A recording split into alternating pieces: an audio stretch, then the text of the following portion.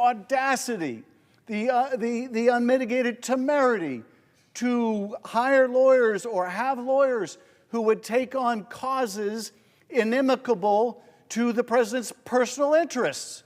So they're going after these firms and they're threatening the livelihood of these firms. We'll close the courthouse doors.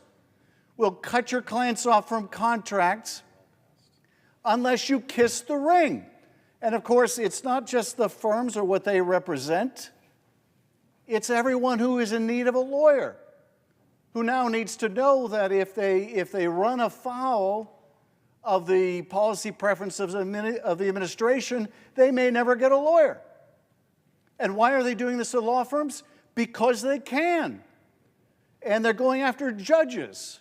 They're calling for the impeachment of judges. The latest is Judge Boasberg in a case involving the administration grabbing a bunch of people, designating them as part of a Venezuelan gang, and without any due process, without any process at all, taking them to some maximum security prison in El Salvador.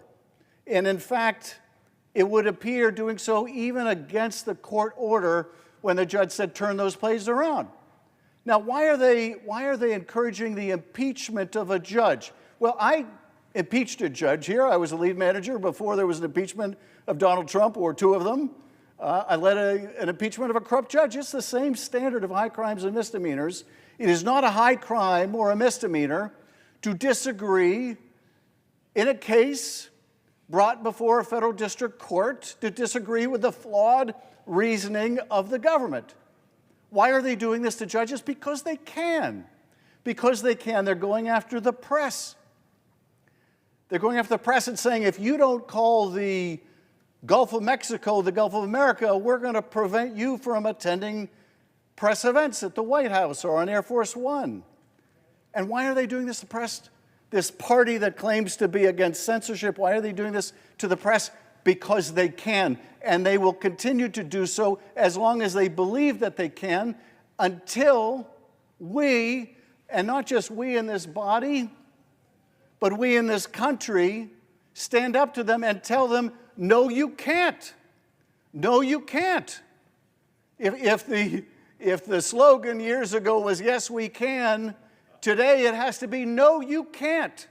No, you can't. No, you can't trample the rights of the American people. No, you can't censor our speech. No, you can't bring the weight of the Justice Department down on the American people. No, you can't. Because we're going to stand together. We universities are not going to let you pick one of us off. We're going to band together. No, we're not going to let you go after the law firms. We're going to band together. No, we're not going to let you go after the press organizations. We're going to demand free speech. Until we come together, until we mobilize in a massive way together to say, no, you can't, no, you can't, they will continue to believe that, yes, they can violate the law with impunity. So my question, Senator Booker, is how do we tell them, no, you can't, not with our country, no, you can't violate the law, violate our values, violate our interests? No, you can't. How do we tell the administration no? My friend and colleague, I'm hoping that we could figure out thousands of ignition points where Americans can stand up and do that, call to their fellow Americans to do more. I'm not upset at the folks that have been saying to Democratic senators and House members and me and challenging me. I've talked to so many of my constituents who've said, you've got to do more, and all of us have to interrogate ourselves. Because like I said at the very beginning of this, at 7 p.m. on Monday night, I said,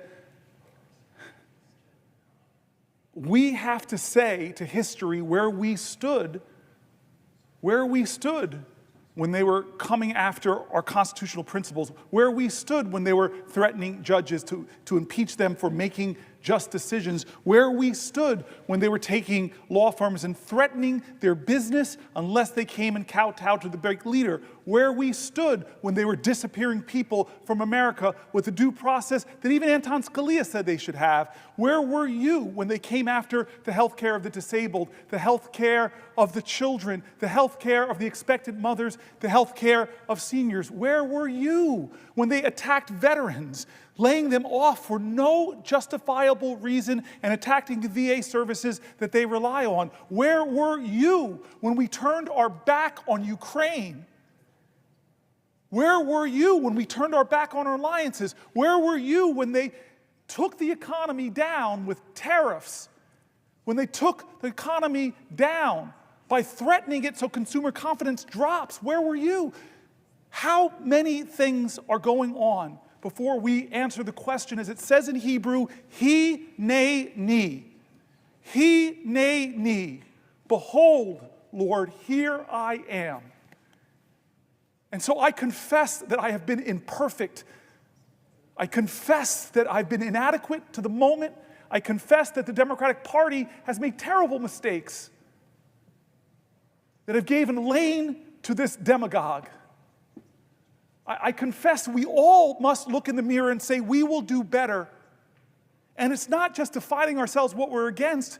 We, the next generation, as the baby boomers are leaving the stage, the last baby boomer president, we have to say that we're going to redeem the dream. We're going to dream America anew. We're going to start talking about bold things that don't divide people, that unite people. Bold things that excite the moral imagination of a country to do better, to go higher, that call us together. This is the time where new leaders in our country must emerge. I'm not talking about senators. I'm talking about citizens. This time of despair and darkness doesn't demand more darkness. We don't need to demean and degrade people who disagree with us. This is a time for us to do something bigger than that. Do you think Martin Luther King in Birmingham hated Bull Connor or said, I'm going to defeat this guy by bringing bigger dogs and bigger fire hoses? No. But he did say, we're going to be so creative, we're going to inspire the moral imagination of the nation, we're going to call to the conscience of the country, we're going to excite them about who we could be.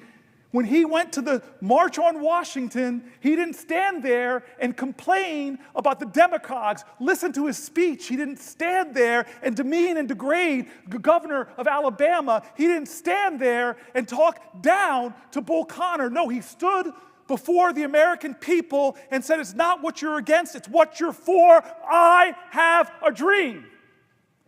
And now it's our generation. We have to redeem the dream. We have to excite people again. He, in the highest office of our land, wants to divide us against ourselves, wants to make us afraid, wants to make us fear so much that we're willing to violate people's fundamental rights. We're willing to go after the speech on college campuses. We're willing to go after law firms, go after the freedom of the press. Don't let him do that. Don't become like him. Be an American that says, I look to the future and I'm excited. Yes, things are tough right now. They're hard, they're scary, they're hurting, but we can overcome this.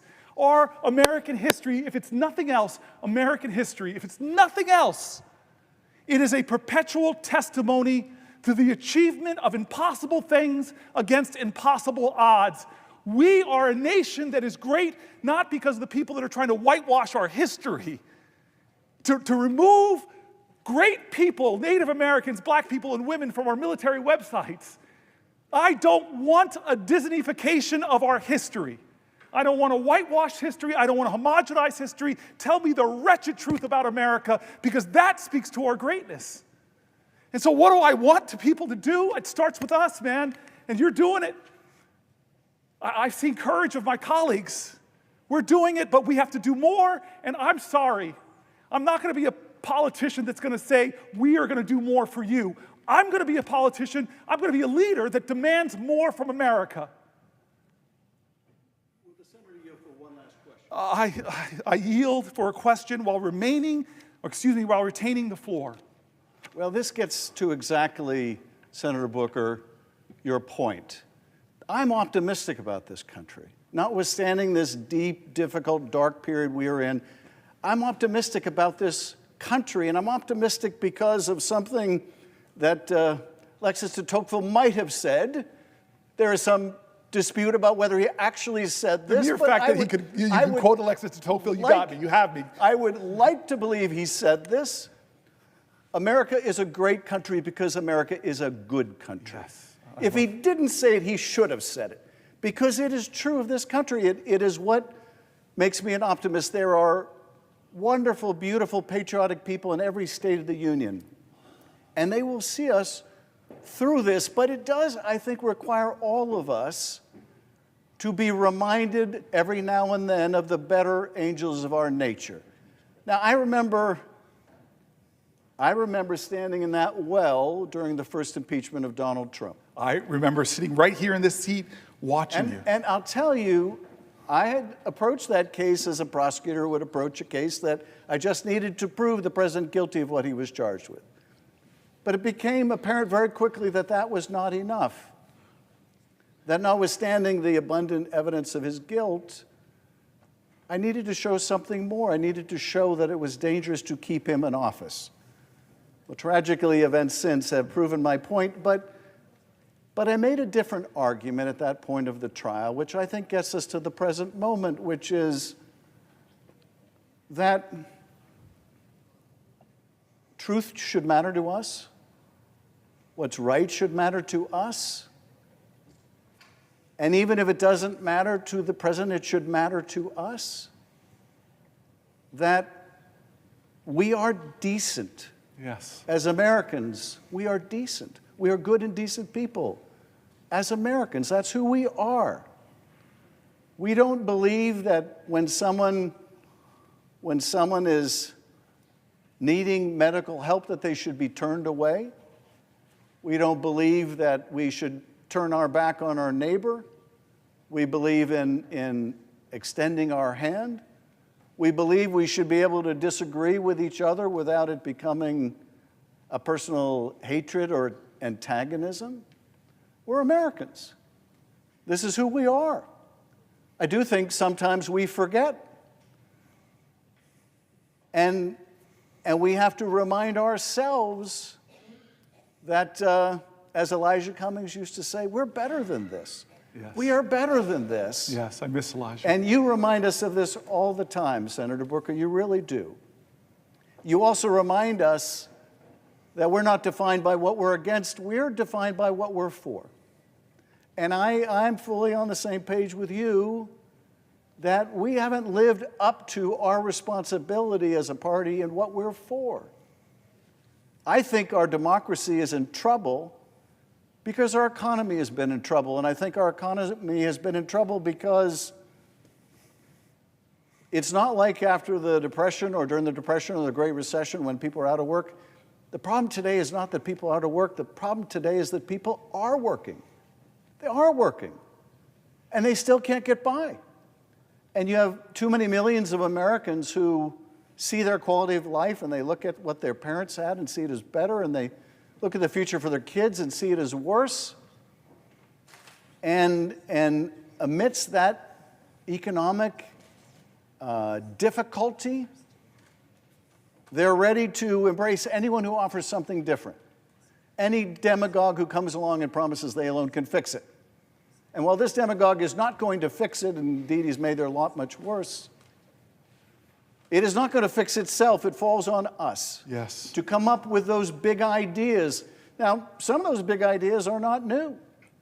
Medicare for all, which I support, is a big idea that would expand healthcare access for millions of people and make sure parents can go to work and understand that if they get sick or their kid gets sick, that they will have access to health care. We haven't kept pace with changes in the nature of work, changes that are going to accelerate with artificial intelligence, changes which have meant that over the last several decades, as the country's become more productive, that productivity and prosperity has simply not been shared with the people who made it possible. And I think this economic anxiety, which is felt all over the world with these global changes in the marketplace, have put great stress on the whole democratic experiment.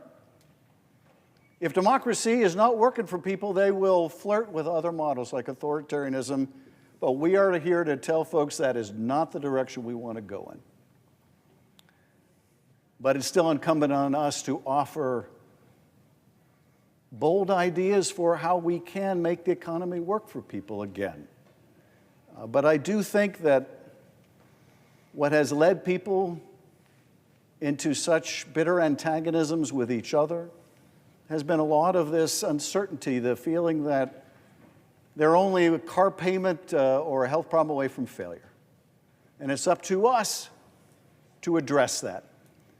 And so I join you, Senator Booker, in your optimism about the American people. I join you in the call on all of us, really in both parties, but if they're not going to do it, it falls on us to put forward the big, bold economic plans that will ensure that we can answer the central question of our time, which is if you're working hard in America, can you still earn a good living? Yes. We need to be able to answer that question. Yes, you can. And right now, what we are seeing with this tax cut for billionaires and large corporations is just going to make the problem so much worse. But I want to thank you, Senator Booker, for your irrepressible optimism about the country which I share. I want to thank you for seizing the helm today and every day to put forward that positive vision for our country. And my question is, where do you find the energy, my friend? I don't know. I'm finding it from my colleagues right now. I'm finding it from my friends. I'm finding it from their heart and their commitment. And I'm finding it from the people whose names and stories we're reading. And I more than you know, I appreciate your friendship. I'm so happy you're my colleague now. And I believe that our future, our tomorrows, as bad as things seem, I still believe that our tomorrows are better than our yesterdays. Thank you. And I know you share that. Amen. Will the senator yield for a question? Before I yield to you, I just want you to know I love you, my friend, and thanks. We're doing some good things recently, you and I, trying to solve some big problems, and I appreciate that. So I yield for a question while retaining the floor. Thank you, Senator. Unlike Senator Schiff, who said that he didn't know of your stamina before now, I knew well the stamina of Cory Booker.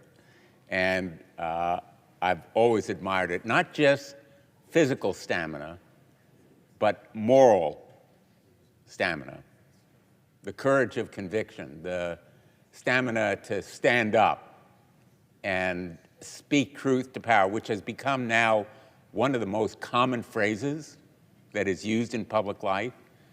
But Cory Booker has epitomized it throughout his career, not only in this body, but as mayor of Newark and as a leader in sports when he was an all-American athlete at Stanford. That physical stamina was matched by a moral stamina that is invaluable in life today because Americans have come to prize, above all, integrity, authenticity, genuineness, which Cory Booker epitomizes.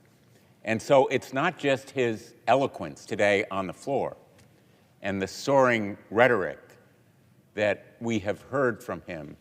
It's his understanding and his sense of real life impacts of what we do here on everyday Americans and what everyday Americans are doing right now as we speak here on the floor. Everyday Americans are in the grocery stores where they're seeing higher and higher prices. Everyday Americans are at the VA hospital where their doctors and nurses and clinicians and schedulers and counselors may be out of a job because they may be among the tens of thousands targeted for dismissal.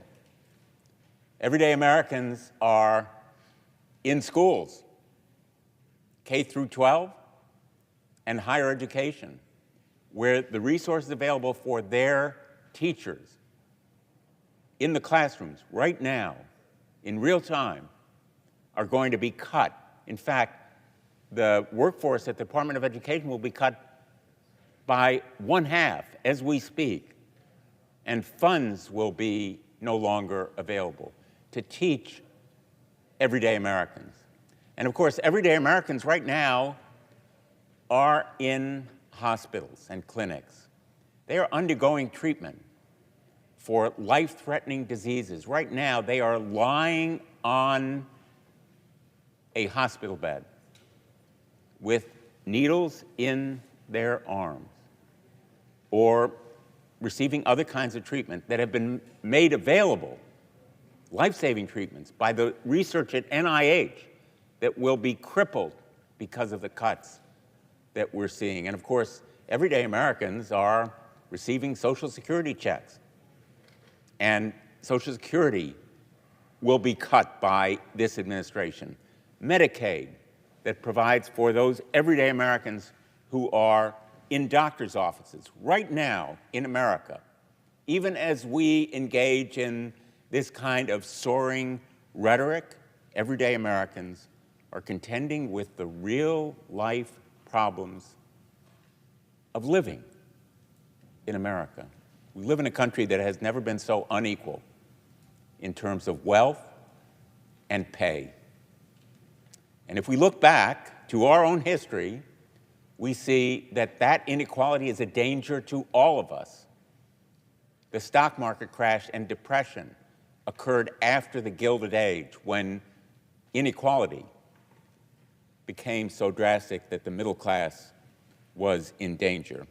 And of course, everyday Americans who are right now in the military are experiencing anger, disgust, fear, because the secrets about what they are doing, even as they engage in operations around the world, like those pilots who were going to bomb the Houthis, engaged in that top secret mission, have learned that the details of that mission, the time of their launch, the targets, the timing of their strikes, the weather, the identity of their targets, all were being discussed over a non-secure channel by a careless, reckless Secretary of Defense. And I don't need to go into the details of what was discussed, except to say our allies are reacting with that same disgust, anger, and fear. And they are having doubts about sharing intelligence with us. The Israelis are outraged by what they've seen. The intel communities of other countries are aghast and appalled. And we have yet to explore fully all of the potential ramifications, like what other conversations may have been on that unsecure kind of platform, who else knew about them, what the motives were. There needs to be a criminal investigation. I've called for it. And everyday Americans have a right to be fearful and angry, just as those pilots should be, and our allies, and intelligence communities all around the world.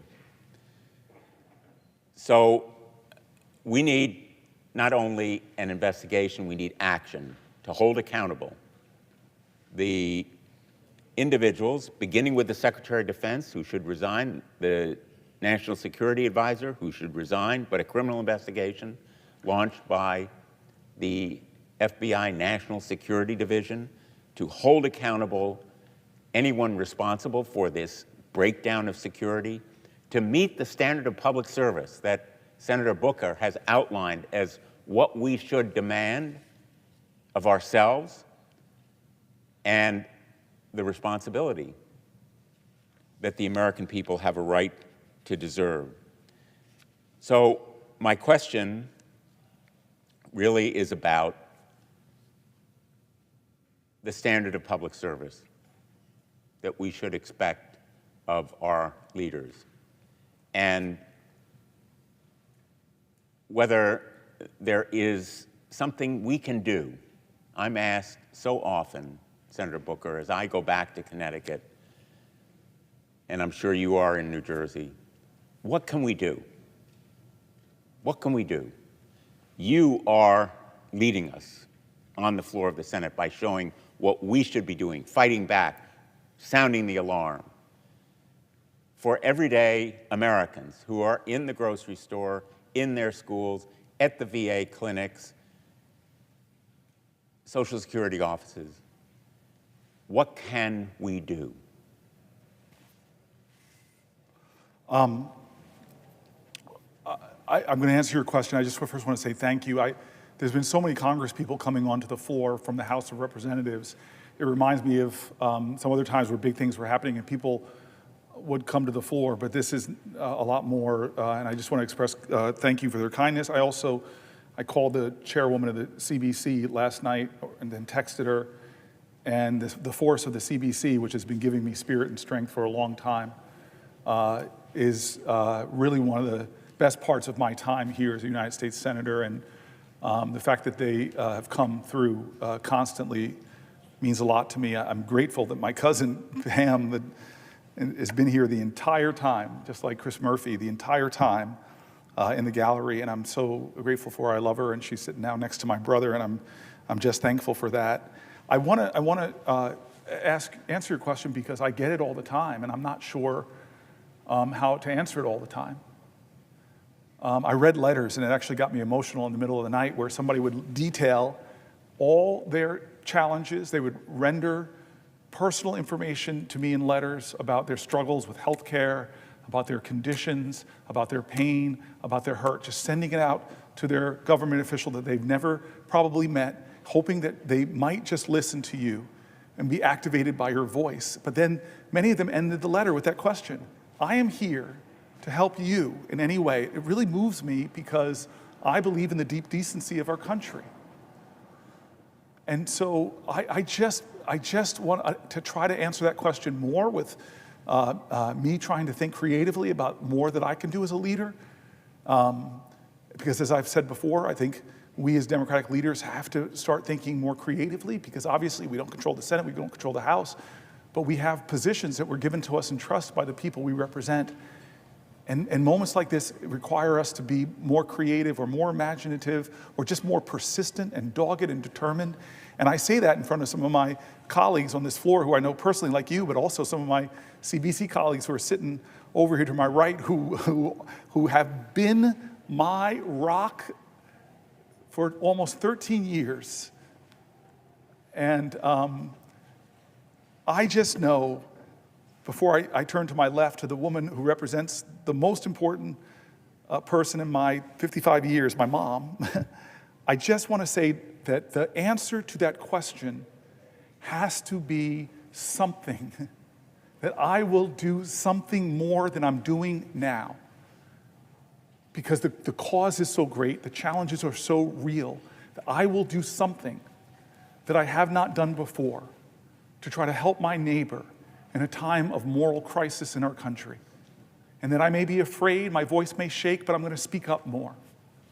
I may be demoralized by what's happening, but I'm going to find a way to get out of bed and breathe and know that I can make myself feel a little bit better by helping another person. I don't know what it is, but we got to help each other now through this and know, I'm a person of faith, and it was said to me by a colleague, that know that weeping will endure through the night, but joy will come.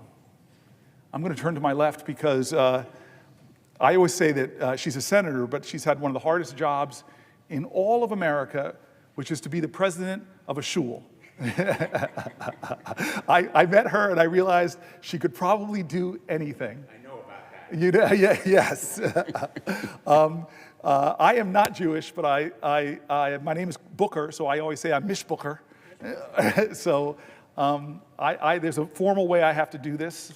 So I see you, I love you, and I'm wondering if you have something to ask me. Yeah, will the senator yield for a question? I yield for a question while retaining the floor.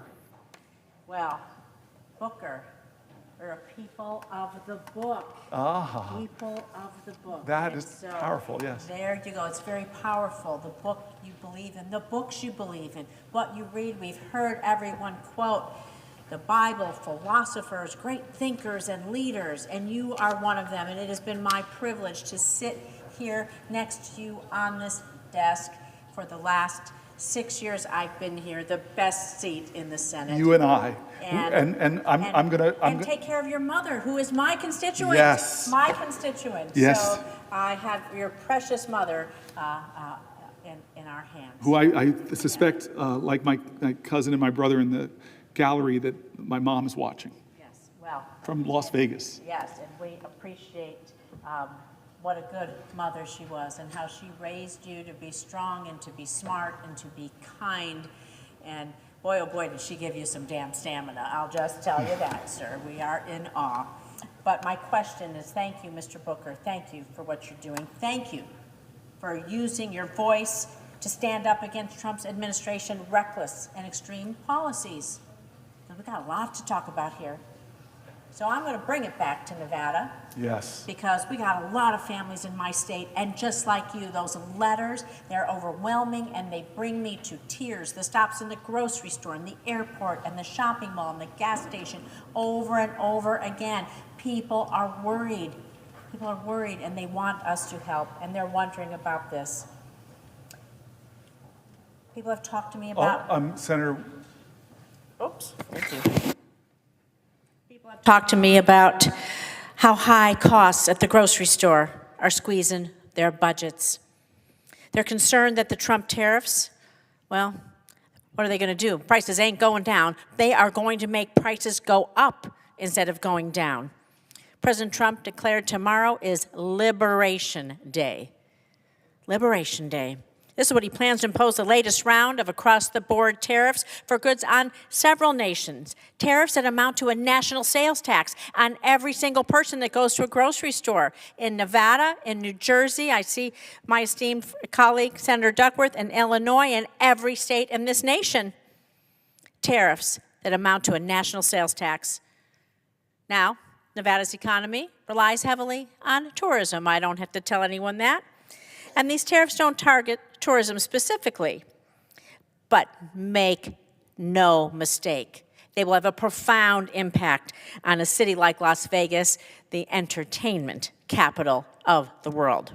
Because when prices go up across the board, what happens? Families' budgets at the kitchen table, those kitchen table budgets, they are squeezed. It means the number of visitors coming to Las Vegas, the visitors that fuel our economy, go down. It means the price that every single person, every single hotel, every single service we have goes up because of those tariffs. And so it's going to have a devastating impact on Nevada, on our local economy, on our small businesses. 99% of businesses in Nevada are small businesses. Small businesses. It's going to have a devastating impact on them and the good-paying jobs it supports. So we see the impact. International travel down in the United States. Down. Well, that's a whole nother discussion. Someone will be asking that question too. It's driving down our visitor numbers. It hurts our economy in Nevada, hurts our economy all across this great nation. In fact, booking for flights in Canada, they're already down by 70% compared to last year. Canada, our great neighbor, partner, and ally to the north, down 70%. And the most troubling part is a recent report estimates that up to 14,000 jobs, hospitality jobs, could be at risk due to decreased international travel as a result of these horrible, misguided tariffs. And I just want to tell you that I'm looking at all of my colleagues and I'm looking at you, and you have given us the inspiration to stand here, to use our voice, to use our power, to show that we are not without a say in this country. We are not without a say, and we cannot go quietly, ever, without that fight. So, Senator Booker, I want to ask you what you think these tariffs are going to do. Well, not to just the place where your mom lives in Las Vegas, but where families live all across this country. And every price at the market, every price at the gas station, the mall, wherever you go, and where people depend, like my Nevadans, on their livelihood for tourism. And so I will repeat what Senator Blumenthal said. Senator Booker, what can we do? That's the question we're asked. What can we do? I want to answer your question, but first I want to just say what you already know. You represent my mom. You represent one of her best friends, Lou. You represent my Aunt Shirley. You represent my Uncle Butch. You represent my Aunt Marilyn. You represent so much of my family. This is the place where my father died. When Harry Reid came to his bedside when he was sick and I was still running for this office and showed me the extraordinary kindness of senators from Nevada. That tradition has continued. I'm so grateful for you. My family's grateful for you. I'm grateful that we were founders of the Black Jewish Caucus. And in fact, I keep this Juneteenth Seder coming up. Juneteenth Seder coming up, and I'm gonna put this on as you have it on. As I think about Edon Alexander and all those who are suffering, I'm just so grateful for our friendship and what we've done against anti-Semitism, what we've done for the Abraham Accords. You are somebody that you and I find a lot of ways to work with. And one of the best things I saw in you was on January 6th, sitting in this row, me, you, Mark Kelly. And I always say that the best, often in the most difficult of circumstances, you see the best of people. And I don't know if you remember this, but staffers started rushed in, and usually you have to have special identification. And then some of them stood behind us, and they were crying, and they were upset, and they were frightened. And I just watched you go from senator to mother, and I watched you comforting people in their times of fear when they thought they were going to be killed, literally.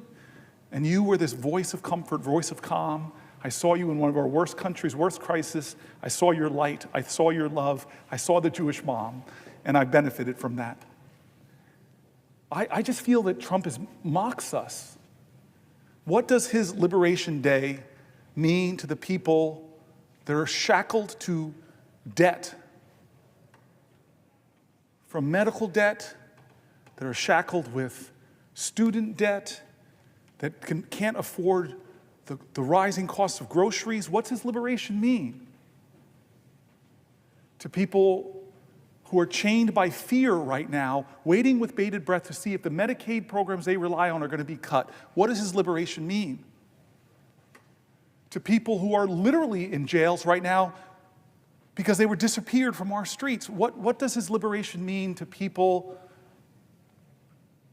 who can't afford homes because of his tariffs, who dreamed of a new car, but that's going to go up as well? I don't know what he means by liberation. I honestly don't. I wish he'd explain it to the American people. Who's liberated in this financial times? Who's liberated? I don't think the law firms feel liberated, that we're so threatened by you that they felt the only way they could get from under the threat of you is to come to you and beg them and offer them and say we'll do this and say we'll give you millions of dollars of pro bono worth. I don't think they feel liberated. What about the people that are banned from the press corps because they won't call it the Gulf of America? The idea of the press, the freedom of the press, do they feel his liberty?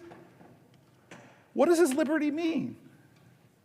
What does Donald Trump's Liberty Day tomorrow mean? In a nation where I read letter after letter of people that feel like their liberty is gone, that they're losing sleep at night worried about Social Security. What does liberty mean to the veteran that was laid off, that fought for my liberty? What does Donald Trump's liberty mean? What is he talking about? What does his liberty mean to Canada, who fought next to us, who died next to Americans fighting for our causes? What does his liberty mean to them? I don't understand Donald Trump. I really don't. There are going to be PhD students writing about him for generations. He'll love that in heaven. He'll look down and say, I'm so happy people are talking about me. But I will tell you this. I love great presidents. I love that Lincoln said, with malice towards none, with charity towards all. But I hear Donald Trump say, with malice towards everybody that does not tell me how great I am. And charity, I don't know if he understands that. what it means to show sympathy and compassion and empathy and to help people whether they like you or not. I love great presidents. I love FDR. You have nothing to fear but fear itself. But the letter after letter after letter, the word fear, the word terror, I was reading from voices from my state and across the country. It's as if Donald Trump is saying, be afraid of me, the big man with the power. Be afraid, be afraid, be afraid. There was another president that said, Mr. Gorbachev, tear down this wall. And yet Ukrainian Americans are watching their president go, not Mr. Gorbachev, tear down the wall. They're saying, hey, Mr. Putin, come in and take the Donbass.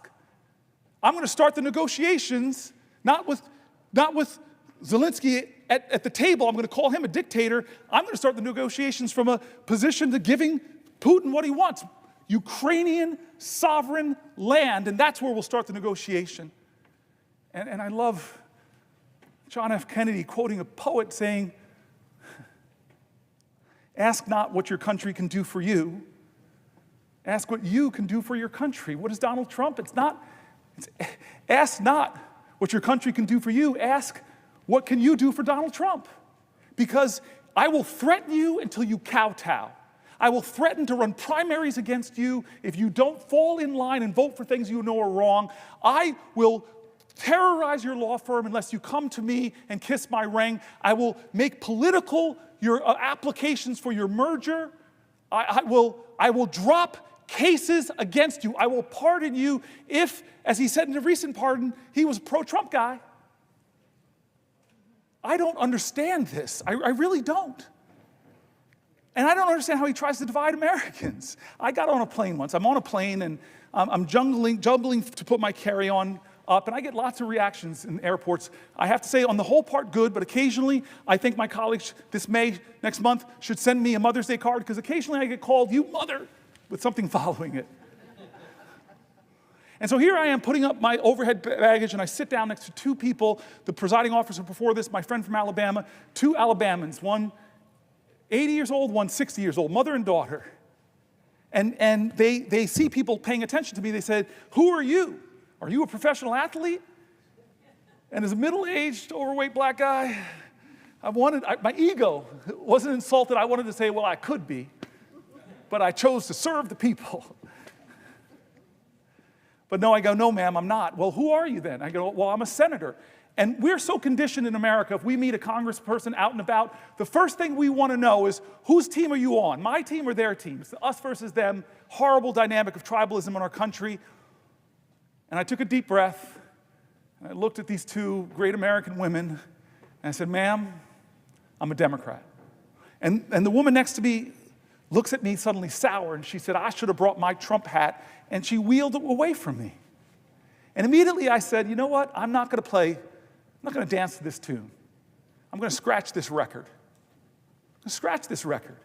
And I looked at her and I go, oh my gosh, Donald Trump signed two of the biggest bills I wrote in Congress into law. I said the First Step Act, which we passed in this body, 87 votes. We would have got 88 if one of my dear friends and colleagues was not off trying to do whatever in the world and he wasn't here to vote on it.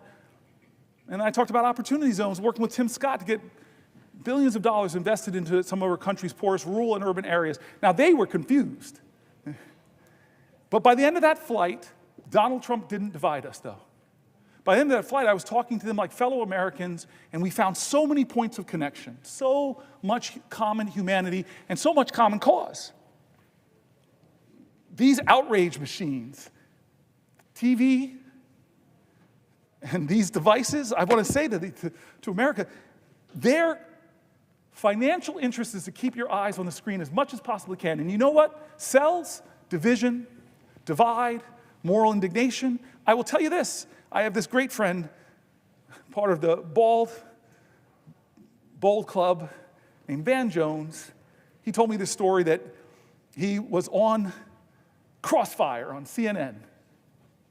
And Van Jones got on with Newt Gingrich. Van Jones, a green activist, a guy I met in law school, extraordinary man, speaks like a poet to me, and he worked in the Obama White House. And then Newt Gingrich, very known Republican. The two of them sit down, but Brene Brown writes something extraordinary. She writes, "It's hard to hate up close, so pull people in." And so they get on this show called Crossfire, and they find out with all the differences they have, they also have commonalities, things they agree on, and they actually kind of like each other. So they go to the producers and they say, "Hey, could you let us do the final segment called Ceasefire? Can you let us do the final segment called Ceasefire?" And the producers say, "Yeah, go ahead. Go ahead." And so they do this last segment talking about the areas they agree, but the producers run in after a few shows and stop them. Can't do it. Why? Ratings are going down.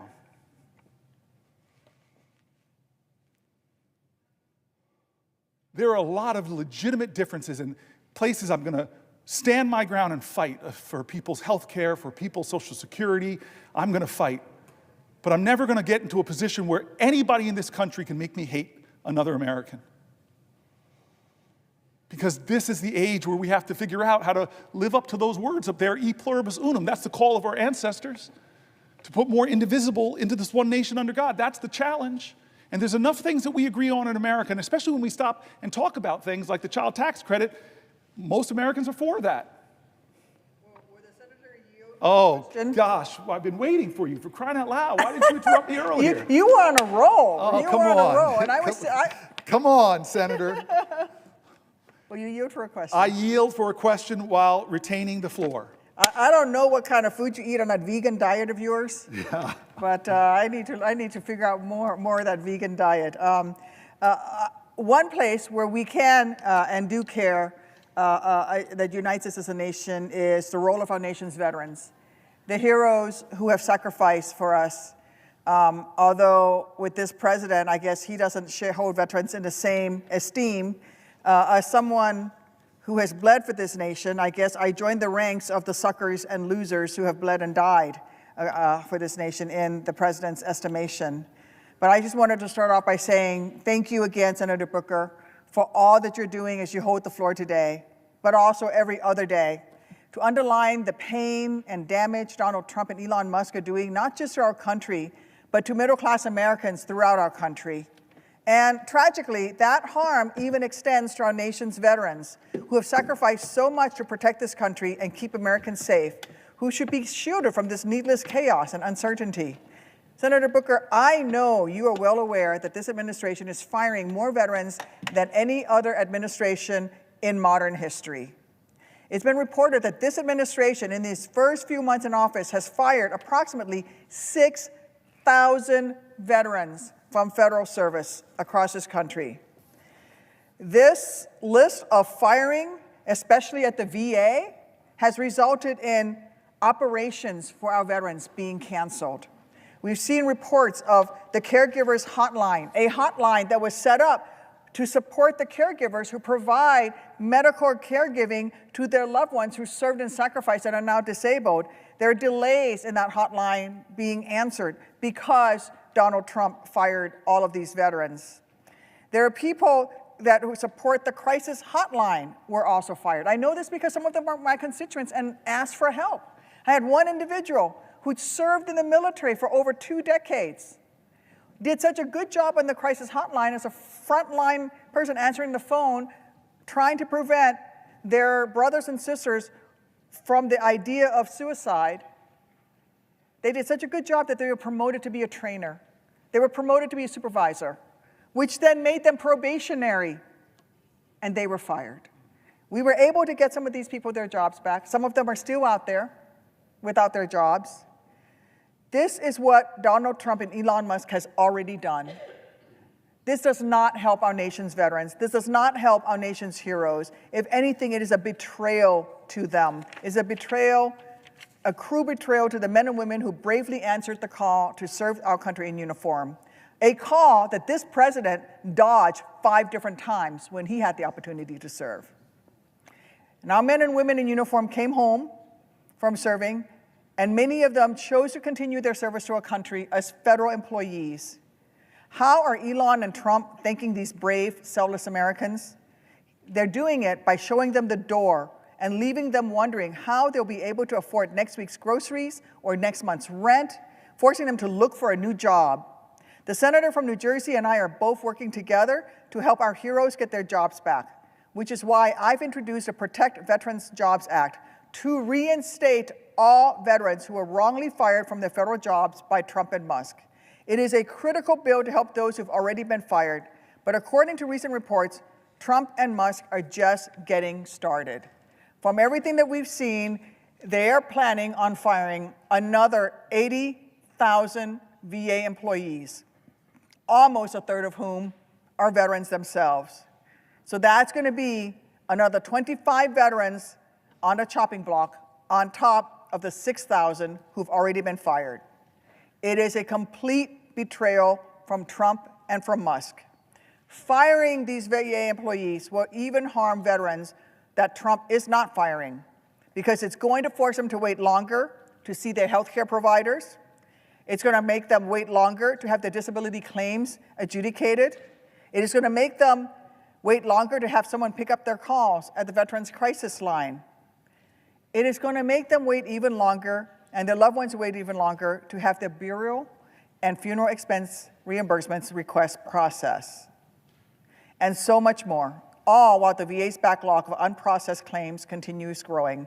I have another question for you, but first, for the senator from New Jersey, I was wondering if you could tell us if you have heard from your veterans who have been fired, if you have heard from your veterans who've seen their services delayed in New Jersey and around the country. Yes, yes, yes, yes, yes, yes. This is my veterans book. This is what I was reading from earlier, and everything you're saying is right.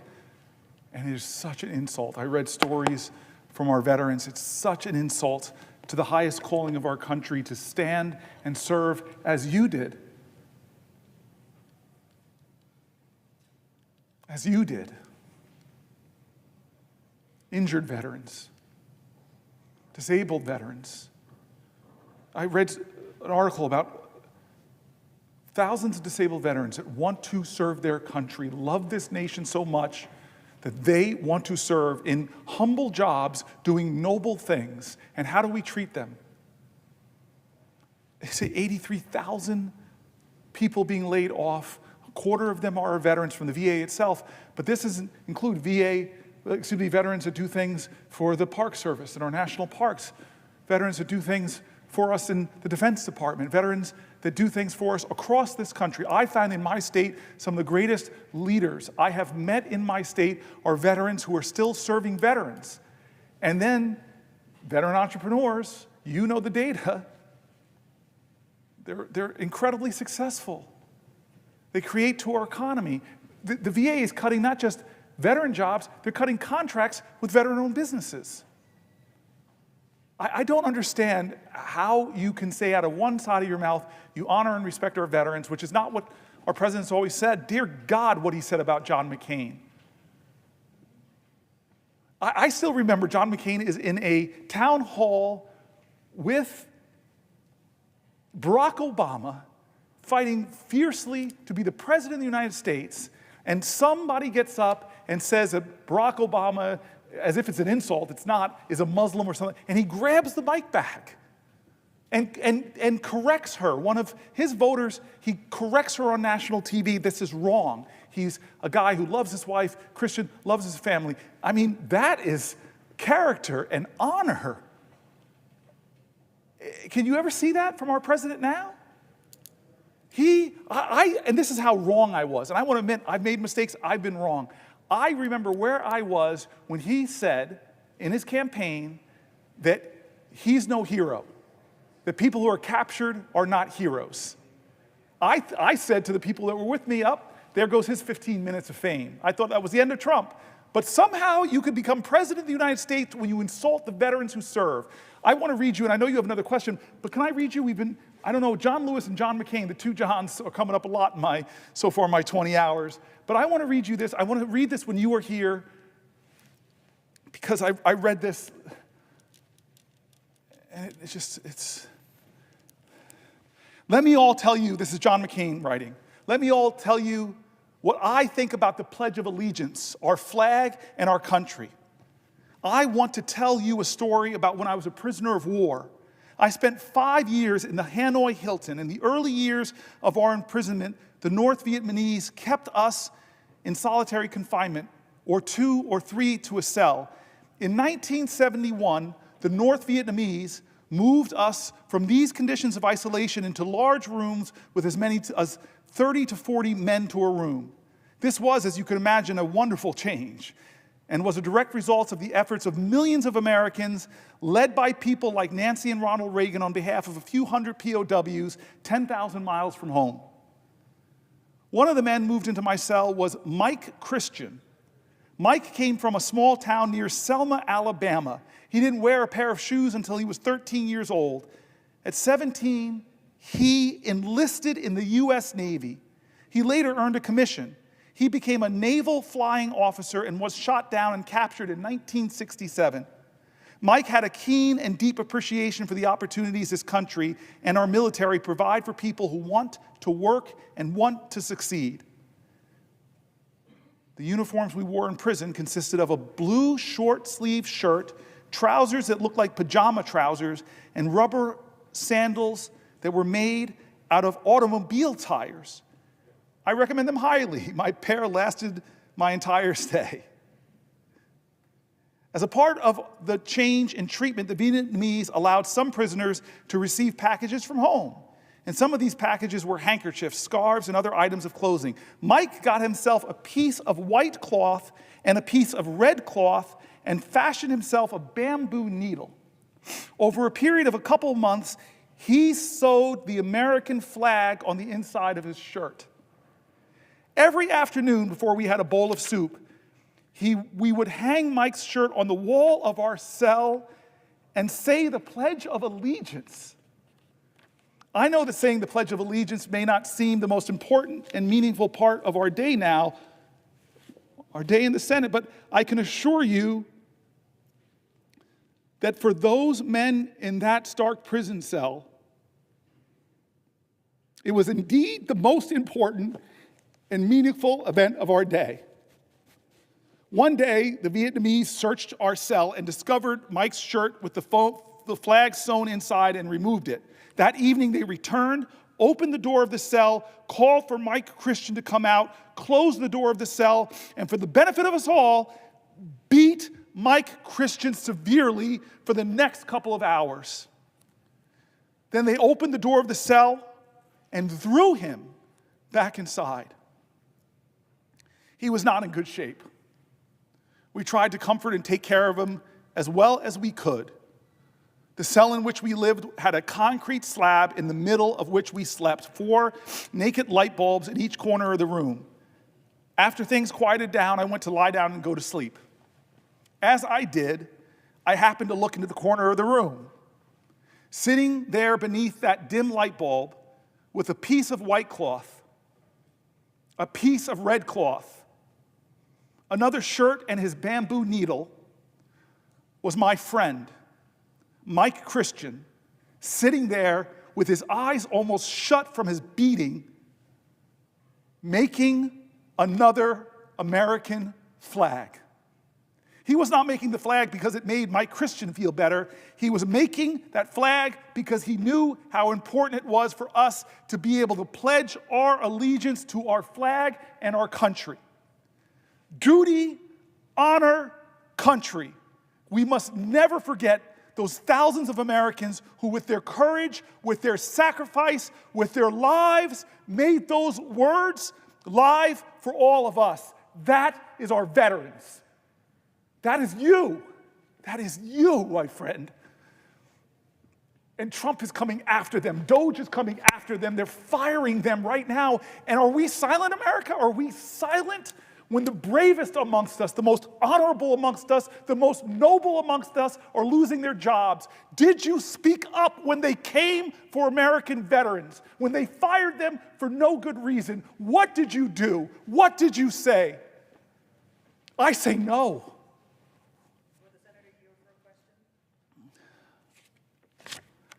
I yield for a question while retaining the floor. Thank you for what you've said. John McCain was a true hero.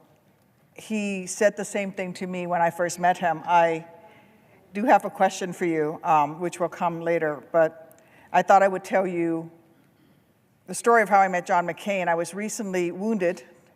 Within weeks of being able to finally sit up for the first time, I was in physical therapy, and Senator McCain came and visited us. And the nurses and occupational therapists and physical therapists came running in and said, "Senator McCain, this is Captain Duckworth. She's a hero just like you," and said to me, "You're a hero like Senator McCain.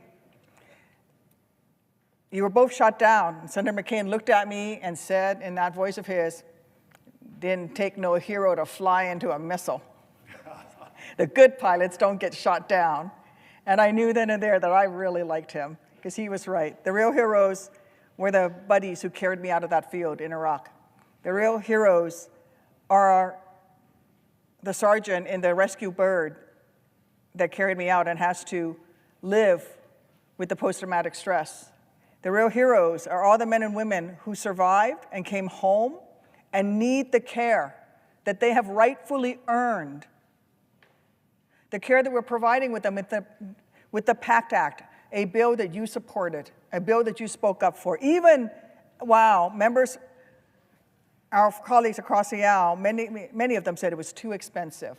And at a time when we should be expanding the PACT Act, when we should be recognizing more of the illnesses and injuries that came out of service around burn pits and toxic substances, you have a president who is cutting the VA, who wants to cut those jobs, who want to go after our veterans' benefits, whom, just like Elon Musk has said, sees veterans as a people with their hands out.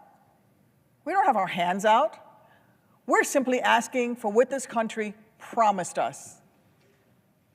Where were you, Mr. President? Where were you, Elon, when this country asked for someone to serve?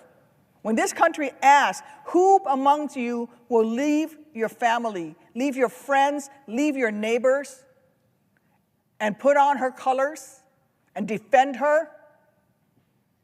Not for your mom, not for your dad, not for your family members, but for strangers who will never know your name, who will never know your sacrifice. Who among you will do that?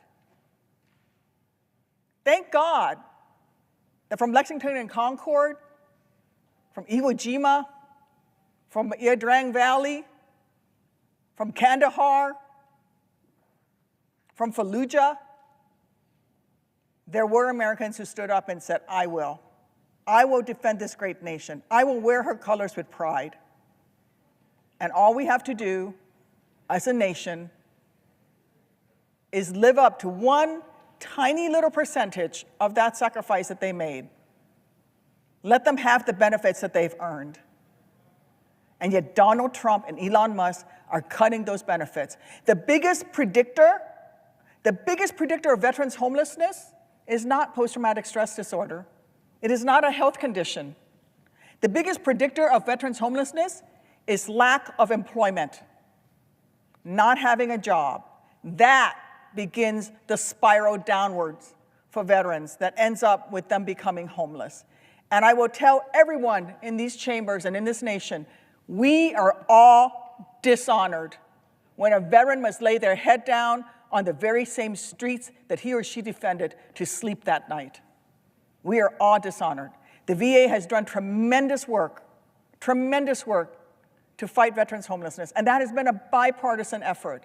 And these cuts that are costing veterans their jobs are going to start some of those veterans, unfortunately, on that path to homelessness. These cuts are going to mean those veterans' homelessness programs that will prevent our veterans from becoming unhoused, those programs will not be able to take care of all the veterans of the demand. I'm already seeing it. I spent this past weekend in Missouri at the Cochran VA Medical Center, hearing about the challenges that they're facing.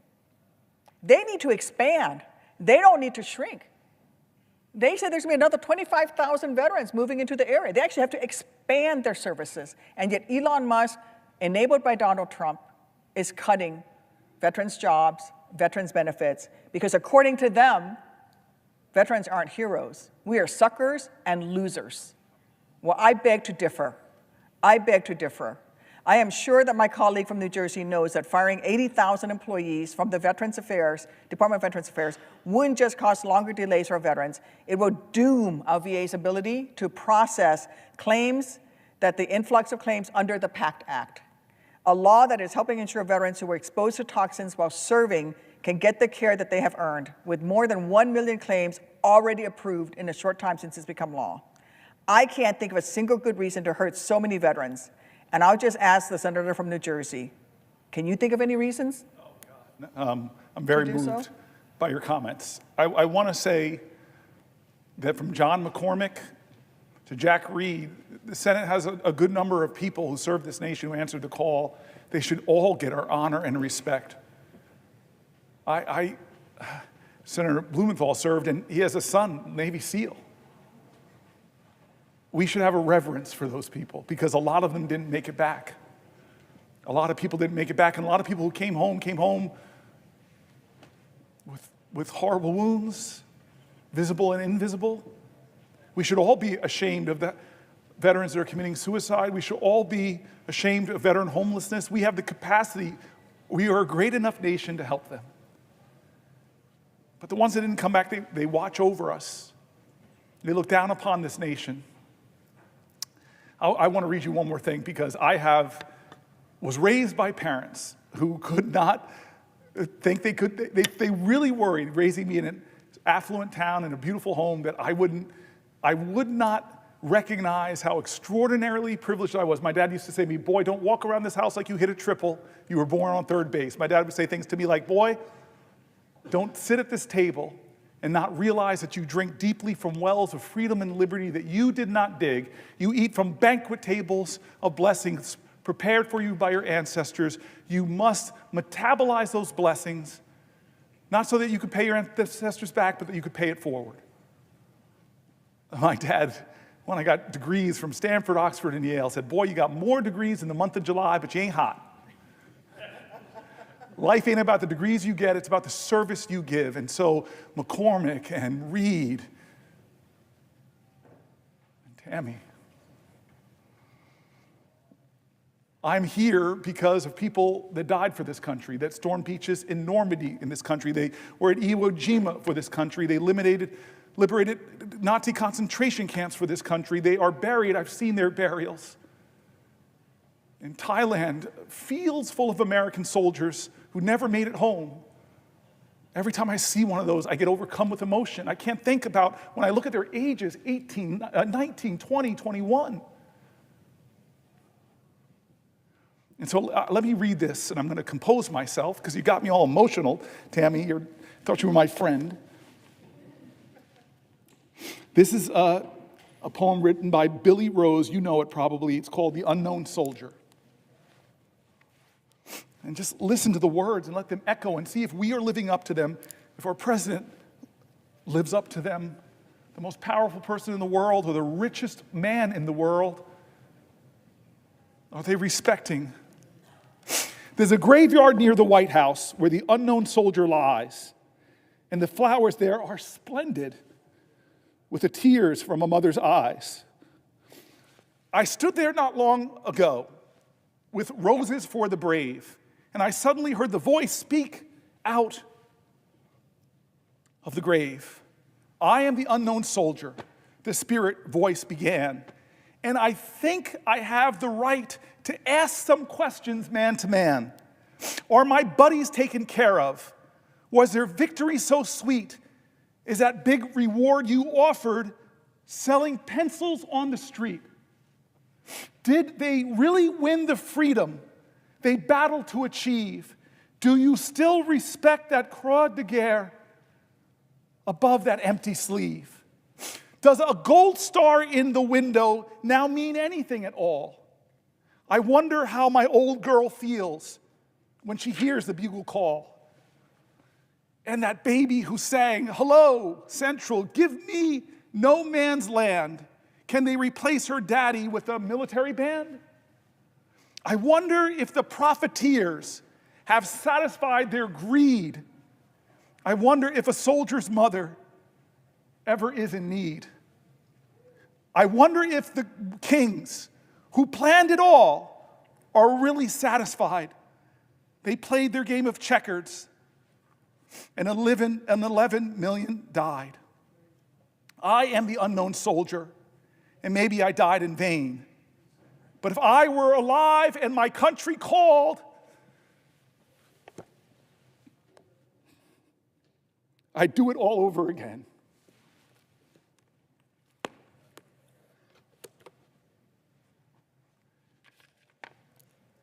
Thank you, Senator. Every time I see you, I have such reverence and gratitude that I get to serve alongside of you. I didn't serve in the military alongside of you like those courageous soldiers, like those people who carried you at risk to themselves, people who saved your life, the people that helped you in rehab, the people that empowered you to get back on your feet and run for one of the highest offices in the land, and then you serve here with distinction because you don't forget who helped you get here. Just take care of my buddies. Exactly. And my dad, who's in heaven, with a lot of the other good folks from American history, I don't know what he'd think of his son, but I know he'd be proud of you. All right, let's talk about the economy.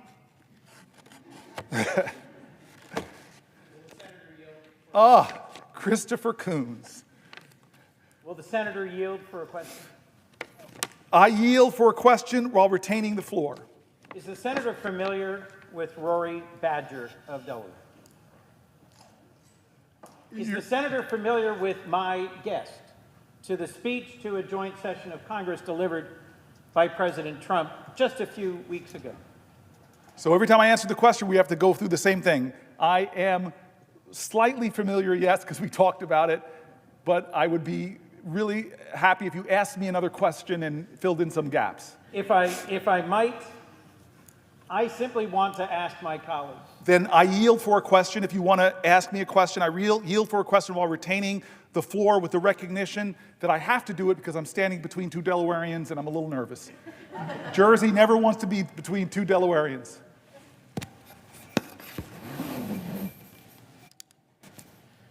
To my colleague and friend from the great state of New Jersey, I simply am asking the question, are you familiar with a Marine from Seaford, Delaware? His name is Rory Badger. He is not a man of politics. He is not a partisan. And he only came to my attention when he called my office for assistance. Rory Badger volunteered to serve our nation, was deployed to Afghanistan, and is a decorated combat veteran of the United States Marine Corps. Working through the impact of his service, he's returned to the United States and was engaged by Fish and Wildlife in Delaware and doing great work to promote conservation. With a young wife and a young son, Marine Badger reached for what was his dream job, to work for the U.S. Department of Agriculture Rural Conservation Service. All Rory wanted to do, he conveyed to me in a letter and then in person when he came to visit here. All he wanted to do was to help farmers on the Delmarva Peninsula conserve their land, create wildlife habitat, protect the environment, and be in places both beautiful and still. As you, my friend and colleague, have documented in long discussion and debate in the last hour, he is one of thousands of veterans who woke to receive an unjust and unwarranted termination email that said it was for cause without citing any cause, and that threw him into the chaos and hurt of having been summarily fired by the American government. He's ultimately been rehired, thankfully, but that period of chaos and of loss made him question our nation and its commitment to our veterans. I will share with my colleague, had the opportunity to visit with our friend Senator McCain to the prison where he was imprisoned for 5.5 years, tortured repeatedly, and lived through the experiences you've just shared of fellow veterans risking their lives to do the most simple thing that we take for granted at the beginning of every day here, to pledge allegiance to our flag. I had a chance on visiting the Hanoi Hilton with our friend and former colleague, Senator McCain, to ask him a simple question, which was at the end of his describing the period when friends were beaten horribly, when some were killed, and when his Vietnamese captors told him, "We've found out who your father is, a 4-star admiral, and so we will release you any day." I simply asked him, knowing that you could at any moment on any day raise your hand and say, "I will accept your offer," and go home, how did you endure another 5 years of torture and imprisonment? His answer simply, to do so would not have been honorable. My question to you, my friend and colleague, was the firing of Rory Badger honorable? Is the leadership of our current administration in its treatment of our veterans honorable? Is the value shown by the decisions being made by Elon Musk and his team at Doge honorable? Are we putting at risk the very honor of our nation in the mistreatment of the veterans of this country? This question I put to my friend and colleague. I thank you, Senator Kuhn, by your strength of voice, by your tone, by the colleague and citizen that you invoke. You are saying the answer with strength, my friend. How do we judge our nation? What measure do we judge America? Is it by how tall our buildings are? Well, those are great marvels, but other countries have taller buildings. God, maybe Ezra Klein has got me so focused now on making our nation do bold and build great things, but does the speed of our rail, as an Amtrak guy, speak to the greatness of our nation? No, other nations have faster rail. Does the wealth of our people, we have more billionaires than any other country, does that speak to the greatness of our nation? No. I think the things that speak to the greatness of a nation is, how do we take care of each other? How do we take care of our elders who deserve our respect and our reverence and gratitude for building America, for sustaining America, for doing the hard jobs to raise families, to set the next generation on their way? I think we should be judged by how we treat our children. They are the only true hope we have of seeing tomorrows that we will never live through. I think we should be judged by how we treat the sick. Whether it's people with the disease of alcoholism or mental health or crippling cancers or chronic diseases, what do we do? I think we should be judged by how we nurture our families. God, we put American families under crazy stress. Affordable child care, paid family leave. Other nations, our competitors, have these things. I think we should judge the greatness of our nation by how we treat our veterans. These honorable men and women, some of them who gave their last measure, the last measure of their devotion, on fields across the world, from Thailand to Gettysburg. They gave their lives. And those who came home, the America they experienced will speak to the truth of who we are. And so I'm in this place like you're in this place. We've been friends for a long time. I'm blaming you a little bit because you're one of those people I called and said, "Hey, I'm thinking about running for governor. I'm thinking about running for senator. You told me to come here, man." I'm joking. I love you for it. I'm honored and blessed that New Jersey sent me here. I know that you and I are working to, and let's talk like we talk when we're not on the floor of the Senate. We both are deeply devoted Christians. You told me one of my favorite stories in the Senate, which I won't tell right now. I've been asking you to tell that story. I hope you'll tell it, but it's just about how your parents, James Baldwin said, children are never good at listening to their elders, but they never fail to imitate them. You are a great reflection of the stories of your parents you told me. And you and I grapple with this faith of ours, which demands the most radical love. Radical love. What does the Bible say about immigrants? I mean, come on. What does the Bible say about the poor? What does the Bible say about the hated, the prostitute, the leper, the people who are looked down upon? What's the story of the prodigal son? What's Matthew 25 say about how we should live? Even as to the least of these, you did unto me. How many times does the Bible mention poverty? How many? 2,000. I'm abiding by it. I will not yield to you. But I knew you would know it, and I don't. 2,000 times it mentions poverty. And does it say we should scorn the poor? Does it say we should ignore the poor? No, it calls us to love our neighbor. No exceptions to that. Will the senator yield for a question? Thank you, man. I've been waiting for that question. The prayers of the righteous availeth much. You are a righteous man. I have a lot of work to do. So I yield for a question while retaining the floor. I tried to instigate you, Chris. I tried to throw out Jesus bait. You have, sir. Good, thank God. I yield for a question about whatever you want to ask me for, but I'm retaining the floor. To my good friend and colleague, as we transition to comments about the economy, are you familiar with the very first time that Jesus stood in his home synagogue in Nazareth to preach? He read from the scroll a passage from, I believe, Isaiah 61, verse 1 to 2. This is recorded in Luke chapter 4, and it is a well-known passage. And I rely upon it to understand what was the ministry of Jesus centrally about. He says, "This is fulfilled in your hearing today. The Spirit of the Lord is upon me. He has anointed me to preach good news to the poor."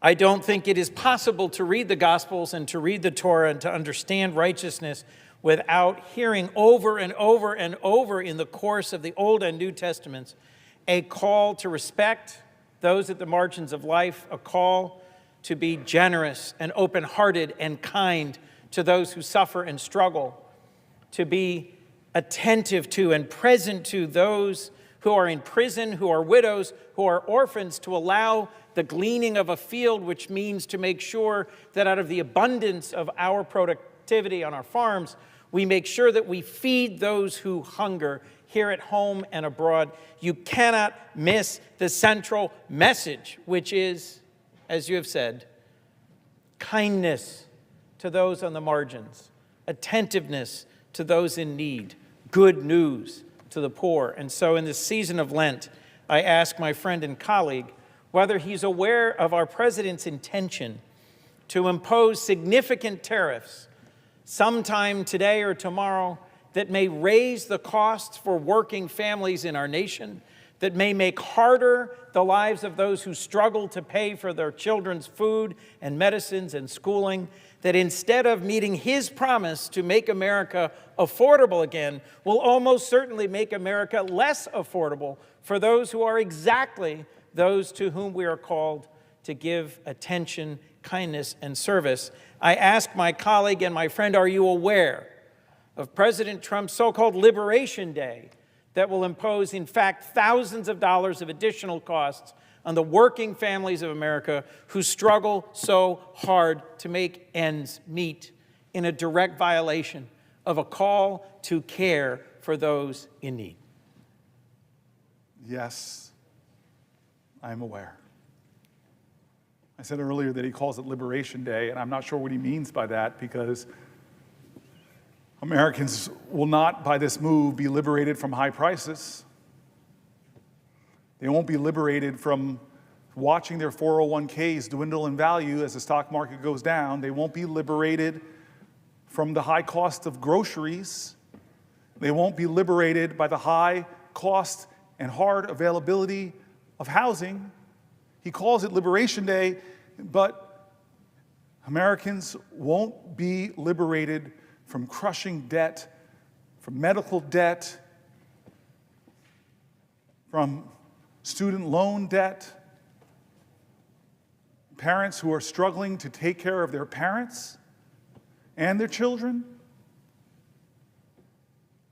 who rely on Medicaid because a parent has Alzheimer's and a child has a disability, and they're trying to make it all work, but yet they're shackled in fear because they see that recommended to a House committee on Energy and Commerce was to find $880 billion of cuts to the programs that they are relying on as a lifeline to keep their family together. Who's liberated? Who's liberated by the tariffs that he's going to come and bring onto a country where half this nation is dealing with a tough economic reality, where half of the renters in this country, you and I were both local leaders, we know it is technically the definition of housing insecurity if you are paying more than a third of your income on rent. Chris Coons, you love people, you know people, you travel Delaware, it's a much smaller state. I do say that with some little bit of twisted non-Christian arrogance and from New Jersey looking down. But you know people in your state. I've been with you in your state. You're connected to your communities. So you know people that are struggling just to make ends meet. You know people that are one emergency away, like a car accident or sickness that forces them to miss a week of work and a paycheck, that will throw their lives in financial ruin. Is this president doing his promises to make their lives better? President Trump is calling his tariffs Liberation Day. Do you think Canada feels liberated from the bully neighbor that is Donald Trump? Do you think Greenland feels liberated from the bully nature? Do you think Panama feels liberated? What about universities that are cutting NIH funding, that are cutting the scientific research that will cure the diseases in the future, that will alleviate suffering, that now aren't allowing postdocs to come to their school? They're not hiring, they're slashing the number of engineering students that they're allowing in because they're terrified because this president is menacing indirect costs. Is that liberation?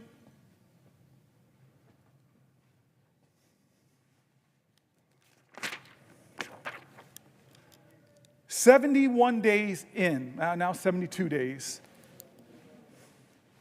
I asked you, are you better off than you were 72 days ago economically? I asked that question.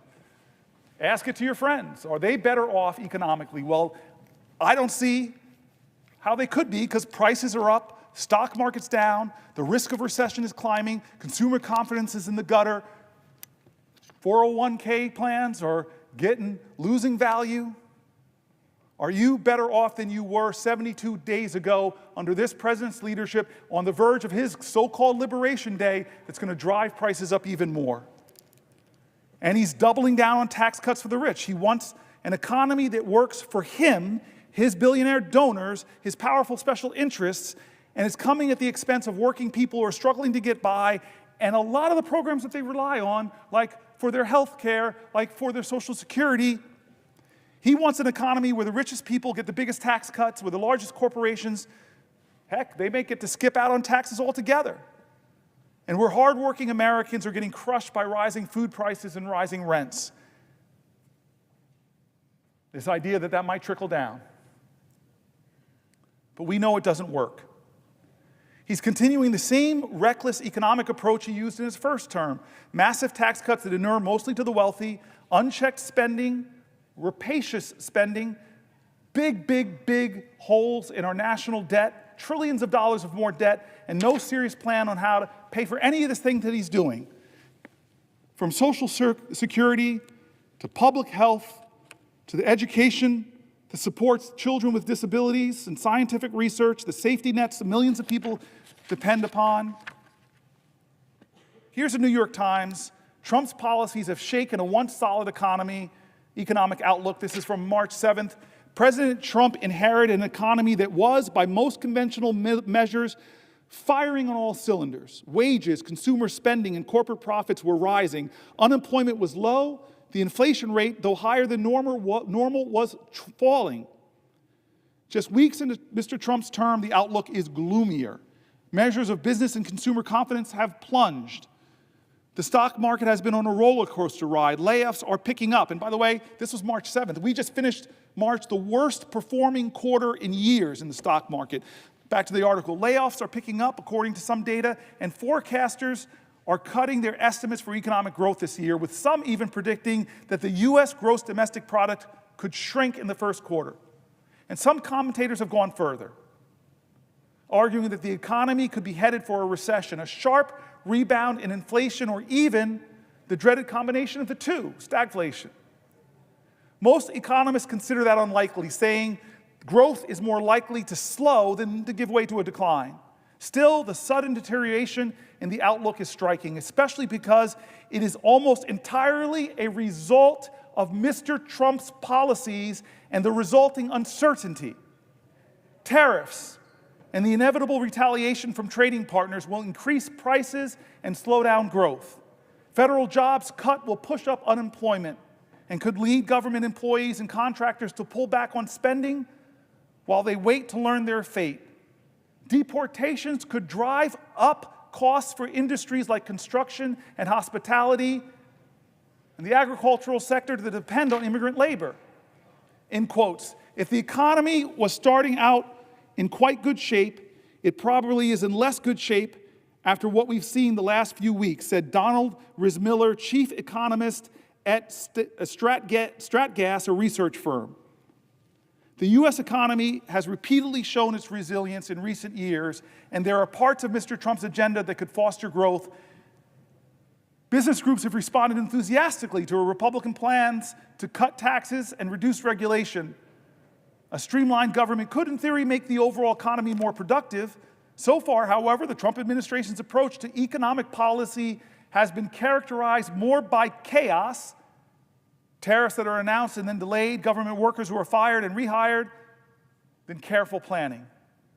Michael Strain, an economist at the Conservative American Enterprise Institute, I know AEI well, said Trump's policies on trade and immigration and his slash and burn approach to federal job cuts would have a damaging effect. This is a conservative think tank. What President Trump has proposed will not cause a recession, he continued, but it will slow economic growth. It will take money out of people's pockets. It will increase the unemployment rate. It will cost people jobs. It will make American businesses less competitive. That's AEI, folks. It is certainly possible for Mr. Trump's policies to come together in a way that causes a recession. His tariffs alone could shave a full percentage growth in the domestic product this year, according to some economic models, enough to cut in half the 2% growth rate that economists expected going into this year. Many economists contend that deporting millions of immigrants, as Mr. Trump promised to do on the campaign trail last year, could be even more harmful than tariffs, given the U.S. economy's need for workers, particularly in industries like construction and healthcare. And the administration's push to shrink the federal government, an effort led by Elon Musk, could leave hundreds of thousands of federal workers and government contractors looking for jobs when hiring has slowed. That could set off a chain reaction. Workers who lose jobs or worry they might would pull back on spending, which would force businesses to cut costs, leading to more layoffs and further reductions in spending. Ordinarily, that would prompt the Federal Reserve to cut interest rates and shore up the economy, but that could be difficult if tariffs are also pushing up prices, making policymakers nervous that cutting interest rates could spur inflation. It's a death by 1,000 paper cuts, said Jay Bryson, chief economist for Wells Fargo, certainly not a great liberal organization, Wells Fargo. He says all things individually aren't enough to cause a recession, but if you layer them on top of one another, it might be. Most economists think such an outcome is relatively unlikely, however. Mr. Trump has repeatedly delayed full enforcement of his promised tariffs. For example, on Thursday, this article is from March 7th, he suspended tariffs on most imports from Mexico and Canada until April. What month are we in? April. His deportation efforts have likewise gotten off to a slow start, and some of the cuts to the federal workforce have been tied up in court, as they should be. Such delays and reversals will help blunt the impact of Mr. Trump's policies and could make a recession less likely, at least in the short term, but the prolonged uncertainty could have its own costs, leading businesses to delay investment and hiring decisions. If we don't get clarity by the back half of this year, economic uncertainty can be like a deer in the headlights, said Nancy Lazar, chief global economist and at the investment bank Piper Sandler. Things just stop. Business confidence is muted, employment is muted, and capital spending is put on hold. Even if Mr. Trump's policies don't cause a recession, they could do long-term damage. Lower immigration will leave the country with a smaller labor force as a native-born population is aging. Trade barriers will be a relatively modest drag on growth while in place, a chronic condition rather than an acute one. It's less the economy is in a car wreck, and it's more like the economy has decided to start smoking a pack a day, said an economist at the Roosevelt Institute. In certain places and for certain groups, the consequences could be harder to ignore. Veterans, who make up a disproportionate share of federal workers, could be particularly hard hit by government layoffs. So could parts of the countries that depend heavily on federal jobs. Apparently, there are signs that home prices in the Washington metropolitan area are falling. It's going to be substantial for certain communities. When you look at the aggregate, it's going to be challenging. Will the senator yield for a question? I talked or texted with this person who's asking me to yield the floor. I've been letting this power go to my head. I've never in the Senate had the ability to hold the floor and leave a person in a little bit of limbo. I just want to say that Tim Kaine is one of the friends, and honestly, he's like a pastor to me. He's one of the more honorable men I've met in my life, and struggles like me about faith and public service. I read your book. I really hope more people read your book. I didn't think it was going to be as beautiful as it was. I laughed. I wept. When you were attacked by spiders and things like that, I'm sorry I was laughing at your misfortune, sir. It's a book about you going through your whole state. By walking the Appalachian Trail, canoeing. Every story you told moved me. It's a great book. I've read a lot of my colleagues' books, but this one really touched me. You have this beautiful view of America, and I want people to read your book. I really want people to read your book. So if I should yield, I'll yield only if you'll tell people the name of your book and maybe tell something about it. This is extortion on the Senate floor. I'm going to hold on to the floor unless you agree to that. You can shake your head up and down if you agree. All right. Then, of course, to my dear friend and somebody that I probably wouldn't be standing here. We had some discussions about procedural opportunities and things like that. He had to make some concessions to me. I won't give details, but he's an honorable man, and in the crux before I came here, he really helped to clear the pathway for me to stand here now. I owe you a lot of my 12 years. You are like a big brother to me, and I yield for a question while retaining the floor. Well, thank you to my friend, Senator Booker, and to all who are gathered to watch this very, very important vigil. And the question that I'm going to ask in slow motion to give you a chance to think of a response. God bless you. Is a question that was inspired by your colloquy with Senator Coons, where you guys were not a colloquy, that's not allowed. It was a question. You were discussion, where you were doing some Bible quoting back and forth. And as you know, I'm a big Bible reader. And the thing I thought about, and actually I've thought about it during your talk since last night, is this part of the Gospel of Matthew where he's challenging people that he thinks are hypocrites. And he says to them, you can discern the faces of the sky, but you can't discern the signs of the times. Wow. That's Matthew 16, 2 and 3. You can discern the faces of the sky, but you cannot discern the signs of the times. The way I view this vigil that you have been powerfully engaged upon is you are attempting to discern and explain the signs of the times to your colleagues and to our country, and that's very important that we do. And I'd like to ask you one question about the signs of the times economically, to follow discussion of what we're seeing. But then I want to ask you a question about the signs of the times, more in the nature of our democracy. So to begin, on the economy, you walked through how strong the economy was on the day this president was inaugurated. And 2 months later, the challenges of a volatile stock market, the challenges of rising prices, the challenges of declining consumer confidence, the challenges of predictions that there might be slow growth or even a recession. We will have a vote on the Senate floor tomorrow about Canadian tariffs, based on a resolution that I've introduced that we will have a vote on. You talked at length about those tariffs and the effect that they have on Americans, as Mr. President and others. As I've traveled around my Commonwealth, my farmers and my small businesses, they've seen it before. They saw it in Trump term 1. They know how dangerous it will be. They don't want to pay more for groceries. They don't want to pay more for building supplies. Farmers don't want to pay more for fertilizer. My shipyards don't want to pay more for aluminum and steel. They were promised that they would pay less, not pay more. They don't want to be part of a campaign to demonize a nation that has been a friend of the United States and stood side by side with us in every war since the War of 1812.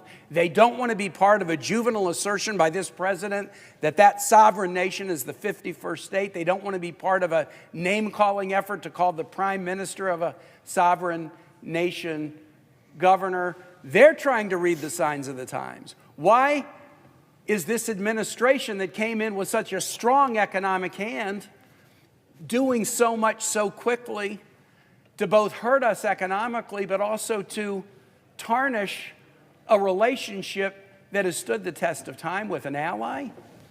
The president often says that his goal is America first. We would all agree as members of this body in America first, but we would all passionately disagree with America alone. What is America alone gonna get us? What will we turn to? Who will we turn to when the allies that we've spent decades building relationships with now feel pushed aside? Yesterday, China announced that they were going to be working with Japan and Korea on a free trade zone, possibly to respond to U.S. tariffs. Other nations are having to engage in hedging behaviors because they thought we were friends, and now they doubt that reality anymore.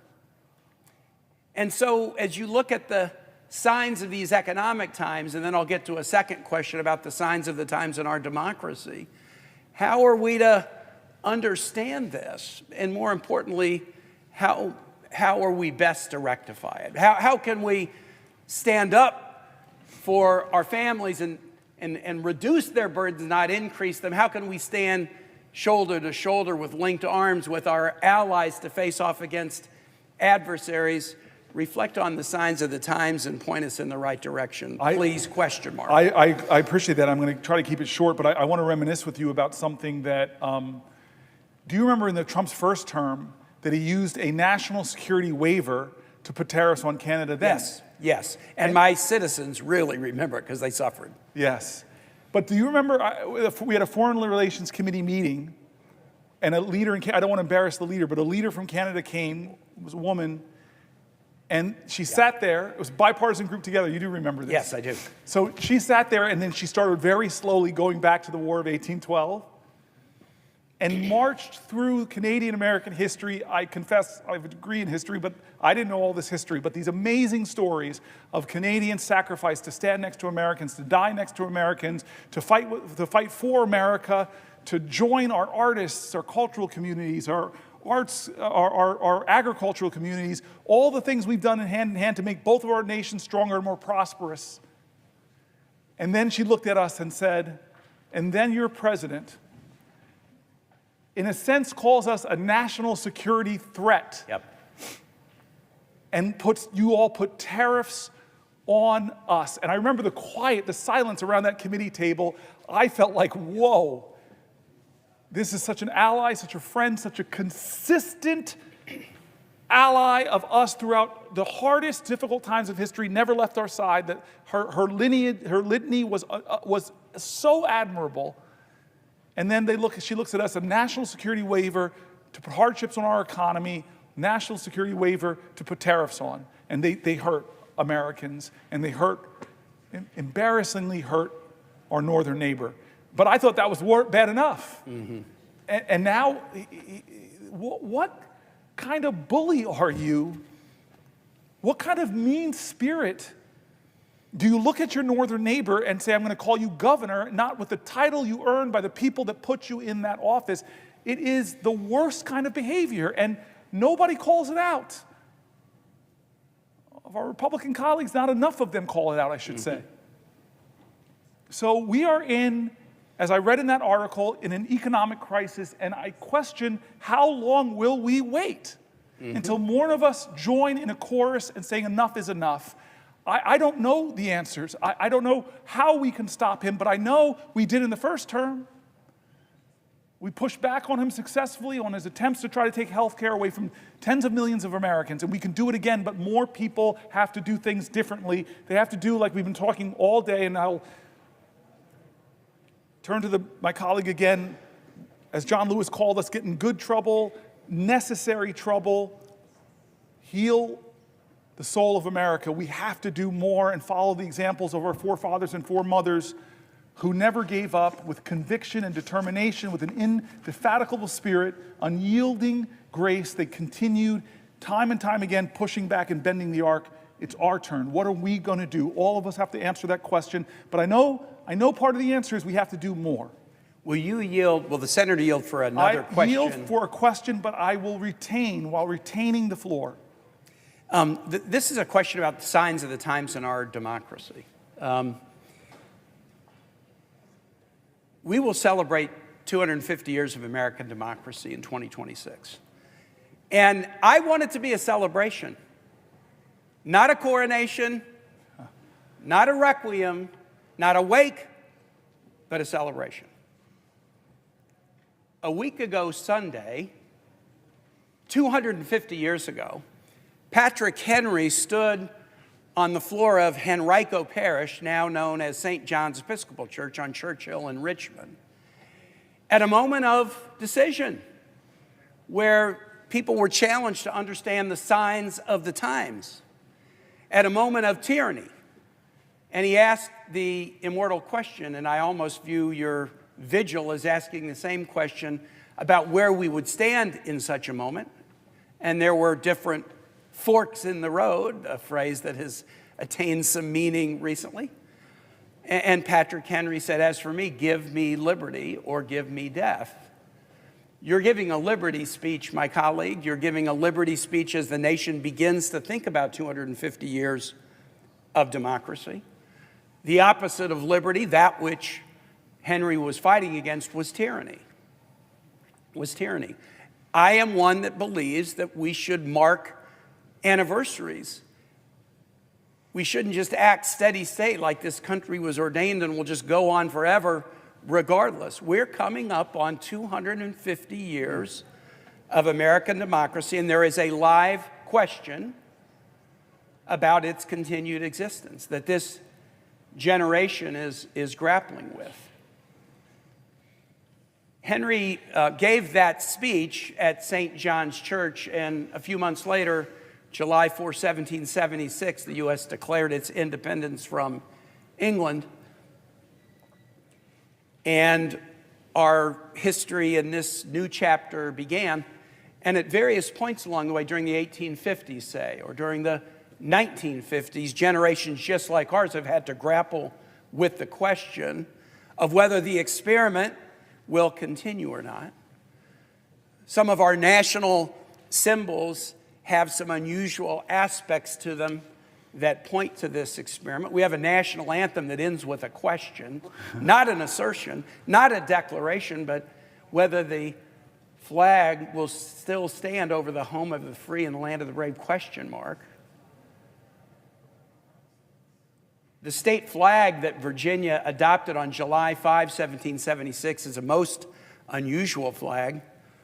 It has a woman representing Roman virtue, standing astride a deposed tyrant whose crown is knocked off, who is holding a broken chain in his hand that he's laying on the ground. It's one of only 6 state flags with a woman on it. It's the only state flag that features toplessness, which occasionally creates some raciness in schools as students ask about it. But it's also the flag with the most unique state motto of any state. All states have mottos. 49 states' mottos are positive. Hope, Eureka, Excelsior, onward and upward, ad astra per aspera. Michigan's has the most unusual positive motto. In Latin, if you seek a pleasant peninsula, look around you. Well, I wasn't looking for a peninsula, but I'd rather it be pleasant than not. Virginia's is the only flag and the only state with a motto that's not positive. It's a rebuke. Sic semper tyrannis. Thus be it always, thus be it ever to tyrants. George Wythe, Thomas Jefferson's teacher, was in charge of designing the flag and chose that as the motto. Think about the verb tense, right? It's the only one that's a rebuke, and it has stayed on our state seal and state flag since July 5, 1776. Many state flags have been changed in the last 20 years. Utah's changed, Minnesota's changed, Mississippi's changed, Georgia's changed. Virginia has essentially not changed since 1776. Neither the figure of virtue standing astride a deposed monarch or the motto sic semper tyrannis, again the verb tense, semper, always, ever. It's not in the current tense, no tyrants are down with tyrants. It's in the future tense, thus be it always to tyrants, thus be it ever to tyrants. The Virginia flag that we pass by in Virginia every day without thinking about it, it's in every school we pass it by. It asks us 2 questions 250 years later. Do we retain the ability to recognize tyranny? Do we retain the virtue to defeat it? Can we recognize tyranny? Can we retain the virtue to defeat it? My friend, you are standing on the floor in the tradition of Patrick Henry 250 years later. You're raising a question about liberty and our fidelity to it. And so my question to you would be, what gives you hope that the answer we will give to these questions as Americans, as those commemorating a quarter millennium of American democracy, what gives you confidence that we will answer these questions in a way that will honor those who came before us? I want to answer that question. I want to first say that Hakeem Jeffries is here. And now I'm worried because 2 Brooklynites are shaking hands. And I confess, when I had the floor and Schumer was, for the only time in my life, I could deny him the right to speak on the Senate floor, I confess to my friend, who's part of the X generation, hip-hop generation, my brother who is part of this transition in American history, from the greatest generation to the baby boomers, from the baby boomers now, we're seeing leaders emerge that are X-geners, millennials, and he represents so much of the best of the future. I want to, this question's so good, okay, because you didn't honor your commitment to me and talk about your book. But I just want to say that I insulted Brooklyn for stealing my nets.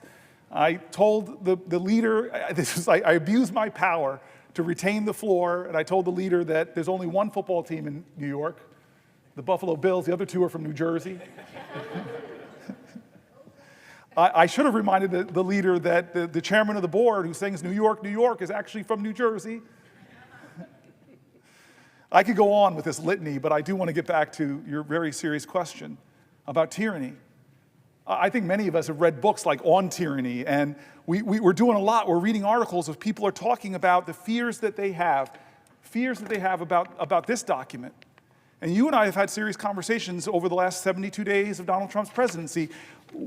How much of the encroachments, I would say encroachment is a gentle word, of the separation of powers is happening. We're watching justices or judges from Republican appointees to Democratic appointees trying to stop him from doing things.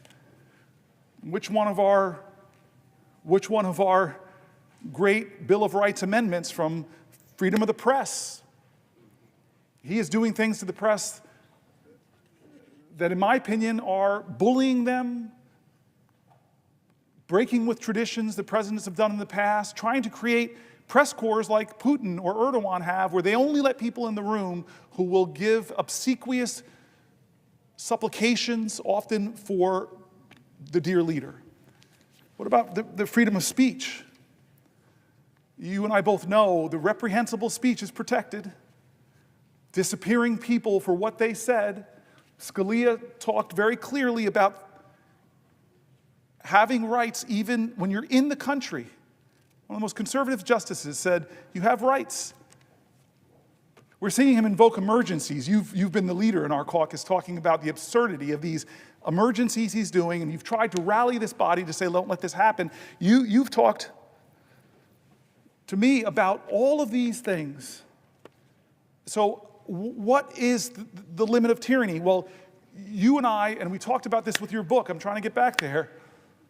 I told you once when Skip Gates did my history that he traced my history back to Virginia. I try to show you that I have more Virginia legitimacy because my roots go back to 1640 in your state. The Stampers came over, following down, then Henrietta Stamper, who my mom still talks about as a relative, John Stamper, and the chart that Skip Gates gave me, the only thing he could say about John Stamper, the mother of Henrietta Stamper, was slave woman. Born Henrietta Stamper, they called her on her documents mulatto, and Stamper fought for her ownership because it would later come out that that was his child. And these are the traditions in my family. It's really amazing what Skip Gates did, and showed me that I'm the direct descendant of slaves and slave owners. I'm the direct descendant of a Confederate soldier that was captured in retreat. I'm a direct descendant of Native Americans and people that fought in the Creek Wars to kill Native Americans. And these traditions in our country, I draw upon all of them. I'm proud of all of them. They speak to us. They speak to the complicated history of America. But perhaps one of the best things I got about this complicated history was a visit to my office by, I don't know if I told the leader this. I'm sorry, I'm going to return to this question, but I think I know how busy the leader is. So I will, if the leader asks me a question, I will, if he asks if I'll yield for a question. Yes, will the senator yield for a question? I yield for a question while retaining the floor. Now, before I ask my question, what a tour de force. You are amazing. You have, it's not only the amount of time that you have spent here on the floor, what strength, but the brilliance of your indictment of this awful administration that is so destroying our democracy, that is taking so much away from working people in the middle class, and at the same time, all for tax cuts for the billionaires. You're amazing. We salute you. America salutes you. All eyes are on you. You're incredible. Now, here is my question that is related to what our Republican friends are trying to do to all the things that you were so opposed.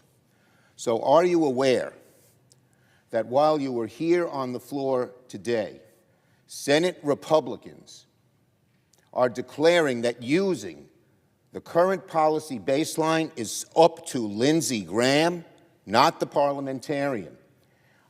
I believe that this is going nuclear, and it shows how hell-bent they are on giving tax breaks to the rich, even if it goes nuclear, even if it violates all the norms that they have had, even if it breaks all the promises they have made.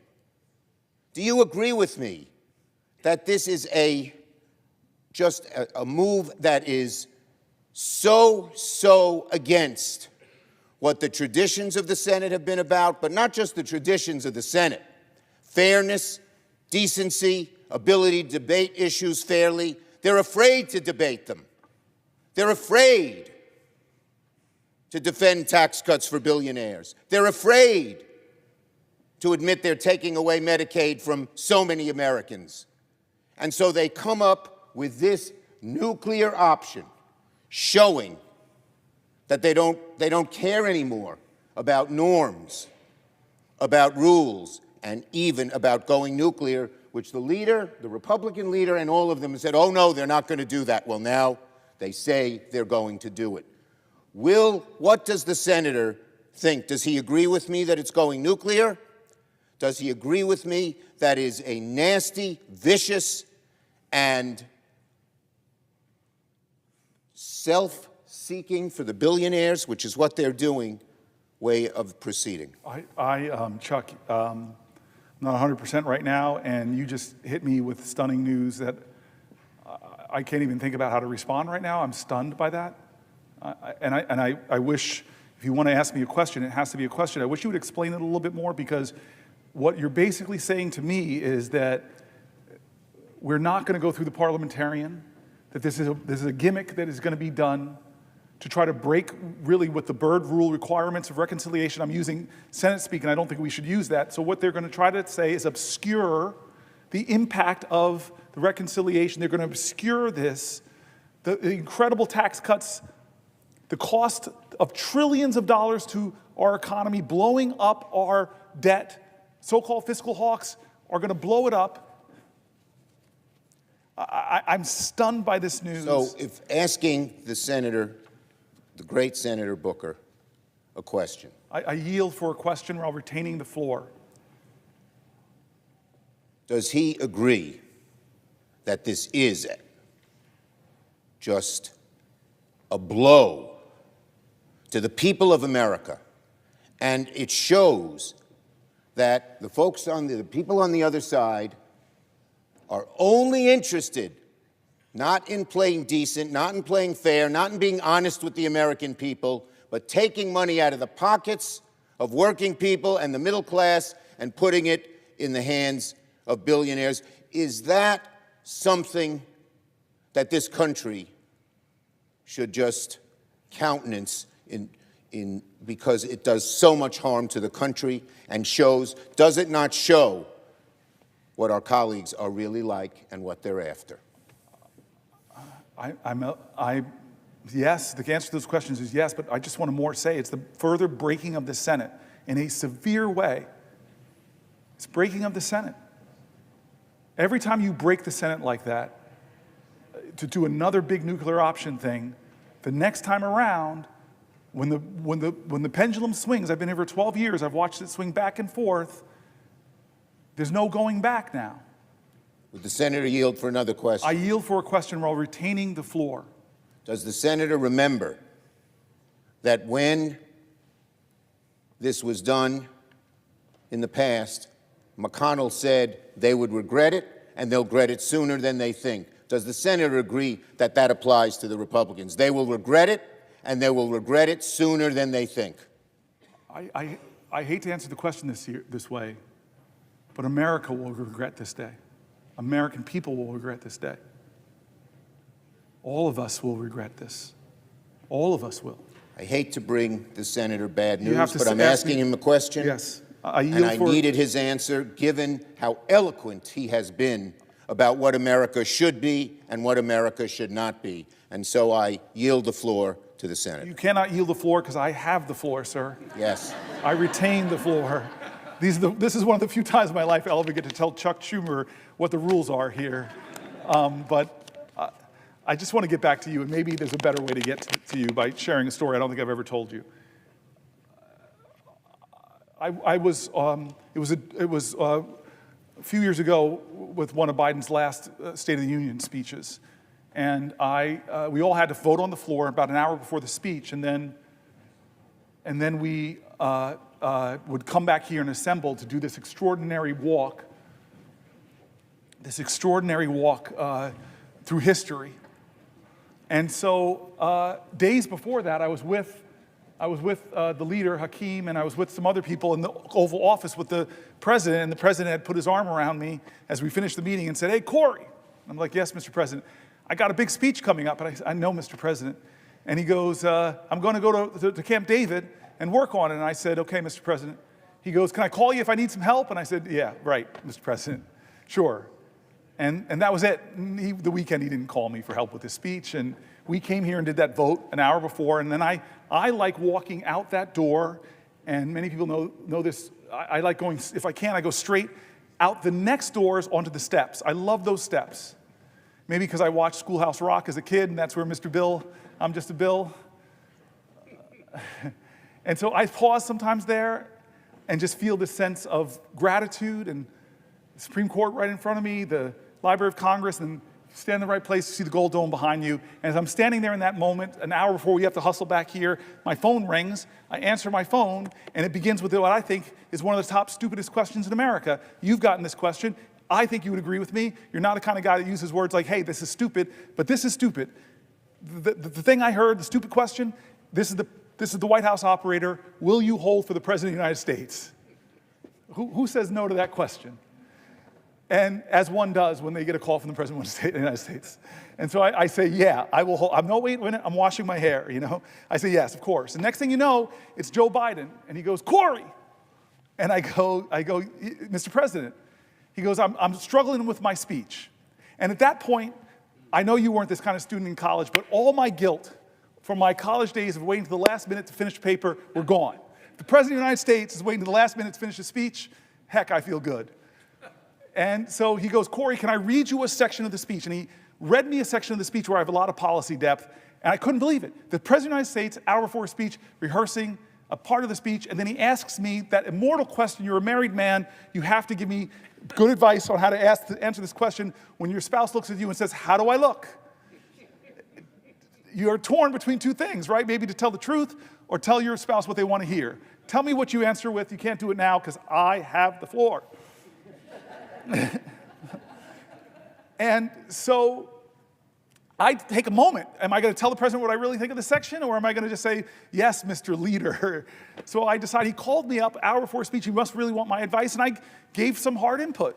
Turn this dial down more, turn this one to whatever. And he said, okay, Cory. Abruptly, he's gone. I go home to the office, back to the office. I tell my chief of staff, I just got a call from the President of the United States. He asked for help with a speech. What a crazy life moment while I stood on the steps like the Bill. I'm just a Bill. Anyway, we get back here, and it's a wonderful moment in the Senate. I don't know if anybody has the privilege of seeing what we do. We all gaggle around those doors. We talk to each other. People think we always fight and yell. That's not the case. Democrat, Republican merge into this ball of senatorial humanity, and then those doors open. I love it. Because you walk out.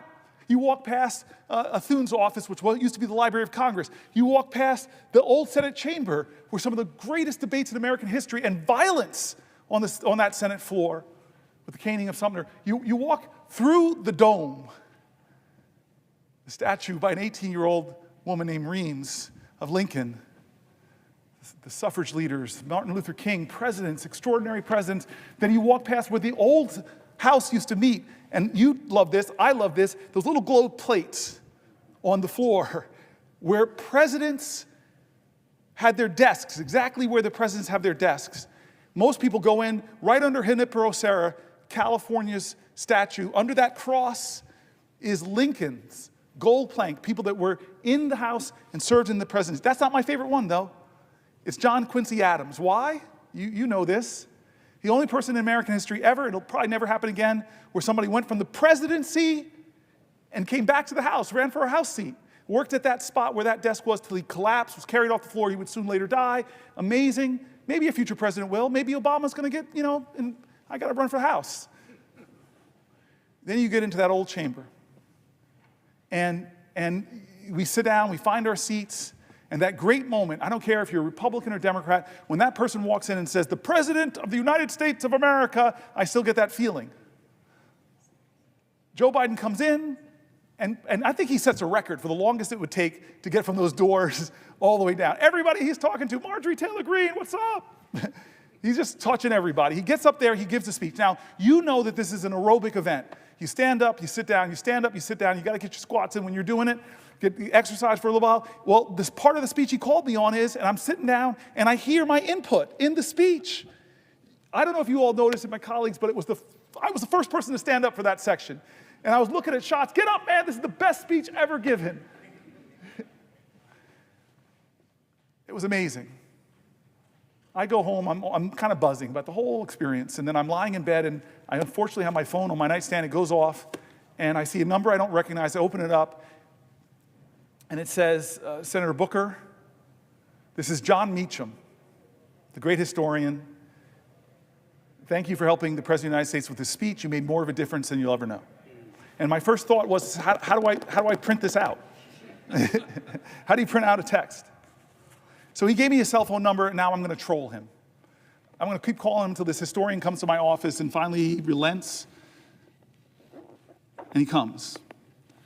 And now he steps into your domain, my brilliant friend of history. I express worry, fear, concern, demagoguery in our land, rising of tribalism. I dump on him.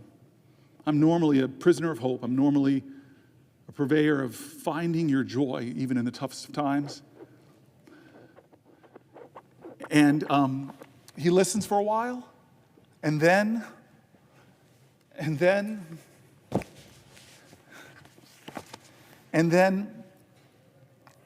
he looks at me and says, Cory, there's nothing about this time that is unprecedented.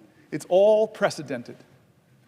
You want to talk about demagoguery? And he goes through every generation of Americans having extraordinary demagogues. I read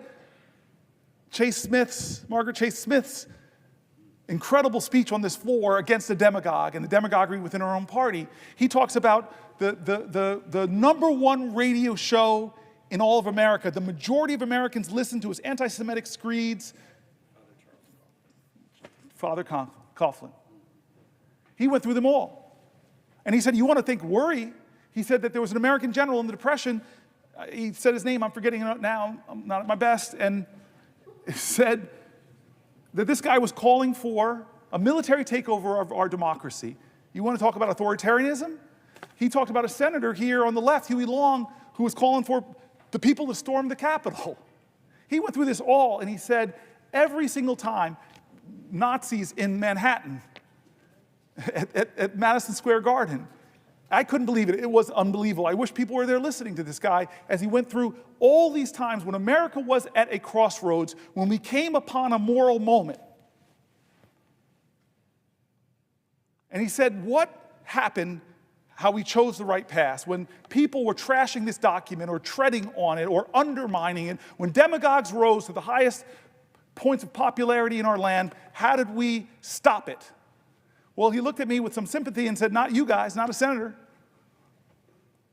It was that the better majority of American people said enough. They chose to define the soul of our country. He gave that phraseology to our president. And he said the soul of America is not the people in office, it is the everyday citizens who choose the better angels of their nature, who choose right over wrong, who recognize a moral moment and know that they have to stand up and bend the arc of the moral universe, or more importantly, steer the ship of our state out of the troubled waters into the clear, open sea. I rose here, and I've gotten into lots of questions with my colleagues, but I rose hoping to read more and more of the stories as many Americans as I could in during the night. My friend Chris Murphy and I read a lot of them. You know me well, my friend. You know the truth of all of us in this place. You know the truth of everybody. We're all mountain ranges. We all have peaks and we all have valleys. You, my friend, have seen my valleys, me at my worst. I've failed as a leader at times, or at least come up short from my own personal expectations. You've seen me at some of my better moments. I know we have obligations. I know people are right to be upset or demanding of us right now. Please help us. What are you doing in the face of people that might make it so that we might not have elections, or might make it so that we do break things in this government that can never be fixed? As one of the speakers that came into our caucus, the people that wrote the book, How Democracies Die. Great nations, great civilizations, forget democracies, don't necessarily die from external threats. They die from internal corruption. Look, think of the Roman Empire. Think of the Soviet Empire, crumbled from its own corruption, failure to live up to its promises and ideals. We are at this moment. I am here to tell you, America, to tell my friends and colleagues and anybody who cares to listen to a senator from New Jersey that we are at that moment. We're past that moment. Every day things are happening. The 72 days of this administration, God, if there's not enough to upset you, to ignite you, to realize that maybe you and your family are not getting hurt, but other Americans are, our veterans are, our seniors are. We've told their stories here over these last 21 hours, 22 hours. We've told their stories. People are getting hurt. People are afraid. People are worried. And people I don't even agree with are getting disappeared. Law firms that I've known for my entire career, are being forced to kowtow to this president. Universities that should be the bastions of free speech, free thought, free enterprise, intellectual research, academic research, scientific research are getting torn up by cutting indirect costs. I read stories of PhD programs that are virtually being canceled from the best scientific minds, not being able to build the state-of-the-art labs. The country that has led humanity in scientific invention is taking a blow. And Fareed Zakaria, I read his article here, and he's saying that China is doubling down on investments on the universities as this president is cutting them, unless, of course, you come to the leader and make all these commitments, meet all of these demands. There should be enough already. It should be enough already. And so this is that moment John Meacham told me about. I want us to try in the Senate. I know my colleagues. I see Tammy Baldwin. I see Chris Murphy. I see Angela Alsbrooks. I love you guys. I've served side by side with you. I know your passion. I've heard your anger. I've heard your fear. I've heard how you want to fight for this country. But we are not enough. We can do demonstrations. We can do demands. We could try to do things differently. In fact, we must. I will definitely yield to Tammy Baldwin, my friend and my colleague. To another question. Thank you very much. I don't have that much gas in the tank, but hold on, let me say it right. I yield for a question while retaining the floor. So noted. Thank you. Senator, since you have taken the floor, which I suppose is nearly a full day now, there have been new breaking news of mass firings. Perhaps others have come to the floor to talk about it, but you were just talking about how great democracies are shredded, sometimes from within. Look, one of the pieces of breaking news today was the mass firing of our nation's public health agency within it. Today it was reported that the Health and Human Services Department began firing up to 10,000 more people. It's more than the previous firings, including researchers, scientists, support staff, and senior leaders. These are people who are doing work to keep our children safe from preventable illnesses, and researchers who are searching for cures and treatments for diseases that plague our families, like cancer and diabetes and Alzheimer's. And look, we can all agree that government could be and should be more efficient. But here is where I disagree with the unelected Elon Musk and people like our president. People stopping the spread of measles. Yes. Researchers finding cures for Alzheimer's disease are not waste, fraud, or abuse. The slash and burn that is being led by Elon Musk's Doge will make Americans less healthy, less safe. And Elon Musk's Doge and Donald Trump are callously ripping away treatments, cures from millions of Americans suffering from Alzheimer's disease, cancer, ALS, and other devastating diseases. Behind these cures are, of course, workers And they are some of our nation's brightest and best and most devoted. They keep our nation healthy and our economies running. But this administration is not respecting their work, their mission. And I have to point out the why. What is the why to all of their actions? Today announced that they're starting that slashing of 10,000 workers within the Department of Health and Human Services. By the way, with more in store, because last week they announced an reorganization that would result in 20,000 people losing their jobs. But what is the why? Ripping the rug out from under cancer and Alzheimer's disease and ALS patients is all in service of finding the money that Elon Musk and Donald Trump need to cut taxes for themselves and billionaires like them. And yes, big corporate tax breaks. They are cutting cancer cures for corporate tax breaks.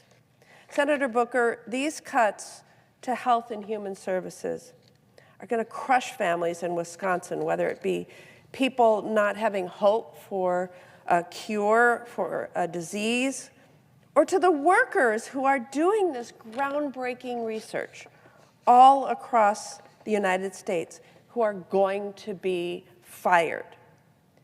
In New Jersey, what will these firings mean for the people who you represent?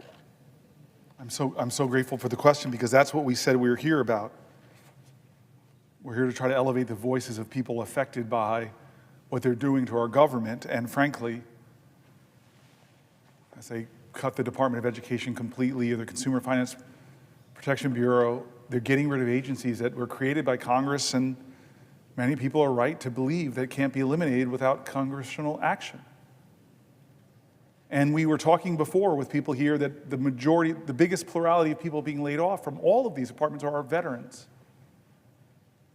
And again, I'm going to be back in New Jersey this weekend. I'm going to try to be at a rally, a town hall. I know everywhere I go in my state, I'm going to hear from people who are rightfully angry, who are rightfully afraid, who are affected by this, who are fearful of what's to come.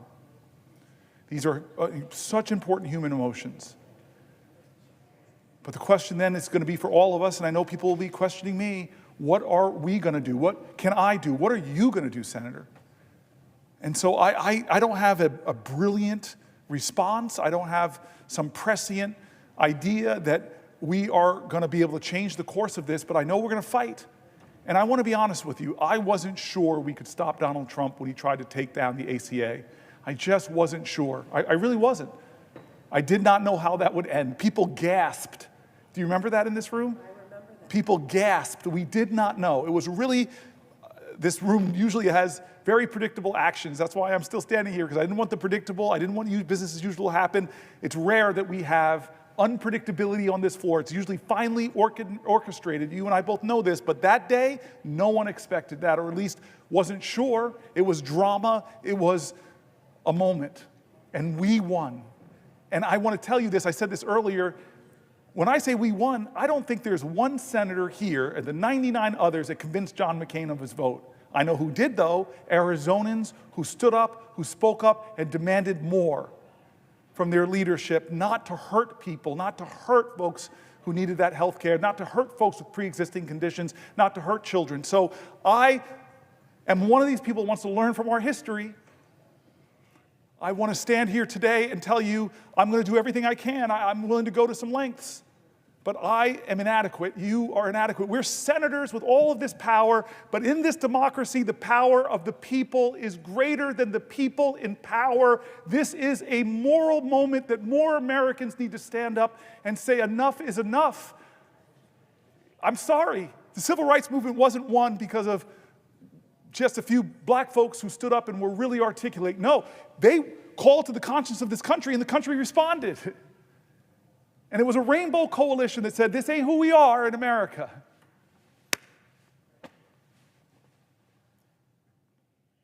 So I know New Jerseyans are hurting. I know I've been to your state. I love your state. I love sitting side, but we had some fun in your state together. We've seen young artists, business people. You are this person that says this word over and over again, more than any Republican or Democrat, buy American, and created so many jobs in your state. We were in some packed restaurant. People packed, not to see me as a special guest, but to listen to your story. You are a trailblazer too in this Senate. You are doing things that our founders did not expect, and you know that. And you want to stand up. I heard you in our caucus. I heard you in the Schumer's leadership meeting, standing up for people that are most marginalized, most looked down on, most talked about. I hear you, Tammy. Will the senator respond to another question? I won't respond to a question. I'm going to read this for the 75th time.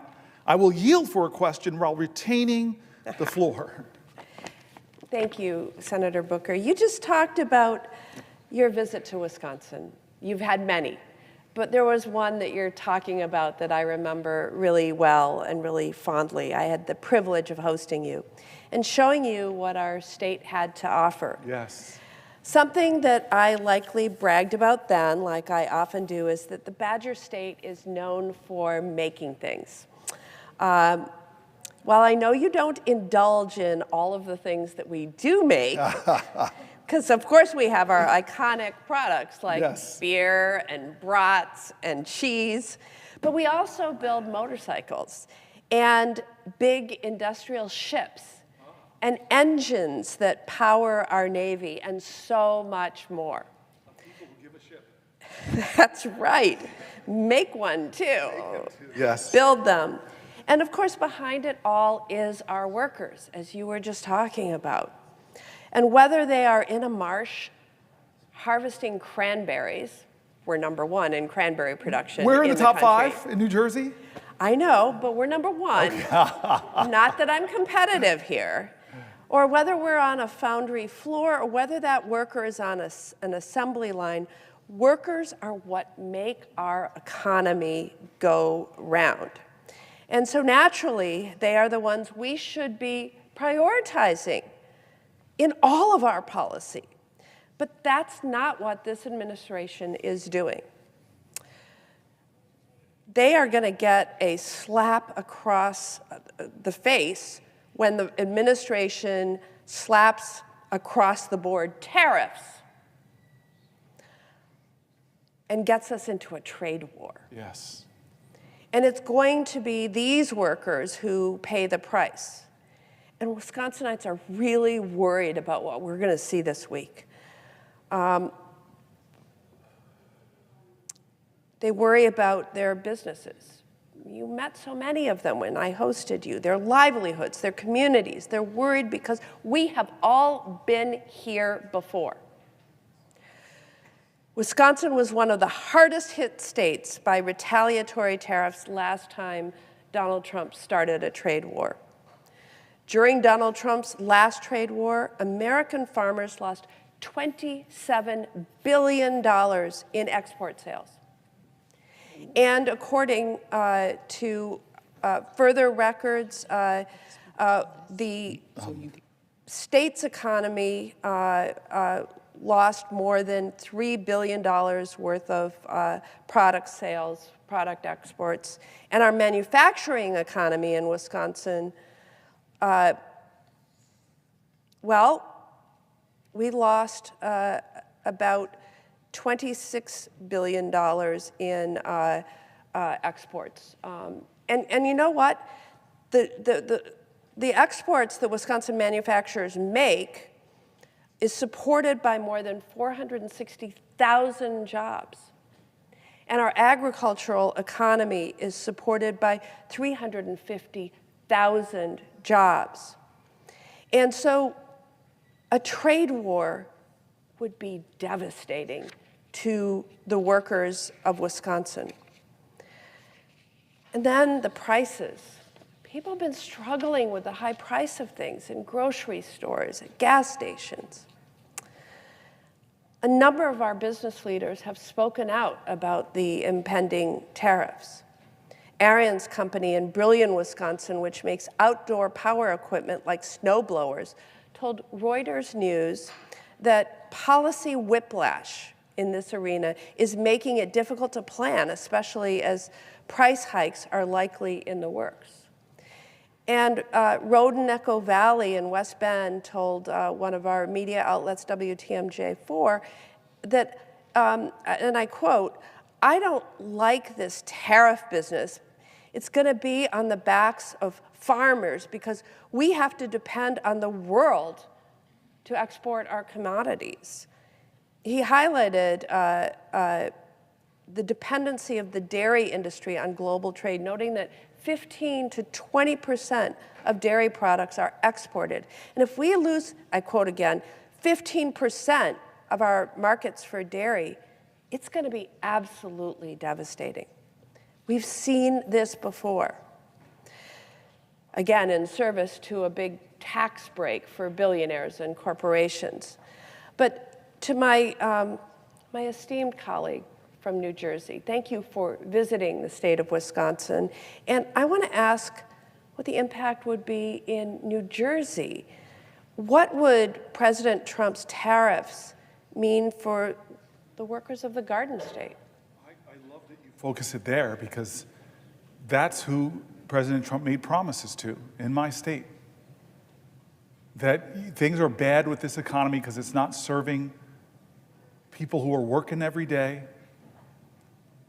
Promised that he would make things better. I'll make grocery prices go down. He said that. And so people are expecting that's where he'd focus. They didn't think he'd focus on Greenland. Didn't think they'd focus on the Gulf of Mexico. Didn't think he'd focus on bullying Canada. Didn't think he'd focus on turning his back on Ukraine. Didn't think that he'd focus on gutting the Department of Education and ending it. This is not the reason why people voted for them. They did something that Reverend Warnock calls as a vote is a sort of prayer. He says it's like a civic prayer, that I'm putting a prayer out there that you will be who I hope you can be. You will be a blessing to my life and not a burden. But you're talking about the burdens that he's bringing. This economy, under 72 days, has not gotten better for working Americans, and they don't even see the president trying to make it better. They see what he's doing to make it worse, and one of the things is going to be these tariffs, which are going to raise costs on working Americans. Then what Chuck Schumer said to me, it's sounding like it's going to just sail through a plan that's going to blow trillions of dollars of holes into our budget, give trillions of dollars of tax cuts to the wealthiest, and gut your Medicaid, and gut your services for your grandparents in nursing homes. People believed, people put their trust. I don't blame them. They're my fellow Americans. They wanted for them families, they wanted an America that was more affordable. They wanted America to be first prioritized. They wanted a safer America, stronger America, more prosperous America. I heard that. And so I know when I'm back home this weekend, I know that I'm going to encounter a lot of folks who are workers in my state who are getting hurt. They want better. They want better from their government. And so the burden upon us and each other is, what are we going to do? Are we going to do the same old thing over and over again? Or are we going to try to do things different? Are we going to be willing to, again, get in good trouble, necessary trouble, to try to save the soul of this nation?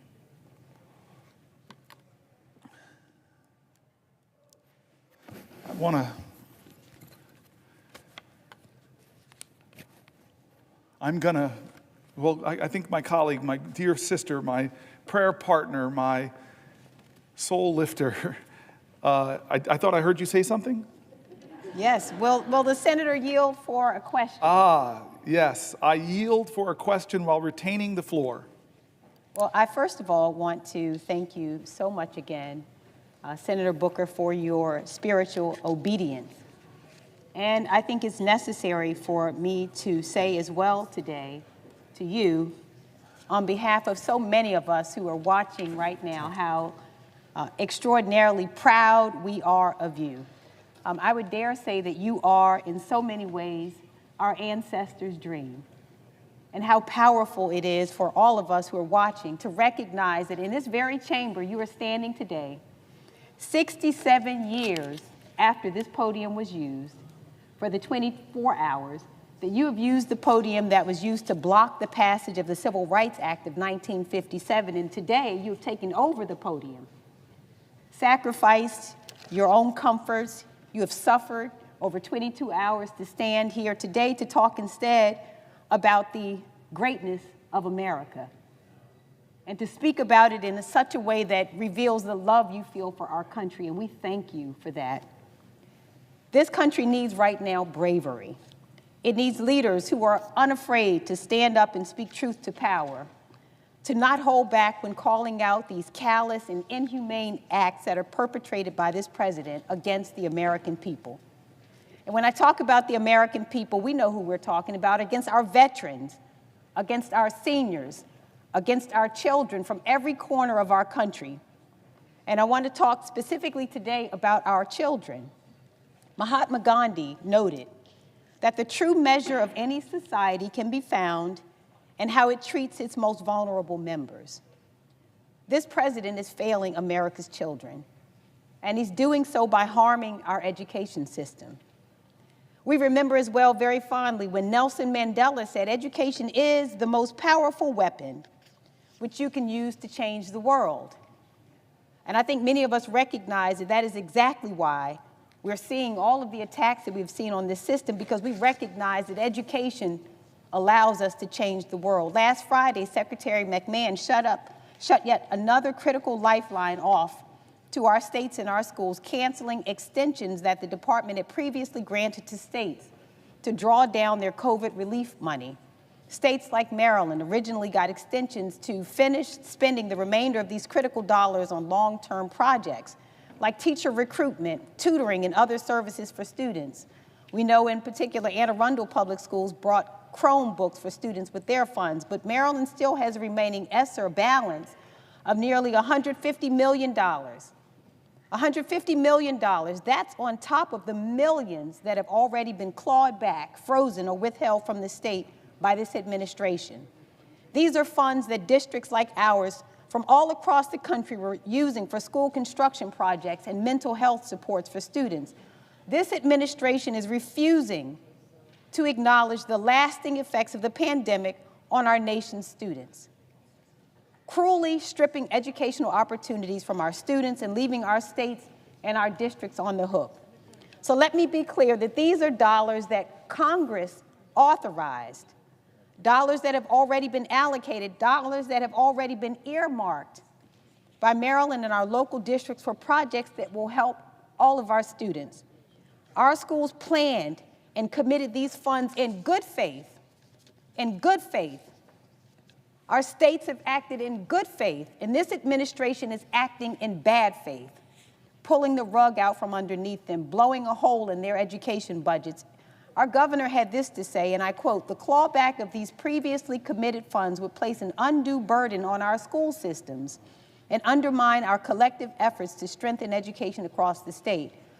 And this is only the latest attack on public education by this administration, the latest attack on our schools and our students, the latest attack on our teachers. And we saw this administration attack HBCUs by freezing funds for the 1890 School Scholars Program, which provides tuition for students at our land-grant institutions. We saw this administration and Secretary McMahon slash teacher training grants, which help prepare our educators to serve our communities. We saw this administration proposing to move the student loan program to the Small Business Administration, threatening students access to aid and the promise of higher education. We saw this secretary and this administration lay off half of the staff at the Department of Education several weeks ago, firing over 1,300 staffers.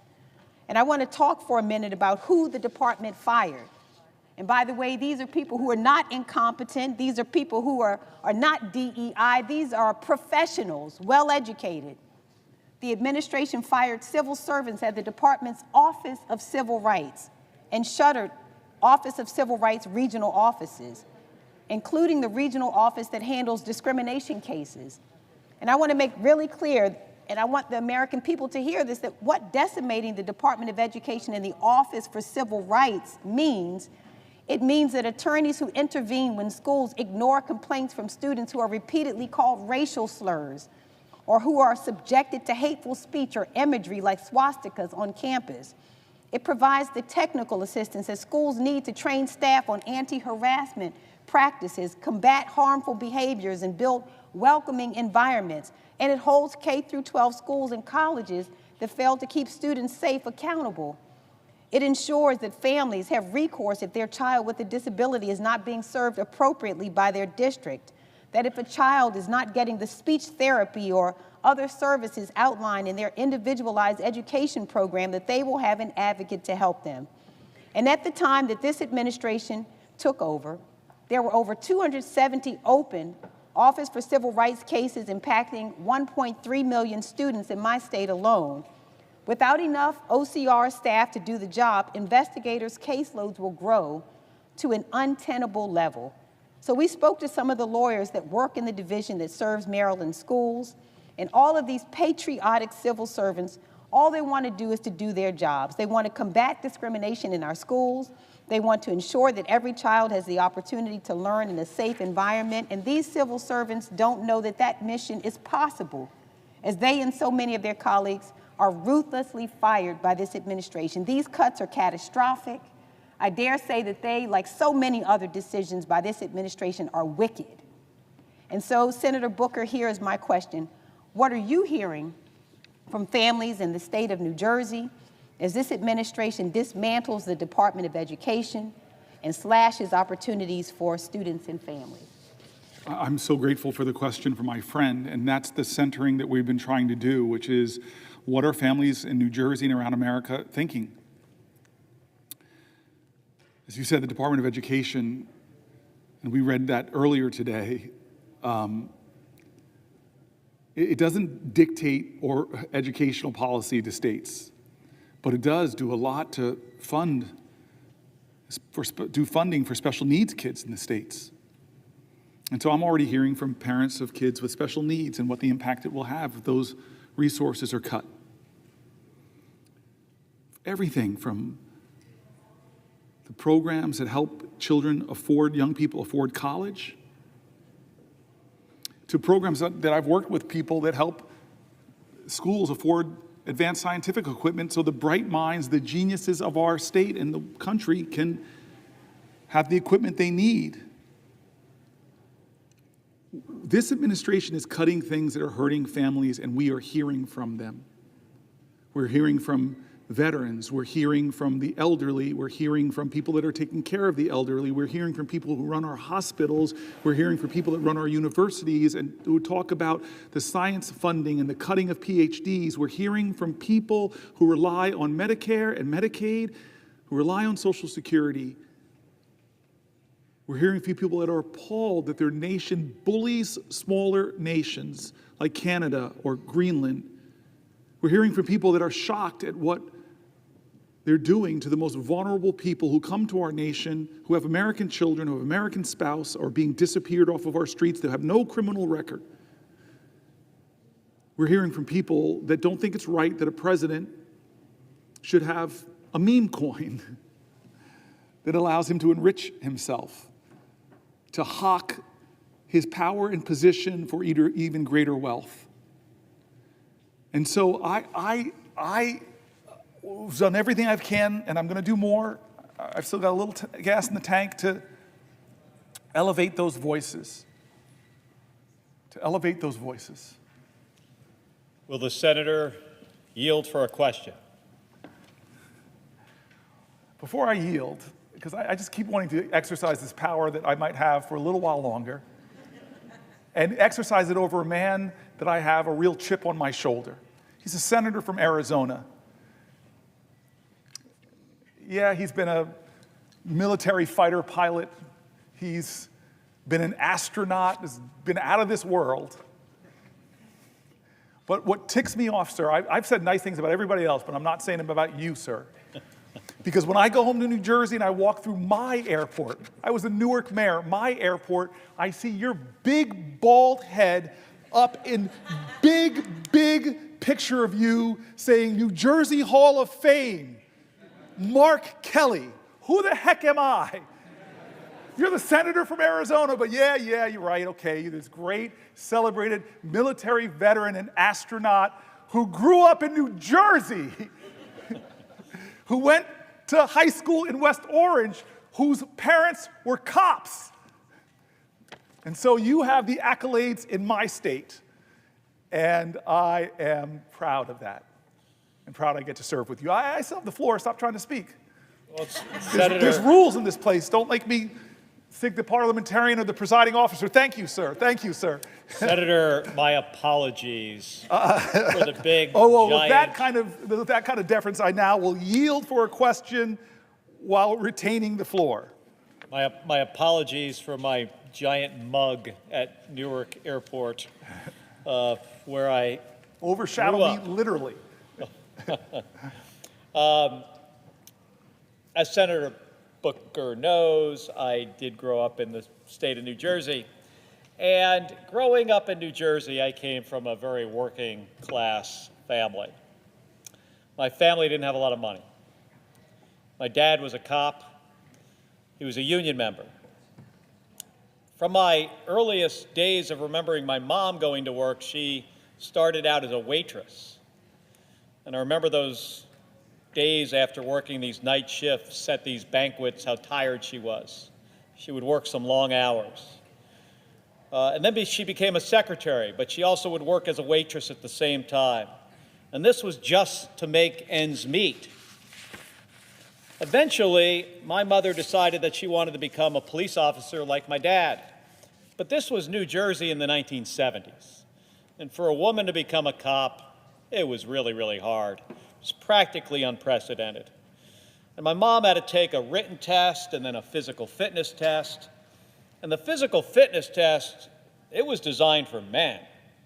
And part of this test required that my mom climb over this 7-foot 2-inch wall. Now, my mother was all of about 4 feet 13 inches tall. And to help my mom out in passing this test, my dad built a replica of this wall made out of a door between 2 pine trees in our backyard. He didn't tell her he made it an inch higher at 7'3". And I'd watch my mom go out there after dinner every night and try to get over this thing. And initially, she couldn't reach the top. And when she finally could, she would usually just fall off into the dirt. But my mom, she wasn't one to give up. And eventually, she was able to get over this thing. But it took her a long time.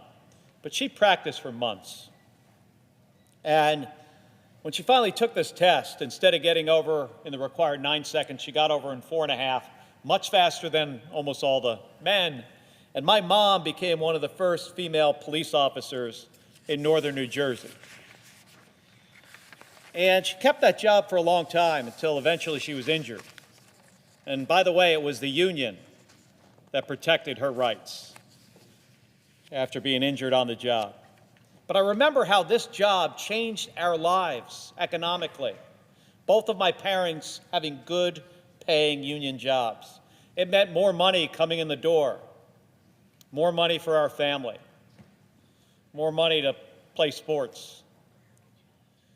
It was part of what allowed my brother and me to chase our American dream, to serve in the United States Navy and eventually both of us as astronauts at NASA.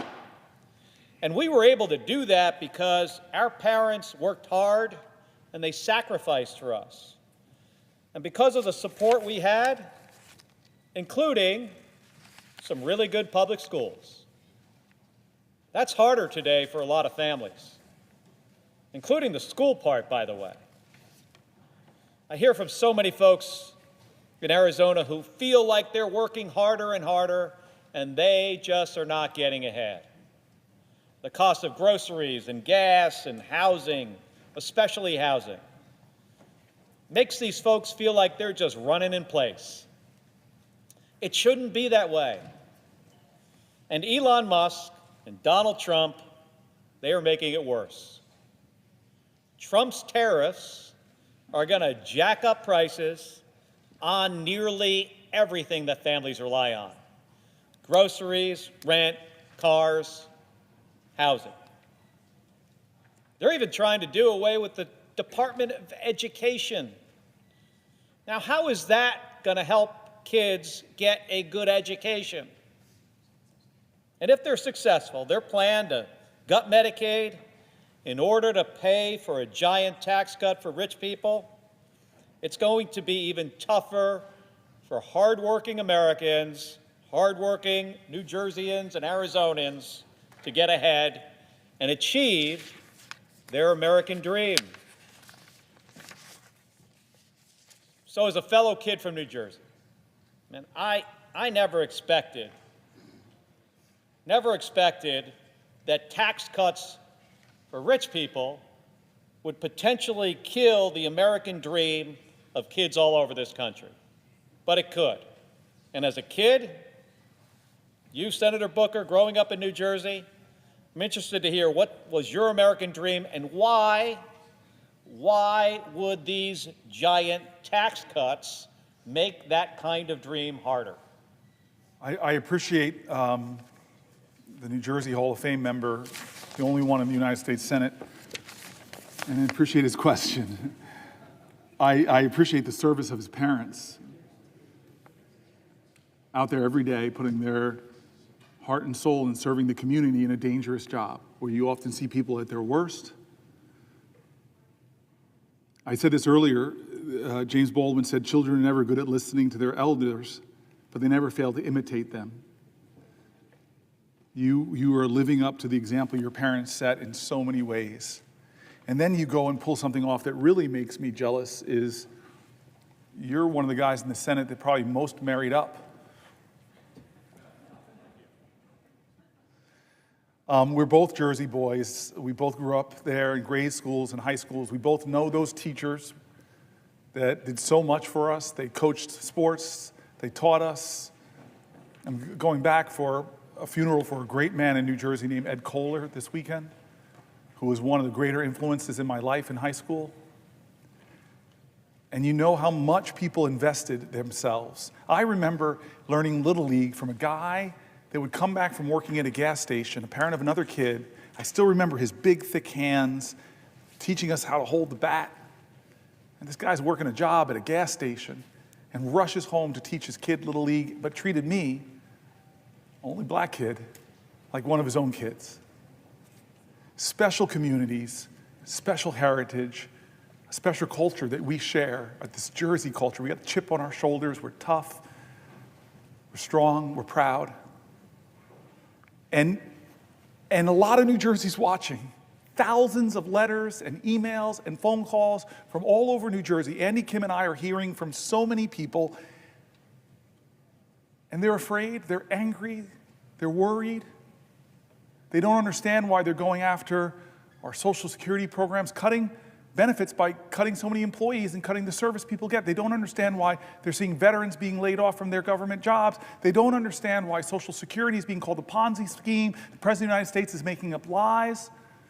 They don't understand why veterans and Medicaid and Medicare, there's so many things that are making people worried, and I'm hearing their letters, and they're praying that we stop some of these things, like $880 billion worth of it. And the question is, why? Why are we doing this? We're doing this, and they're saying it, is to extend or make permanent the Trump tax cuts. The overwhelming disproportionate benefit went to the wealthiest amongst us and the wealthy corporations. So Trump's economy in the first 72 days is pretty bad because of his reckless, chaotic behavior. Prices are up, inflation is up, the stock market had its worst quarter in 2-3 years. Consumer confidence is down, and now we're going to see tariffs tomorrow, which are going to further drive up prices, create more chaos. Trump squandered the progress we were making on the economy. He tanked the market. He jacked up prices. Is it any surprise that Americans are feeling more pessimistic, as I said, with consumer confidence going down? And what's his first major legislative push? This is what we're talking about, my colleague, my friend, my fellow New Jerseyans. His first big legislative push in this body is not to help families. No plan to lower costs. That's what he said he would do. Is his first legislation coming here about lowering costs? No. Is it any relief for seniors? Is it some big idea like we did to lower prescription drug costs? No, that's not what he's doing. Is his first priority helping our veterans? No. What is his first priority? As I said, it's extending the 2017 Trump tax cuts, a multi-trillion-dollar giveaway that slashed corporate taxes and overwhelmingly benefited the wealthy and left the middle class with crumbs, relative crumbs. He and his allies promised that the benefits would trickle down to workers. That was what we heard. It would pay for itself, it was said. But in 2022, the Fed and the Joint Committee on Taxation confirmed the truth. 90% of workers, 90% of folk in our states saw no benefit. Now Trump and his GOP allies want to double down with even bigger tax cuts that would increase the deficit by over $4.5 trillion, the majority of which would go to the wealthiest people. Let me read what the Center on Budget and Policy Priorities and how they describe the plan.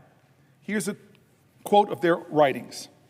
Following a presidential campaign in which Donald Trump promised to improve the economic circumstances of working families, House Republicans are instead pushing to extend all expiring provisions of the costly 2017 tax law, which are heavily skewed to people with the highest incomes, and add new tax cuts on top of that. The Republican-controlled House passed a budget resolution on February 25th authorizing the $4.5 trillion in tax cuts through 2034 and called on committees to partially offset the cost with true $2 trillion in cuts. Are they cuts to the wealthiest? No. These cuts will inevitably hit programs such as Medicaid and SNAP, which help millions of families afford essential needs. Extending the inspiring tax cuts for individuals and large estates would double down on the flaws in the 2017 law by, one, giving benefits, the biggest benefits to the wealthy. Households with income in the top 5% who have incomes over $320,000 would receive roughly half of the benefits. So millionaires above that, billionaires, all together, they would receive roughly half of the benefits. Ballooning the deficit, along with the 2021 and 2023 tax cuts enacted under President Bush, the 2017 law, along with the 2001 and 2003 tax cuts enacted under President Bush, the 2017 law has severely eroded our nation's revenue base. The House budget would compound the damage, adding hundreds of billions of dollars to the deficit each and every year. Extending the 2017 tax cuts would cost $3.6 trillion through 2034.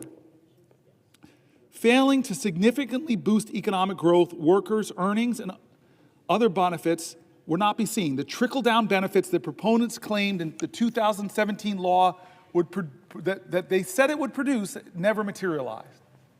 And the law hasn't come close to paying for itself, as I heard on the Senate floor from my colleagues. They said, oh, this is going to pay for itself. Oh, this is going to pay for itself. Yet the House budget claims that extending the tax cuts would generate trillions in revenue, far more than any independent estimate. As of 2017, an alternative path is available. Congress should work towards creating a fairer federal tax system that raises more revenue from wealthy people and corporations and supports high-value investments that expand opportunity and promote more shared prosperity. During the 2017 debate, Trump administration officials and prominent proponents claimed the tax law would yield broadly shared benefits by boosting economic growth. President Trump's Council of Economic Advisors claimed the centerpiece corporate tax rate cut would very conservatively lead to a $4,000 boost in household income. What a lie. But the research to date has failed to find evidence that the gains from the corporate rate trickled down to most workers. Surprise, surprise, surprise. A study by economists from the Joint Committee on Taxation and the Federal Reserve Board found that workers below the 90th percentile of the firm's income scale, a group whose incomes were below roughly $114,000 in 2016, saw no change in earnings from the tax cut. Proponents claim that the tax cuts would pay for themselves hasn't panned out either. In fact, a study by economists from Harvard, Princeton, the University of Chicago, and the Treasury Department estimate that the law's total corporate tax cuts, the rate cut as well as full expensing for capital investments and international tax charges, reduced revenue by roughly 98 cents for every dollar of tax cuts. Reduced revenue in our country by roughly 98 cents for every dollar of tax cuts, even after accounting for increases in economic activity due to those cuts. Similarly, proponents argued the law's 20% deduction for pass-through businesses, partnerships, S-corps, and sole proprietorships would boost investment and create jobs. Then Treasury Secretary Steven Mnuchin, for example, argued that the deduction would be good for the economy and good for growth. But researchers have found no evidence that it provided any significant boost in economic activity and little evidence that increased investment or broadly benefited workers, other than the owners themselves. Despite the underwhelming performance, the House Republican budget resolution assumes that in enacting a $4.5 trillion in new or extended tax cuts will produce enough additional economic growth to generate an extra $2.6 trillion in revenue through 2035. They think it's going to offset the tax cuts. The Committee for a Responsible Federal Budget has derided this claim as fantasy math, noting that it is many times greater than even the most optimistic independent estimate. They lied to us, or at least just put out really expansive hope in the past, and none of it came true.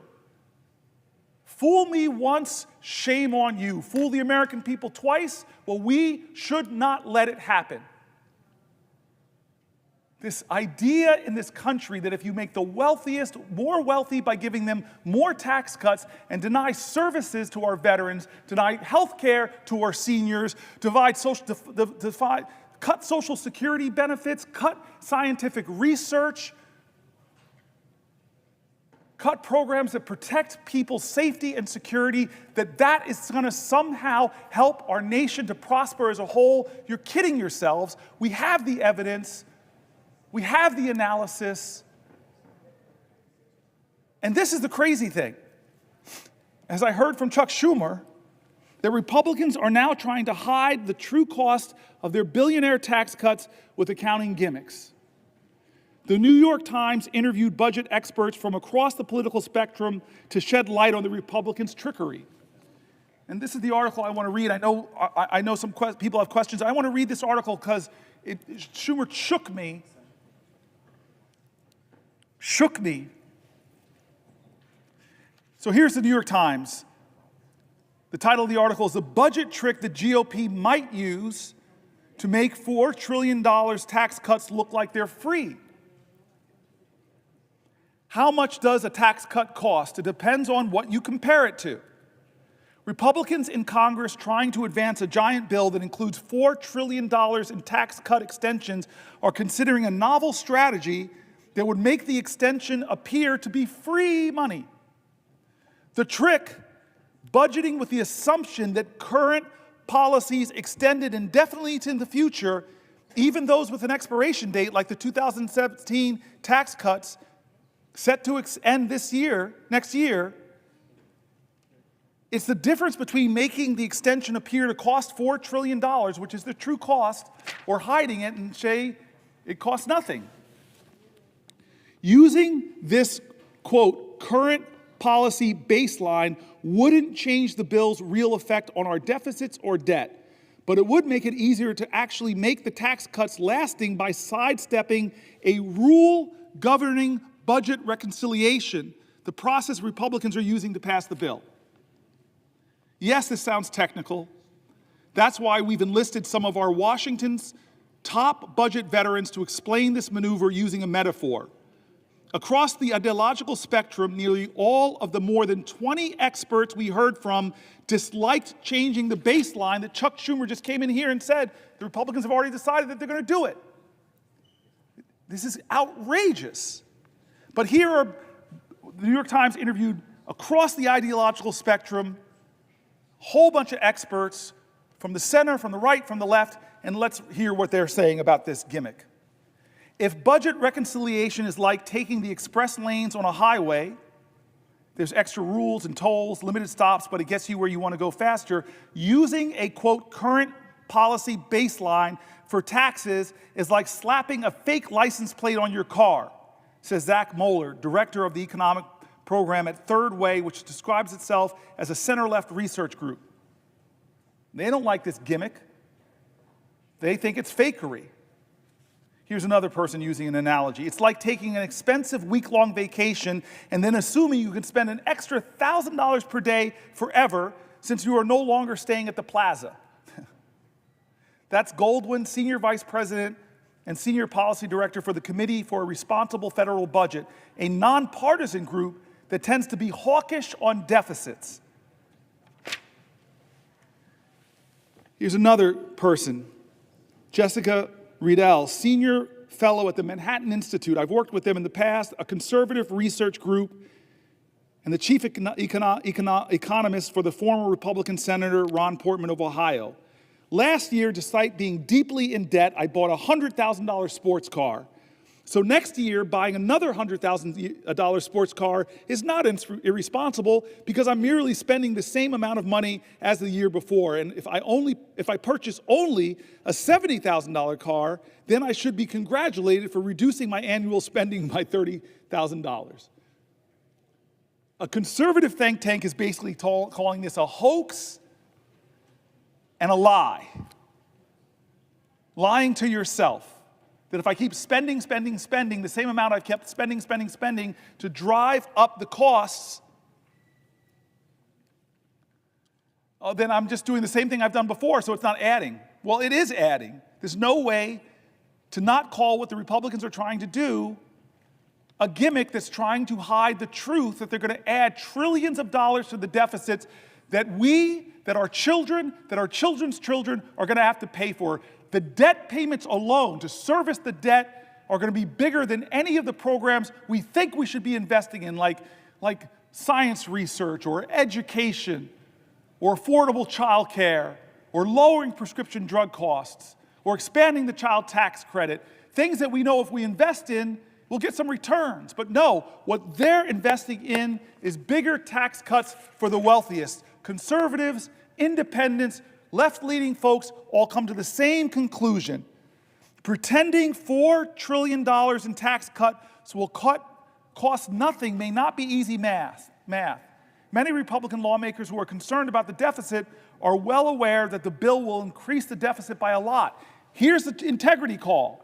One Republican in the House showed his integrity. One budget hawk named Massey said, I can't vote for this stuff. I'm a budget hawk. I do not want to see increased deficits. He called it what it was. I saw him in an interview say, hey, wait a minute. By your own numbers, Republican colleagues, you're driving up the deficit by trillions of dollars, and you're making the rich richer, and you're leaving future generations more bankrupt.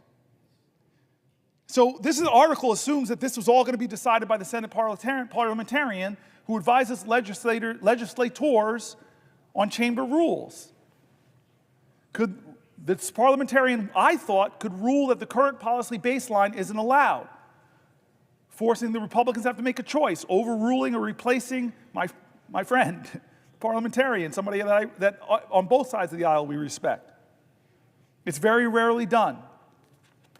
I've been here for 13 years. We've had the same parliamentarian. But that doesn't mean the Republicans won't try, this article assumes, and I guess they did try.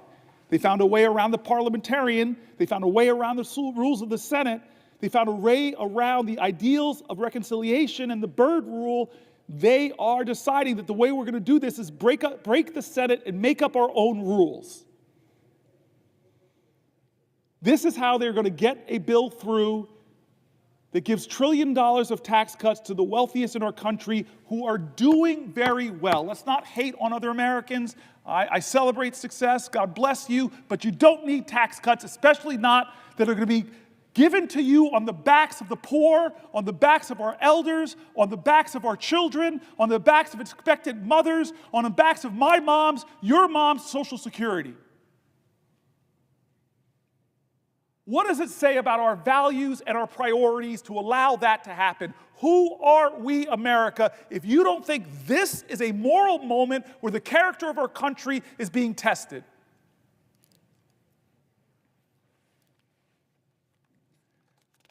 I tell you, the Senate has stopped crazy gimmicks like this before, but the persuasive power of Democratic senators probably won't be enough. We as a country, like these economists that are Republicans, that are Democrats, that are nonpartisan, who called out this budget gimmickry for what it is, when is it enough? When they came after journalists, when they came after colleges and universities, research and science, when they came after law firms who had the audacity to defend clients or to represent clients that were suing the president, who, God bless America, lost in civil courts, lost in criminal courts. When do you cross your line? We can't let this happen. It's not a right or left moment. It's a right or wrong moment. It's a moral moment in America.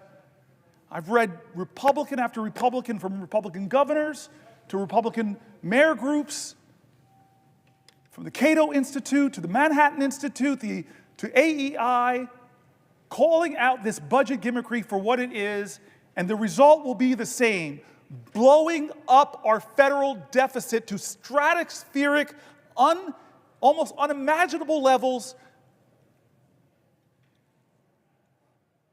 This is wrong every way you look at it. And if your values are fiscal conservatism, then vote with your integrity and vote against that. If your values are a fiscal hawk and you hate deficits, well, vote against this bill because it violates you. Don't make up some fantasy that this is going to pay for itself. The 2017 tax cuts didn't. And you're going to extend them and say, well, it's going to happen this time. Oh, don't worry about it. It's going to happen this time. No, it's not.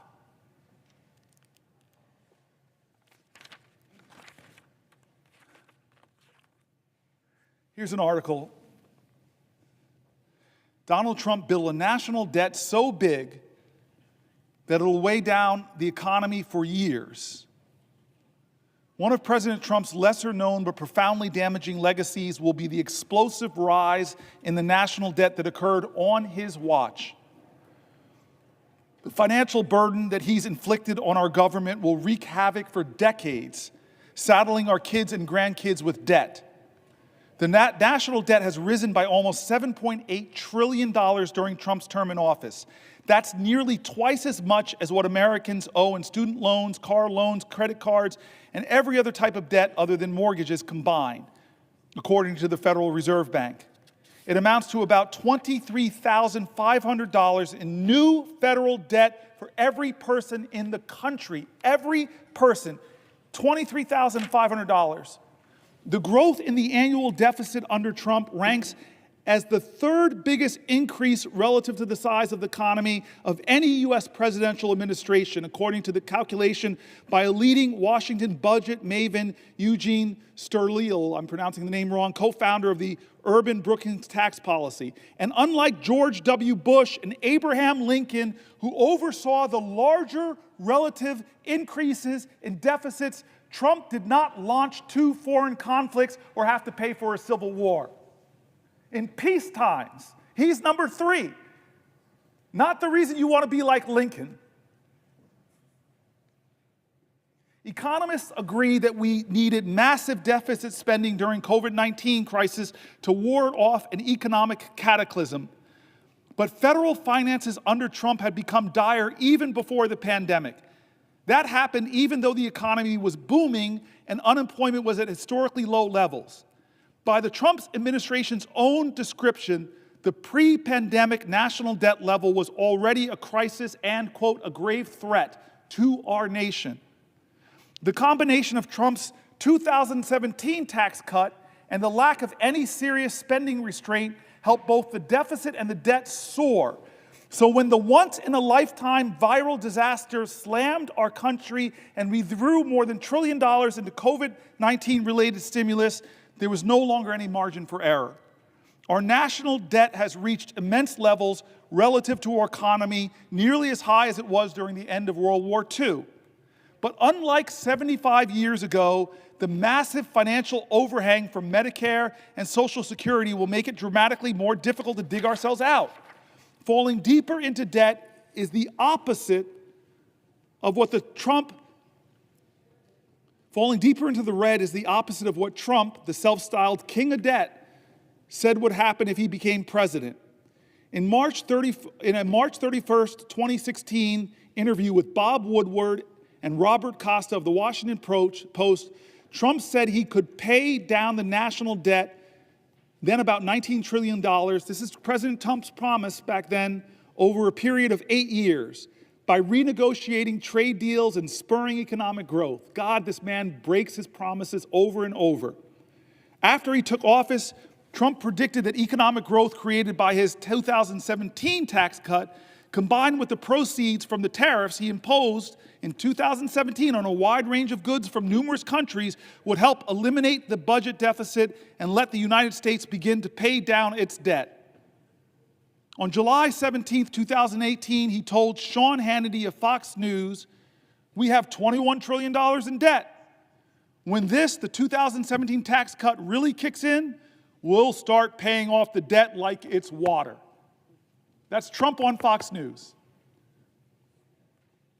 Lying. 9 days later, he tweeted, quote, "Because of tariffs, we will be able to start paying down large amounts of the $21 trillion in debt that has been accumulated, much by the Obama administration." The guy can't help blaming Obama. That's not how it played out. Nothing he said came true.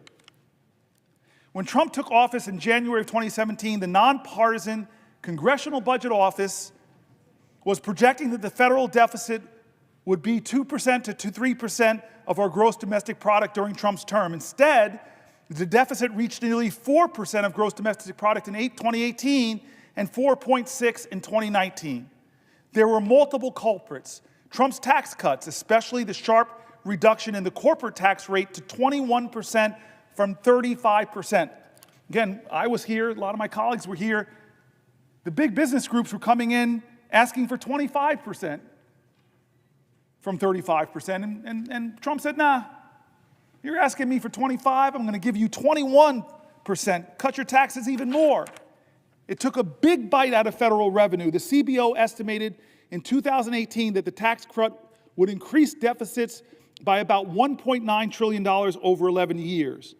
Meanwhile, Trump's claim, I wish the author wrote Trump's lie, but he says Trump's claim that increased revenue from the tariffs would help eliminate or at least reduce our national debt hasn't panned out. Surprise, surprise. In 2018, Trump's administration began hiking tariffs on aluminum, steel, and many other products, launching what became a global trade war with China, the European Union, and other countries. The tariffs did bring in additional revenue. In the fiscal year 2019, they netted about $71 billion, up about $36 billion from President Barack Obama's last year in office. But although $36 billion is a lot of money, it's less than 1/750th of the national debt. That's $36 billion could have covered a bit more than 3 weeks, just 3 weeks of the interest on the national debt. That is, had the Trump administration not unilaterally decided to send a chunk of the tariff revenue to farmers affected by his horrible trade wars. Businesses that struggled as a result of the tariffs also paid fewer taxes, offsetting some of their increased tariff revenue. By early 2019, national debt had climbed to $22 trillion. Trump's budget proposal for 2020 called it a grave threat to our economic and societal prosperity. He called his own damage that. and asserted that the U.S. was experiencing a national debt crisis. However, the same budget proposal included substantial growth in the national debt. By the end of 2019, the debt had risen in our country to $23.2 trillion, and more federal officials were sounding the alarm. Not since World War II have we seen deficits during times of low unemployment that are as large as those that we project, nor in the past century has it experienced large deficits for as long as we project, said the CBO. Weeks later, COVID-19 erupted and made the financial situation far worse.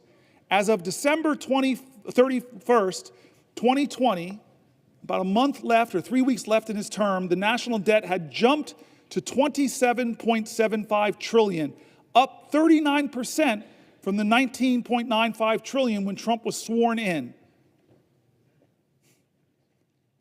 He increased our deficit by 39%. The government ended its 2020 fiscal year with a portion of the national debt owed to investors, the metric favored by the CBO, at around 100% of GDP. The CBO had predicted less than a year earlier that it would take until 2030 to reach that approximate level of a debt, but not under Donald Trump, including the trillions owed to various governmental trust funds. Under his leadership, the total debt grew and grew and grew. It's now at about 130% of GDP. Where are the fiscal hawks? Normally, this is where you give Trump's versions of events, but we couldn't get anyone to give us Trump's side. Judd Deere, a White House spokesman, referred us to the Office of Management and Budget, which is a branch of the White House. OMB didn't respond to our requests. The Treasury directed us to comments made by the OMB director, Russell Vought, in October, in which he predicted that as the pandemic eases, the economic growth rebounds. The fiscal picture will improve, he said. The OMB blamed legislators for deficits when Trump submitted his proposed 2021 budget. Unfortunately, the Congress continues to reject any efforts to restrain spending. It ain't me, he's saying, it's them. Instead, they have greatly contributed to the continued ballooning of the federal deficits and debt, putting the nation's fiscal future at risk. Still, the deficit growth under Trump has been historic. The Tax Policy Center has said that a comparison of every American president using a metric called the primary deficit, they are saying Trump had the third biggest primary deficit growth, 5.2% of GDP. He's our biggest debt man.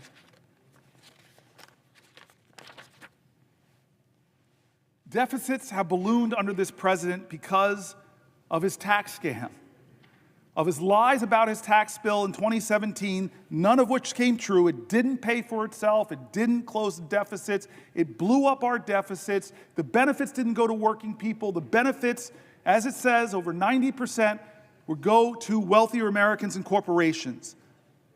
Even some Republicans have been calling out the hypocrisy. One of our colleagues, Rand Paul, in 2018, I can't, in all honesty, Rand Paul says, in all good faith, just look the other way because my party is now complicit in these deficits. The other thing is there's a huge hypocrisy factor. Republicans lambasted President Obama to no end for trillion-dollar deficits, and now they have to put forward a multi-trillion-dollar deficit.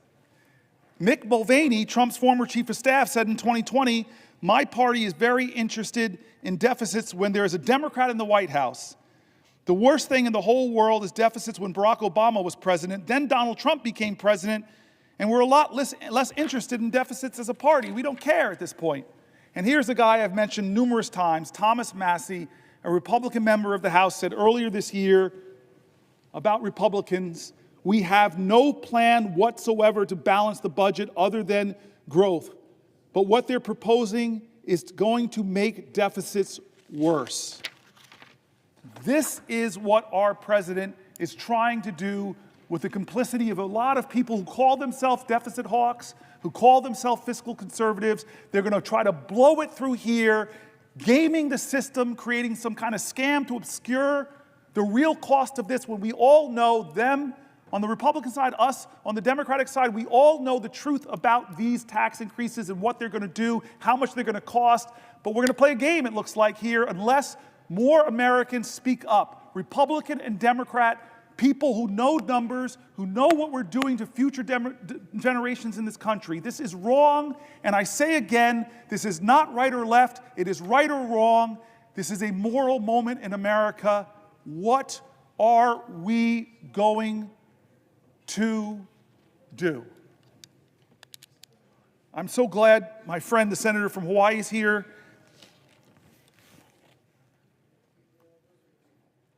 I try to keep M&Ms in my desk occasionally if she wants to partake of New Jersey's state product. The M&M was invented in Newark. Truth? Get great trivia here. I'm waiting for the senator from Hawaii, my dear friend, to ask me a question, because I have the floor. Will the senator yield to a question? I will yield for a question while retaining the floor. Okay. I'm glad you mentioned M&Ms. Both of us are lawyers, and I remember I got through the studying for the bar exam by eating mounds and mounds of M&Ms. So I thank you, the senator from New Jersey, for continuing to provide me with M&Ms. I want to thank you, Senator Booker, for standing here for hours on end to push back, to fight against this administration's lawlessness. And in fact, a reporter asked me today, do you think this is a good use by Senator Booker of his time to be on the floor to do this? And I said, anytime any of us gets up and use our voices to counter, to fight against the lawlessness of this administration, it is a good use of our time. So thank you, Senator Booker, for yielding to me and for standing up to the American people. And is it making a difference? Millions of people are watching you, Senator Booker. Millions have watched and are watching you. It's making a difference. So I want to ask you a question about the lawlessness of this administration. As you yourself said last night, quote, "These are not normal times in our nation," end quote. In fact, these are the very words that I often use when I meet with anybody who comes to see me from Hawaii, individuals, organizations. I say, these are not normal times. So Donald Trump has made no secret of the fact that he fancies himself a king with total disregard for the rule of law. And from day one, he and his administration have taken one illegal action after another. On his first day in office, Donald Trump issued an executive order purporting to end birthright citizenship, a right protected in our Constitution for more than a century. Birthright citizenship.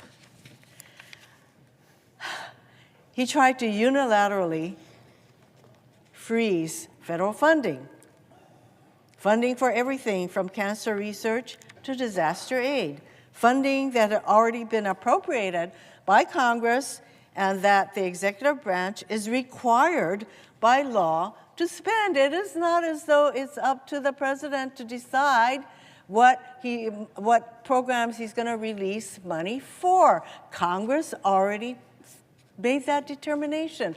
By law, he is supposed to expend these funds. But again, he thinks he's the king. He can do whatever he wants. So he's put a freeze on these funds.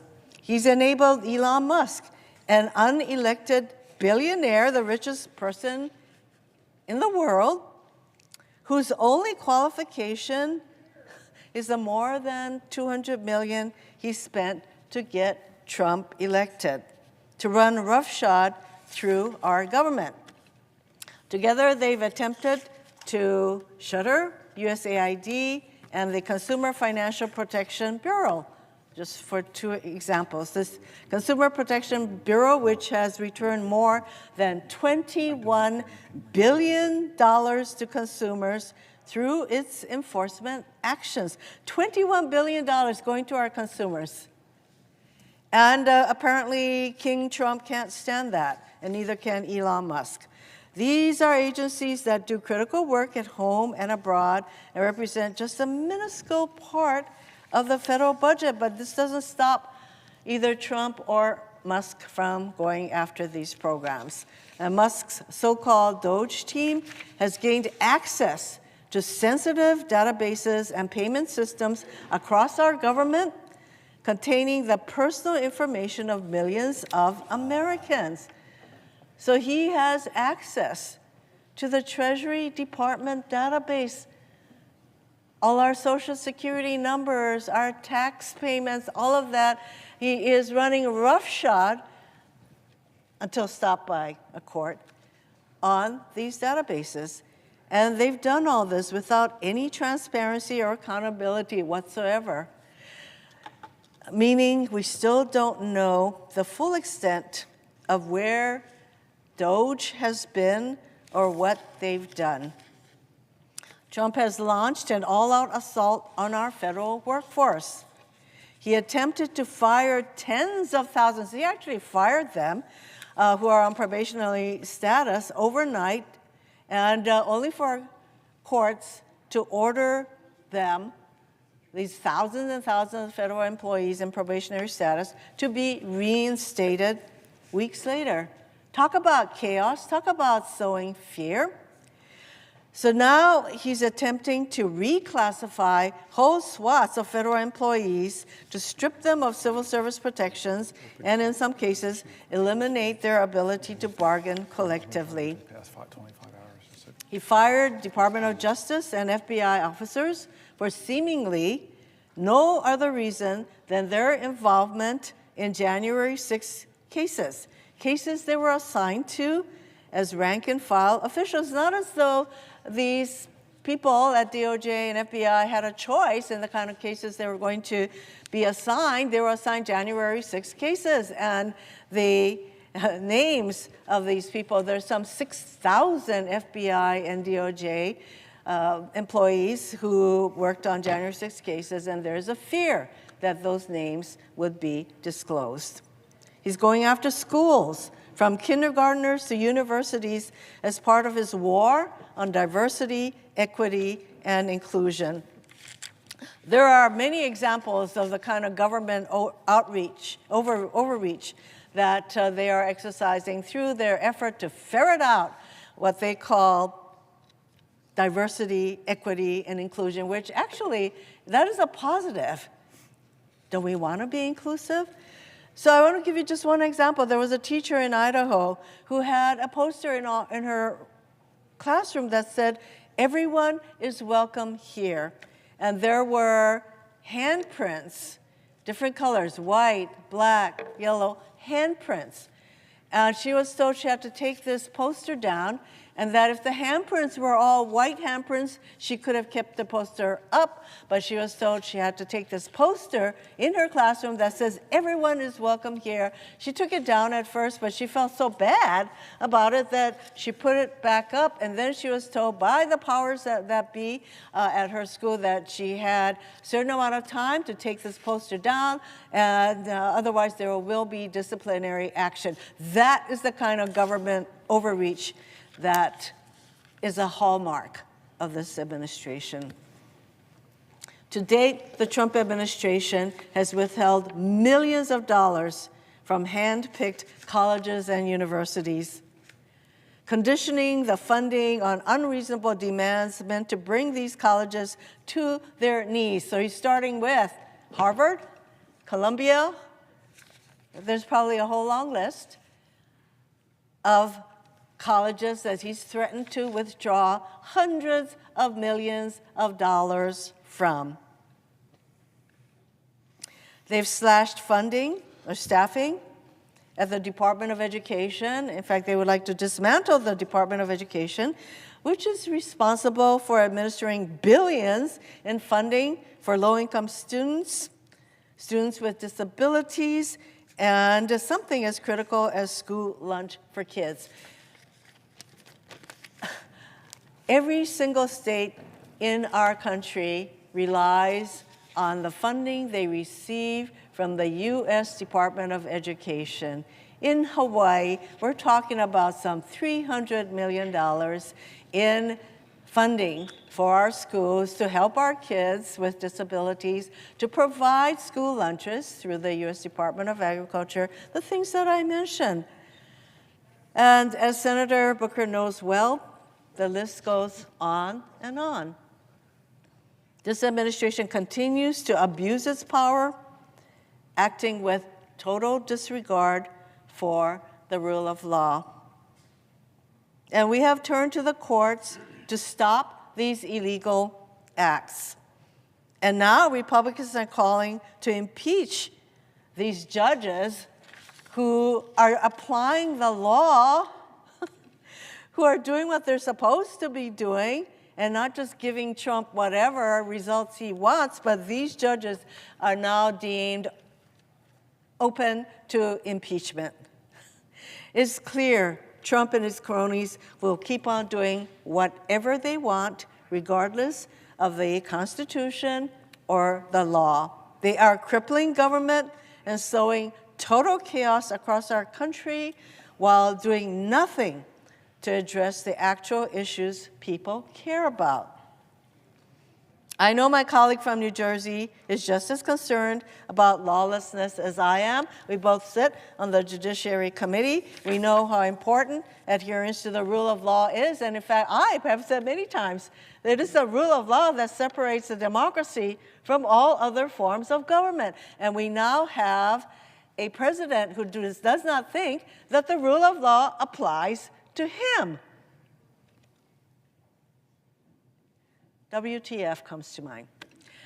So, Senator Booker, my question to you is, what are the consequences of this total lawlessness on our government, our country, and the American people? Thank you, Senator Hirono. I think I need somebody to say what WTF, and to come from you is particularly precious and great. I'm grateful. And this rule of law is really important. It's part of this whole moment in American history that I keep calling a moral moment, something beyond the normal, where we shouldn't respond in a normal fashion.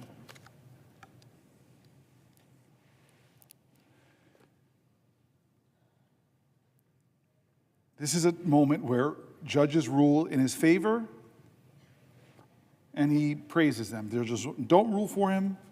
He drags them and threatens them, so much so that Chief Justice of the Supreme Court has to tell them to back up. When elected officials, speak up, many of them fear what the consequences would be for them or their reelection if they speak against him. Lawyers decline, possibly, to represent people because they're worried that this president has already showed that if you represent the wrong people or represent, God forbid, people against him, he's going to try to shut down your law firm in ways that are against the rules of law that this country believes in. Journalists and media organizations, they don't report in a way that he likes or confirm his arbitrary name changes of the Gulf of Mexico. There's a punishment that he dishes out to try to make them succumb to submission. State and local governments literally could get extorted for their funding if they don't carry out his demands. Schools and universities who are starving for dollars, trying to invest them in research and science that will propel humanity to new heights, well, they could get targeted by this president if you don't do what he says. It feels like his ultimate goal is to create a country where you cannot trust the outcome of elections that he loses, because he's going to tell you if he lost that election, it's the big lie. It's wrong. I won. I don't care what judge after judge, court after court says. I won. And if you don't believe me, if you don't say that the election I won, well, there'll be consequences for that too. This is a president who, even as we've read, people on both sides of the aisle, isn't respecting the Constitution, the separation of powers, isn't respecting the rights that we hold precious, isn't honoring what you call the rule of law. I want to go a little bit into this for a second. let's talk about the separation of powers. There's many, many different cases right now. But we know that James Madison, the founding father who devised the basic framework of our Constitution, devoted some of the Federalist Papers to the ways the Constitution addresses the danger of concentrating too much power in one person or one branch of government. Written in 1788, Madison's words still have resonance today. This is what he wrote in Federalist 487. The accumulation of all powers, legislative, executive, and judiciary in the same hands, whether of one, a few, or many, and whether hereditary, self-appointed, or elective, may justly be pronounced the very definition of tyranny. And so what is this president trying to do? He's trying to jam any court decision that's not in his favor, and either the judge is corrupt and should be impeached, or he's just going to deny the ruling or not follow it. Madison explained that the Constitution set up the executive, legislative, and judiciary branches to be separate and distinct and equal and bound together by checks and balances. Quote, "It is agreed on all sides that the powers properly belonging to one of the branches ought not to be directly and completely administered by either of the other branches. It is equally evident that none of them ought to possess directly or indirectly an overruling influence over the others in the administration of their executive respective powers." That's Federalist 48. I'm nerdy enough to have a favorite Federalist paper. I'm going to read from my favorite one, Federalist 51. In order to lay a due foundation for the separate and distinct exercise of the different powers of government essential to the preservation of liberty, it is evident that each department should have a will of its own, so constituted that each should have as little agency as possible in the appointment of the members of the others. But the great security against a gradual concentration of the several powers in the same department consists in giving to those who administer each department the necessary constitutional means to resist the encroachments of the others. To resist the encroachments of the others. We're not doing that in the Senate or in the House. It may, Federalist 51 continues, it may be a reflection on human nature that such devices should be necessary to control the abuses of government. And here's the quote, folks. Here's the quote from our founders. If men were angels, no government would be necessary. If angels were to govern men, neither external nor internal controls on government would be necessary. But our president is no angel.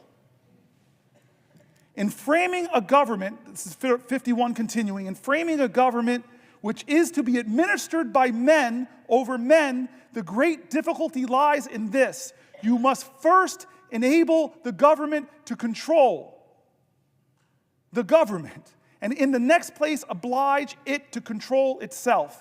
They are talking about at great length our founders in the separation of powers and the checks and balances of these institutions, and yet for 72 days of this administration has the Congress, Article 1, the People's House, the Senate, the deliberative body, have we once held this president to account? The most powerful man in the world and the richest man in the world have taken a battle axe to the Veterans Association, a battle axe to the Department of Education, a battle axe to the only agency solely focused on protecting consumers against big banks and other factors that might abuse them, bringing it down. Congress established the Department of Education. Congress established the Consumer Finance Bureau. Congress. But the president doesn't care. He's going to push as hard as he can against the principles of our founders. And what will we do in this body? What will we do in the House of Representatives? Right now, the answer is nothing. Has Elon Musk, the unelected, un-Senate confirmed, billionaire, #1 campaign contributor of Donald Trump, who has admitted he's made mistakes. Heck, his website, he keeps taking down the mistakes, keeps getting called out from them, fires people from the FAA, then begs them to come back, fires the people that protect us from nuclear accidents. Oh, wait, come back. Has we ever in the Senate or the House called him in for one oversight hearing to account for what he's doing, to address the fears of a nation? No. Separation of powers. Hey, we have hearings here all the time, but not Elon Musk. You know why? You know why I think why? Tell me I'm a conspiracy theorist. Because what Elon Musk is doing to some of my colleagues on the other side of the aisle is threatening them. Threatening to run primaries with what to me would be a quarter, but to him is $100 million.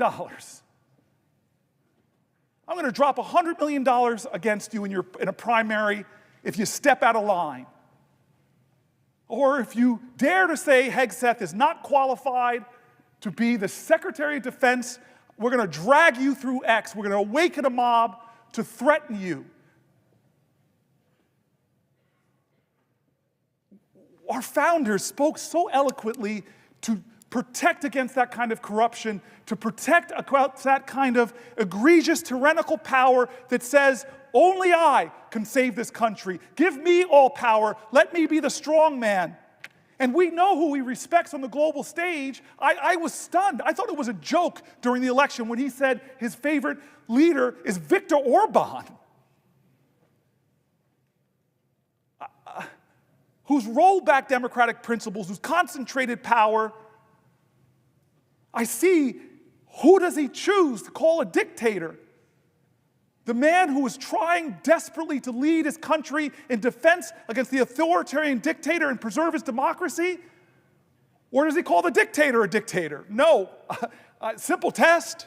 Most high school students would simply pass it, but no. He calls a hero a dictator. Do we have any conversations about that in an informal capacity?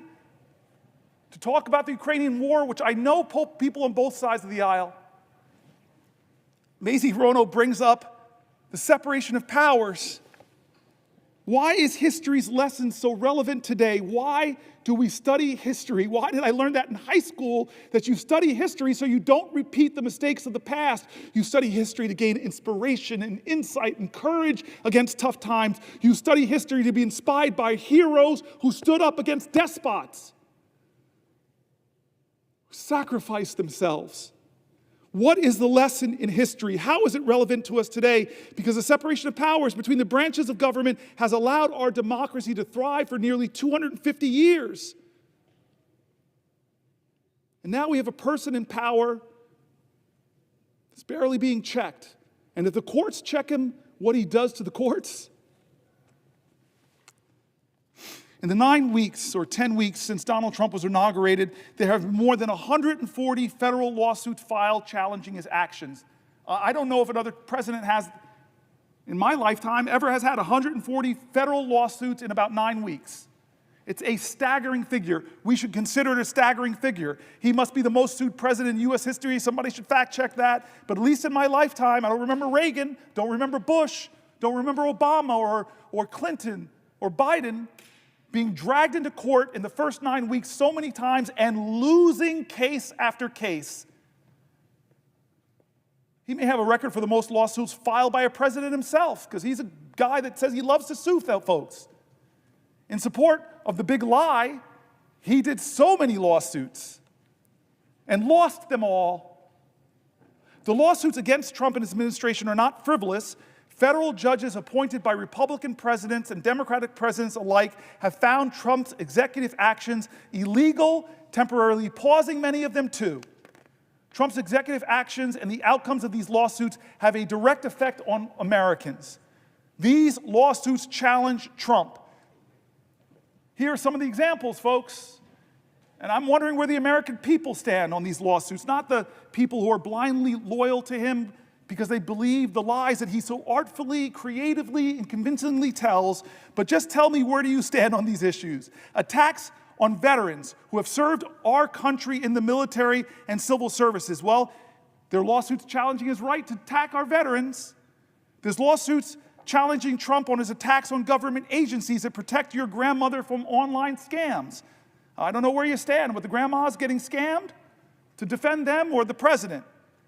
Lawsuits against Trump because of his attacks on lawful American citizens born in this country and guaranteed their citizenship under the U.S. Constitution. There are lawsuits against the president for withholding National Institute of Health funds to support studies of horrific diseases like Alzheimer's and disrupting life-saving medical research and ongoing clinical trials. Now, if you're a student of history, this is the problem often with lawsuits. Brown versus Board of Education, we celebrated as this wonderful case. It was. But was it obeyed? No, it wasn't. I have a picture of Ruby Bridges in my office because it wasn't obeyed. The court didn't declare this, and suddenly everybody said, hey, let black folk go to school with white folks.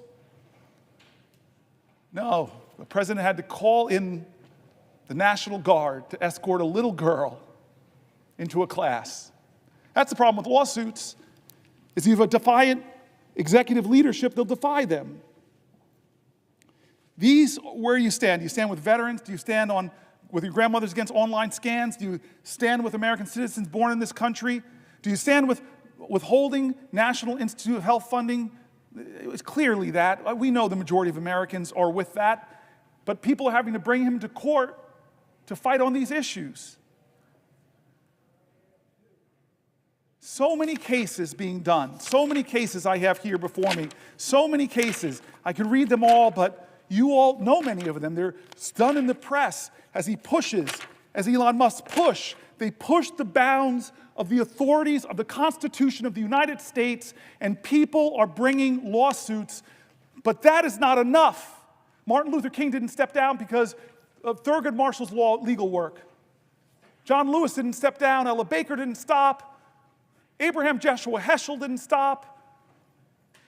The great Rabbi Joachim Prince didn't stop. The people of the United States of America, more powerful than courts, the people of the United States of America, more powerful than the Constitution. I just said something controversial, so let me defend myself. I believe in the people. I believe in the words of the great learned hand. He said the like of what I just said, so let me read somebody far greater, far more vaunted than this senator from New Jersey. Learned Hand serves as a federal judge from 1909 to 1951. He was nicknamed the 10th Justice of the Supreme Court for his many influential decisions. And he wrote this speech about our Constitution, about our liberties, about the tyrants in every generation who have tried to subvert our democracy.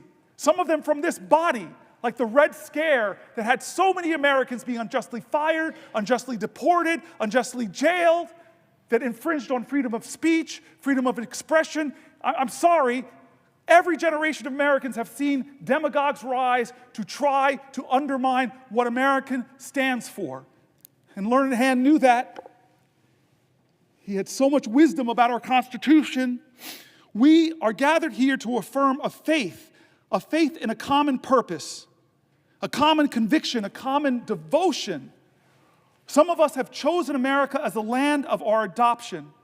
The rest have come from those who did the same.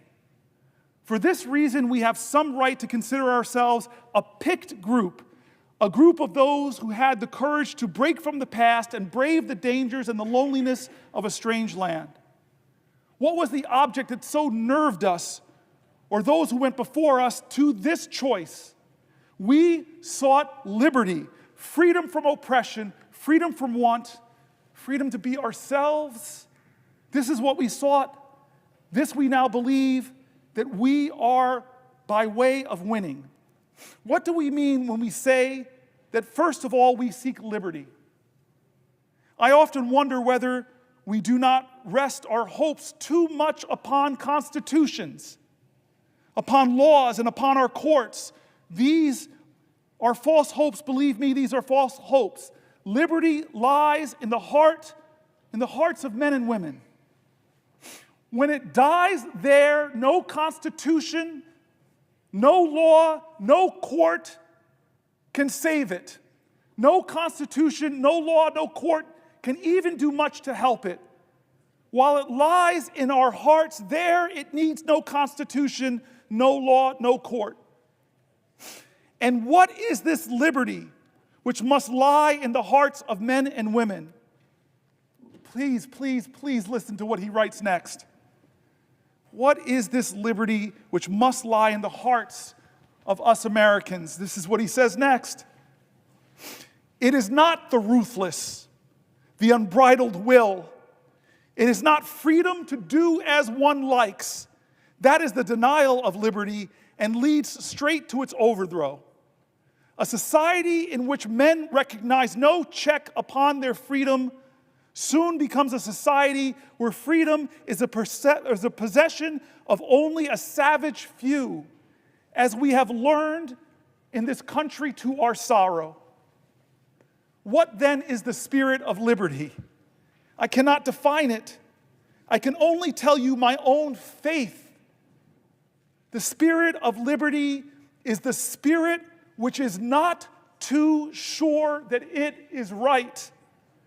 The spirit of liberty is the spirit which seeks to understand the minds of other men and women. The spirit of liberty is a spirit which weighs their interest alongside its own without bias. The spirit of liberty remembers that not even a sparrow falls to earth unheeded.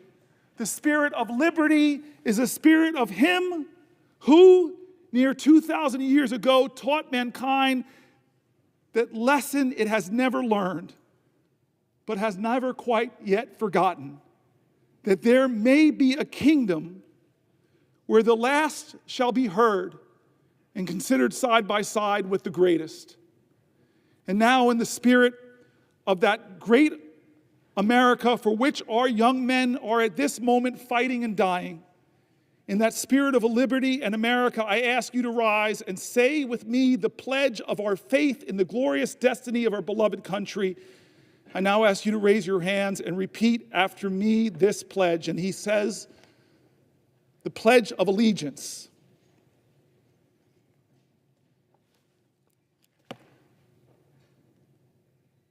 He believed that the Constitution dies if the spirit of it dies in the hearts of men and women. I will tell you,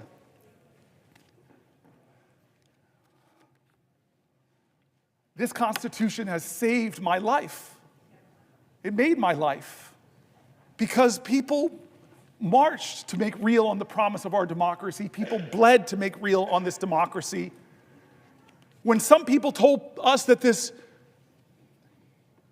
Constitution didn't apply for us, this body, Republicans in America stood up and said, no, President Johnson, we're going to do amendments. We saw the 13th Amendment, the 14th Amendment, the 15th Amendment would guarantee my ancestors finally full citizenship in the United States of America and the protections of the Constitution. I am here in this body because of past generations that fought to uphold the Constitution, not because the Constitution was real to them, but because they brought reality and hope and love and promise to the Constitution. They were Americans that said, like Langston Hughes, America never was America to me, but I swear this oath, America will be. They loved this country so much even when it didn't love them back. I am here because of that. I'm the fourth black person popularly elected to this body because of generations that believed so much in this document that they were going to make it real. It lived in them. I quoted earlier today. It's worth quoting here again. The great Margaret Chase Smith, a U.S. Senator from Maine, a Republican, in her famous Declaration of Conscience speech, delivered on June 1st, 1950. Thank you, my good Senator friend Whitehouse, because Lord knows I would have slipped and fallen on my tuchus. and have ended this long filibuster because I fell to the floor. That's what you mean when the brother has your back. What did this Republican say in a time of tyranny in her times, in a time where the Constitution stopped living in people's hearts, where people believed that whipped up fears of others by demagogues,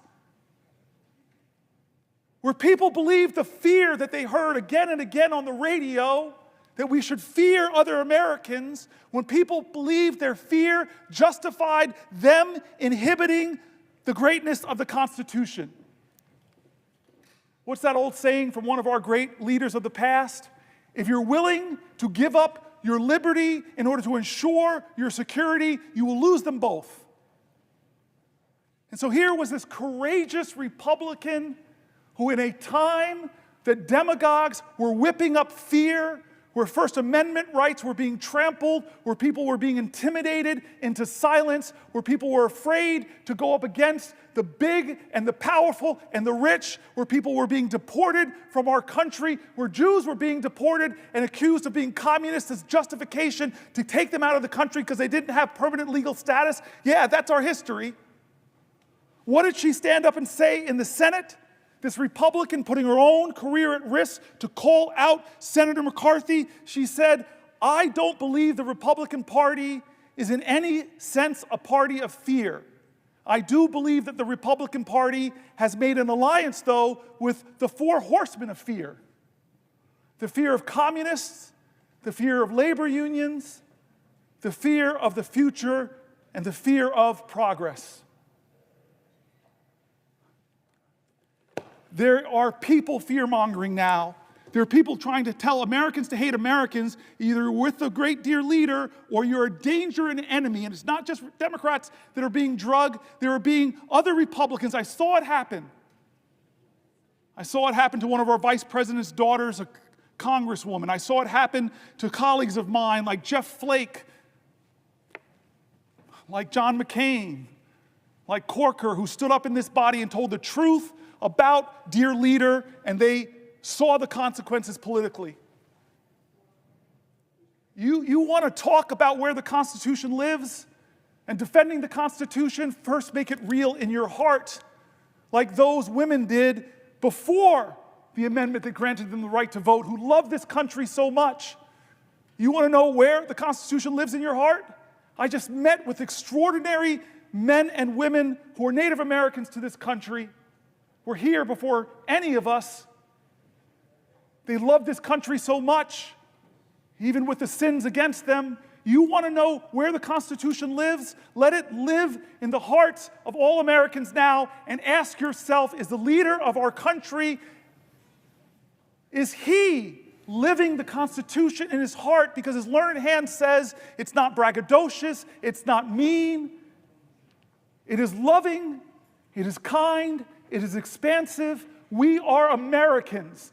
Our creed, above the presiding elder, says it all, e pluribus unum, trying to remind our country that despite racial differences, gender, besides Republican or Democrat, ethnics, you know all the lines that divide us are not nearly as strong as the ties that bind us. That's what e pluribus unum means. What about the pledge that learned hand read?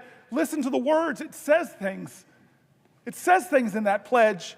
It says that we are one nation under God, that we are indivisible, and we pledge ourselves to liberty and justice, not just to the people who agree with the president, but for all. God bless my courageous colleagues who have spoken out in the past and suffered the consequences. The liberty and the Constitution lives in their hearts. They put patriotism over politics. We are in this moral moment now. We are in this moral moment now. This is not right or left. Don't let them say this is a partisanship. It is not. It is not left or right. It is right or wrong. America, this is a moral moment. Does the Constitution live in your heart?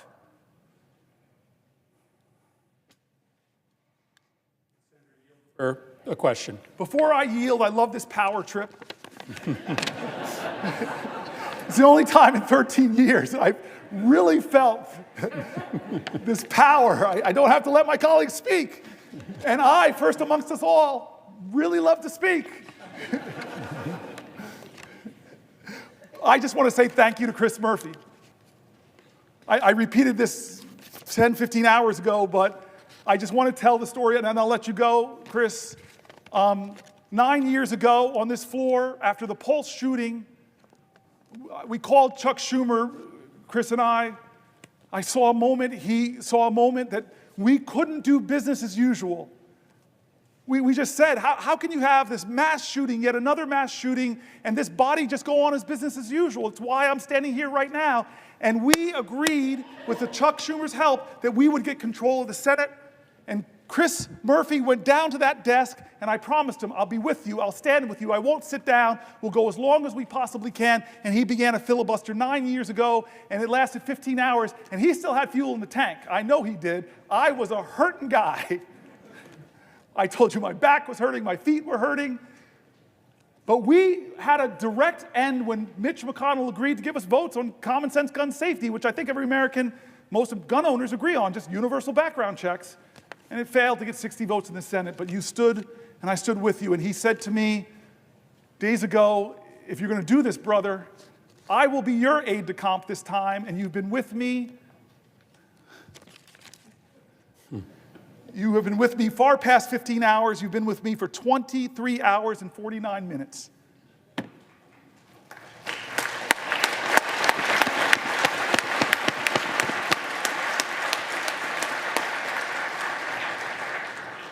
Although my cousin Pam in the gallery, she's been here the same amount of time. All right, so I'm going to yield my power. It's not going to go to my head. This is why we need separation of powers, checks on men, because men are not angels. I yield for a question while retaining the floor.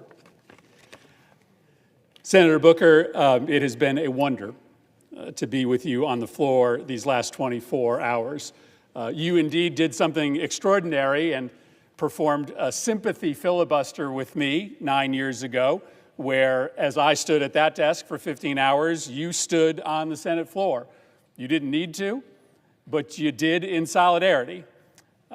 I have been with you for the last 24 hours, but I've sat for most of it. You've done the hard work. You are an extraordinary senator. You are an extraordinary American. And I think I can say on behalf of everyone in this chamber and many people in the gallery, you are an extraordinary friend. And so I think all of us feel privileged to be here with you at this moment of peril, this moment of danger, this moment of opportunity for the nation, but also this moment of history. On August 28, 1957, at about 8:45 p.m., Strom Thurmond took this floor. And he took the floor with the intent of trying to block the 1957 Civil Rights Bill. This was the most significant, really the only civil rights bill that had been before the United States Senate in 90 years.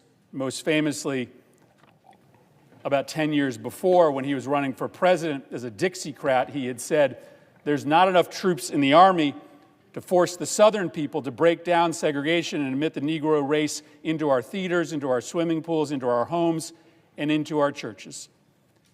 And he sat on this floor for just over 24 hours, and he made the case for why this nation should continue to segregate black and white. He started, in fact, by reading every single state's voting rights laws. Every single state's laws he read into the record, apparently as proof that every state adequately protected all of its voters and that no additional laws were necessary. He had friends in his cause to preserve segregation that came down to the floor and asked him long questions to give him breathers. At the end of that 24 hours, at around 9 p.m. the following night, he could go no longer. His final words in his 24-hour record-breaking filibuster were, "I expect to vote against the bill." But within hours, The bill passed. It became law. It established the Office of Civil Rights at the Department of Justice. It was not nearly enough, but it broke 90 years of inaction. What you have done here today, Senator Booker, couldn't be more different than what occurred on this floor in 1957. Strom Thurmond was standing in the way of inevitable progress towards equal political and economic rights for Black Americans. It was inevitable only because the people of this nation were standing up at that moment, the beginning of the civil rights movement, to make clear that progress was inevitable. And I say that that moment is so different from this moment because today you are standing in the way not of progress, but of retreat. You are standing in the way of retreat from the rule of law, retreat from our commitment to provide care to the most vulnerable, retreat from our common cause, at least we used to be in common cause, that we would have zero tolerance from corruption at the highest levels of government. And you have recognized rightly that this multifaceted retreat from everything that makes this country so special, and the speed of that retreat over the last 71 days, it is an exceptional moment. You've said that word over and over again. It is not normal what this administration has been doing to rob from us the values that used to unite left and right in this nation. And so you made this bold decision to engage in an exceptional tactic, to declare 24 hours ago that you were going to stand on this floor for as long as you could to try to raise the specter of failure in our fight against this retreat for our colleagues and for the American public. The exceptional nature we have heard so eloquently from you over the course of the last 24 hours, the massive transfer of wealth in this reconciliation bill from the poor and the middle class to the wealthy, the industrial scale harassment of journalists, of universities, of law firms, the destruction of the independence of the Department of Justice, the destruction of the American knowledge economy and the research economy, the use of the White House in violation of the Constitution to make those in power richer. You have laid out the case. And it's funny, I remember this from 9 years ago. When you're sitting in your spot, you haven't moved in 24 hours, you have no idea what's happening outside of this building.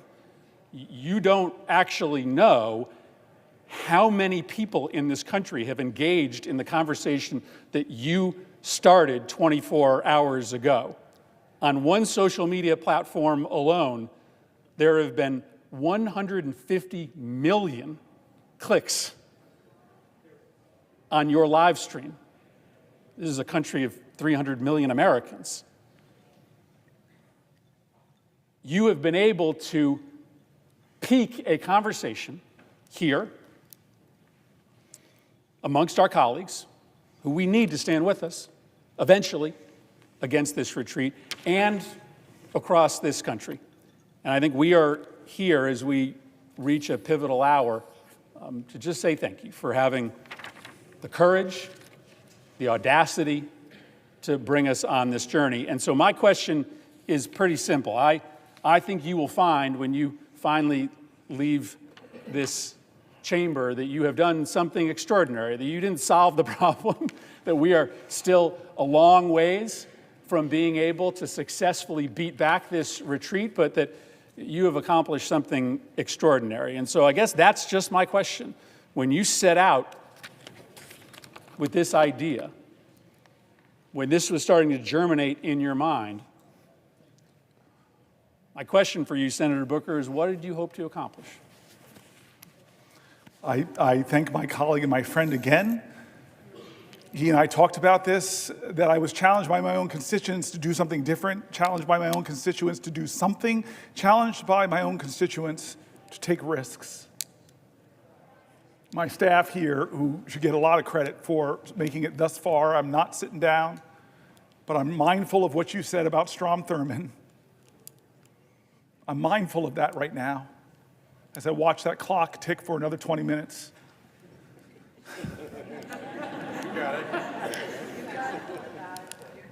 I'm grateful for my staff. I'm grateful for the parliamentarians, the clerks. I'm grateful for the Republican presiding officers. I don't know if I want to out Curtis on the note that the good senator on the presiding officer, forgive me, on the note he sent me, but this is the kind of specialness in this place that I love. I want to tell a few connecting stories. I think some of my colleagues know a few of these, but I want to explain why I started this whole 24 hours talking about John Lewis and good trouble.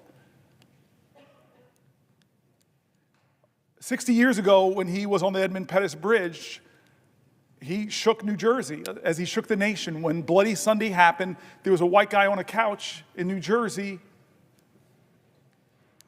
who was watching TV and was so shaken. This lawyer said, I gotta go to Alabama. He realized he couldn't afford a plane ticket, so this man slumped back down on his couch, and then he said, at a moral moment in America, I'm not going to let my inability to do everything undermine my determination to do something different.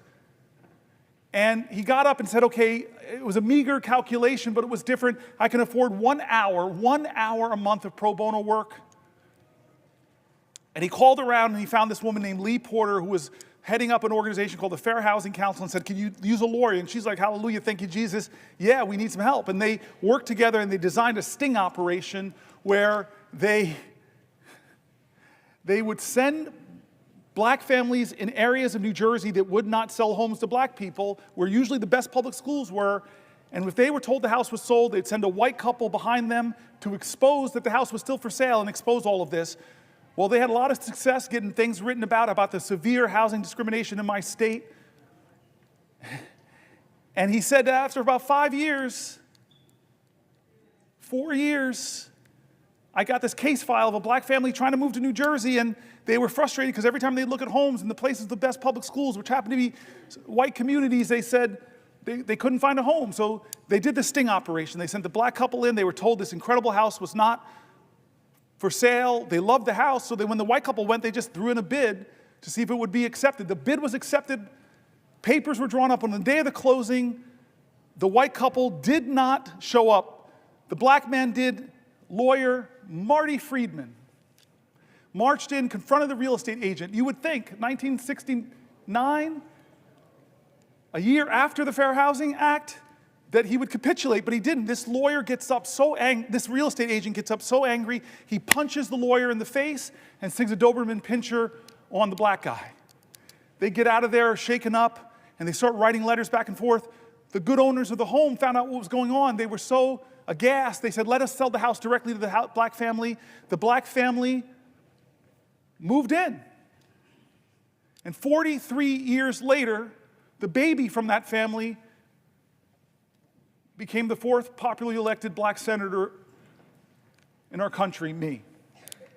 Now, I tell that story because I started with John Lewis 24 hours ago, and it was John Lewis and a bunch of marchers on a bridge that influenced the destiny of my life and my family's life. We're all interconnected. As King says, we're all caught in an inescapable network of mutuality, tied in that common garment of destiny. But I want to tell you the second time John Lewis shook up my life. I was mayor of the city of Newark, and I got called to be on a TV show.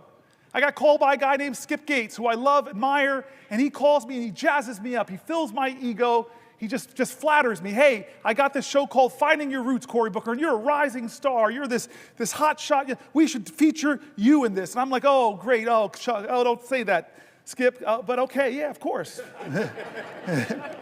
And then I said, okay, well, who are you going to pair me with? And I thought it was going to be another young hotshot, up-and-coming politician in America. No, he goes, I'm going to pair you with John Lewis. And my heart sank a little bit. Actually, maybe it was my ego that sank. My heart got excited because I know how these shows start. They start with biographies. And so imagine the show starting. John Lewis. hero of the civil rights movement, literally bled the Southern soil red for freedom and justice. And then it goes to my biography. Cory Booker, riding his big wheel in suburban New Jersey. The show was unbelievable, mountain and boy. But I got to meet John Lewis. I got to tell him that story, that he changed my life, and I didn't even know it. On a bridge in Alabama, changed the course of events in New Jersey that led to me. Third take on John Lewis. My colleagues know I got here in a special election in 2013. What all my colleagues might not know is I came here with a broken heart. My mom and I came here with a broken heart because I was elected in October, sworn in October, but also in October, my dad died of Parkinson's. That's why I got choked up reading these letters from people with Parkinson's. And so we came down here, we were grieving. My dad was not with us. My mom lost her husband of nearly 50 years, and I'm going to get sworn in. It's a big event, but my parents and my campaign decided, you know what we should do?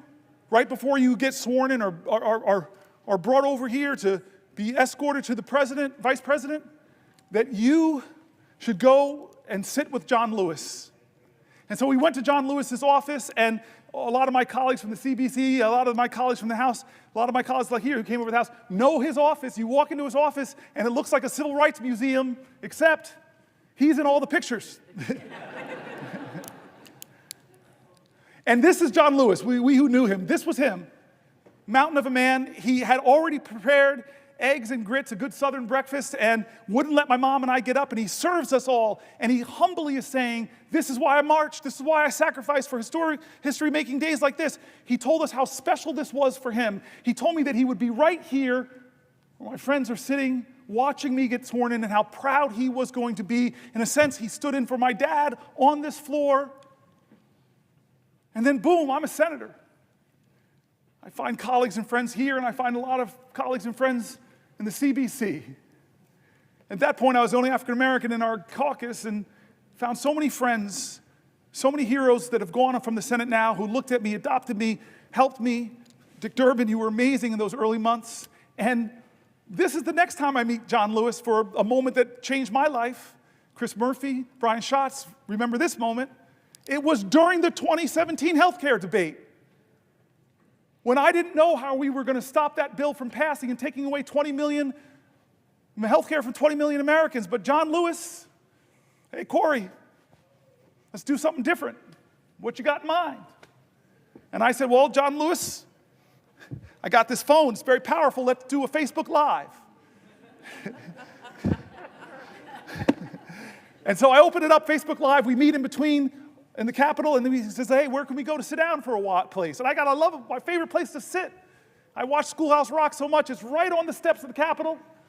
Let's just sit there and talk. Chris Murphy, Brian Schatz, first people out to sit with us. And the time lapse is amazing. First 2-3 people, then 10 people, then 50 people, then hundreds of people. I have it all. Coming because of the moral magnetism of this man, John Lewis. And he talked to people that night who were looking for, what can I do? I'm just one person. And this guy who in his 20s, who was just one person and caused a heck of a lot of good trouble, he told them, don't lose faith, don't lose hope. Get angry, but let it fuel you. Be afraid, but know that's a necessary precondition to courage. He was amazing that night, and I know my colleagues remember that. And then there was the next time. Oh, Brother Warnock, you're going to love this one. The next time I was with John Lewis, Jimmy Carter had gotten a little sick. But then he got better and went back to teaching Sunday school. And I thought, this man is in his 90s. I need to go to Sunday school. And so who do I know? Because there's a waiting line. It's like people sleep out all night. I might have been a little selfish. How do I know I can get in? Call John Lewis. I say, hey, I got this great idea. Why don't we go to Jimmy Carter to watch him teach Sunday school? So I have the singular greatest road trip. I fly into Atlanta, we get into a car, and we drive all those hours to Plains, Georgia. Indeed, people were waiting outside, but it's John Lewis. Come on in. We sit in the front row. I must be in the front row. And we sit down. And then this marvelous, incredible moment comes. somebody comes and says, Congressman Lewis, Senator Booker, the President, First Lady would love to see you beforehand. It's my first time meeting President Jimmy Carter. But I walk in, I'm sort of on the sidelines. These two men are hugging each other. He and the First Lady. And the two of them whisper for a second, and Jimmy Carter walks over to me and says, I hear you're thinking about running for President of the United States. And he does something incredible. He says, I think you should run, but only if you run, and he pokes my heart, only if you run from here.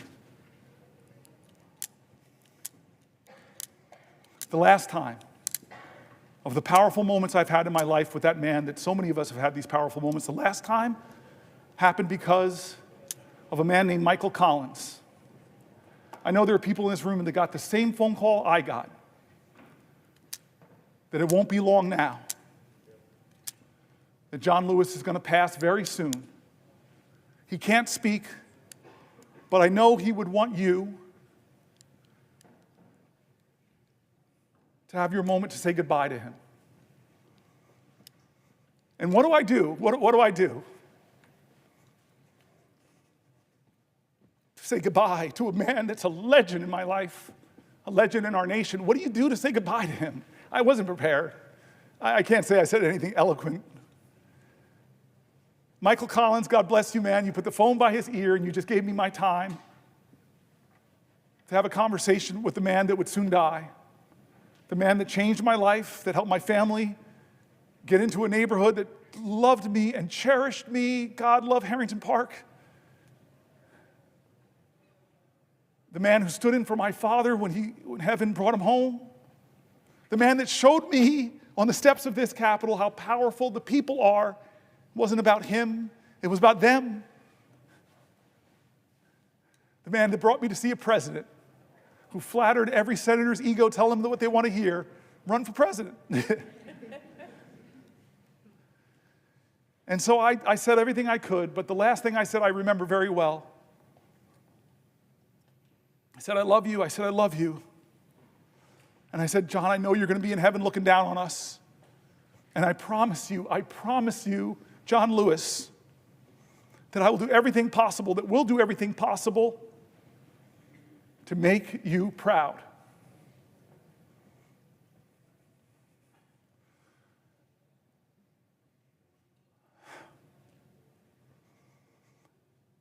The civil rights generation is starting to be called home.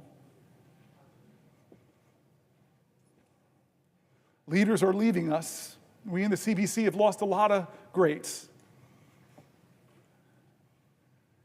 And I can't remember forget the promise I made to John Lewis, with all that he gave me, with all that he gave his country, that I said we would make him proud. And so this is one of those moments that John Lewis, he would not be sitting still. He would be calling me up and say, you still got that Facebook thing? I go, no, I don't really use Facebook anymore. But there's a thing called TikTok or... I don't know what John Lewis would say right now. I know what he said in 2017, but I'll be honest with you, I don't know what he would say.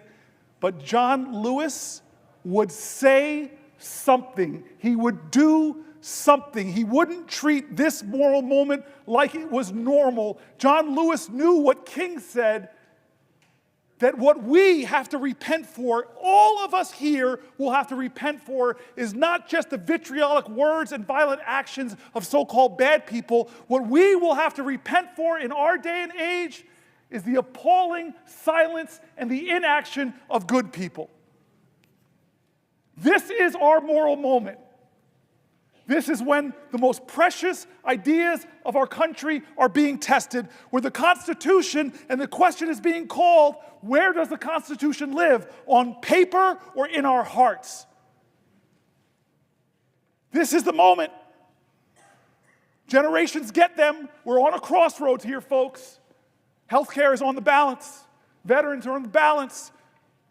Priorities are on the balance. Where's our priorities, America? More tax cuts disproportionately going to the wealthy? Greater budget deficits in the trillions and trillions of dollars? Or are we going to do something different like John Lewis would call us to do? He would call us to get into good trouble, necessary trouble, save the soul of America. But you all know John. Don't hate each other. Don't let anybody pull you so low as to hate them. I said this about the presiding elder. Different parties, but he showed me an act of kindness during this speech. He and I have talked about energy policy. He has amazing ideas. I want to partner with him. Don't hate anybody. Did the folks in Birmingham, did Martin Luther King, Fred Shuttlesworth, Dorothea Cotton, James Bevel, did they bring bigger dogs and bigger fire hoses to match the sheriff's? Bull Connor, thank you. I've been standing here a long time. They didn't do that. They were creative artists of activism. They called to the conscience of a country. They challenged our moral imagination not to focus on hate, but focus on what is possible in America if we redeem the dream, if we dream America anew. That generation in their 20s and 30s, that's what they demanded. Martin Luther King didn't go to the March on Washington with a list of grievances against the racists in our country. He went there and called to the conscience of a country. He said he had a dream. That's what we need in our generation. Vision now. That's what we need in our generation. A vision to redeem the dream, to call our country together. Yes, there is a man in the White House who's the most powerful man in the land, and his partner is the richest man in the world. But as long as this is a democracy, that we can still protect the power of the people is greater than the people in power if they use their power. As a great African-American woman author once said, the most common way people give up their power is not realizing they have it in the first place. I've been calling out names, folks, to tell them they have power. I read the stories of Deanna, of Wendy and Cassie, of Tanya, of Cameron, of Jean, of Susan, of Edna, of Randy, of Dylan, of Teresa, of Pamela, of Sally, of Mike, of Carol, of Rosemary, of Danielle, of Judith, of Elizabeth, of Sandra, Alicia, Maggie, Nibel, Laura, Michael, Robin, Mary, Allison, Ash, Roseanne, Carrie, Samantha P., Raphael, Will, Anthony, Sean, and so many more. I read their stories here because while we were elected, they are the power of our country. I've made mistakes. We all have. Both parties have a lot of mistakes to account for. The ballast of this country, what will anchor us to our ideals, what will call us to new heights, lift our heads, lift our hopes, what will call us to rise is each other. We need each other. We need a greater love in this country. We need a greater fight in this country. We need a greater determination. We can't act as if this is normal times. These people's stories that I wrote were calling out for help. Senator, help me. Someone help me. I'm in danger of losing my health care. Someone help me. I'm a veteran. Look what happened to me. It's not fair. I fought for this country. Help me, help me. I'm worried about my Social Security, and the rural office I go to is being closed. Help. People calling out for help. And what Americans do when people are calling out for help? They built an infrastructure. The greatest project ever, called it the Underground Railroad, where Quakers, white folks, joined with black folks to shuttle people to freedom. What did they do when people were worried and fearful? They called people together from across our country. Let's have a conference. Let's go to Seneca Falls. What did they do when they faced violence? Well, look at the people at Stonewall who stood up, who pushed back, who organized, who won. What do they do when the dogs are unleashed on us, the fire hose are unleashed on us? Look at what they did in Selma. I'm getting close to a record, folks, but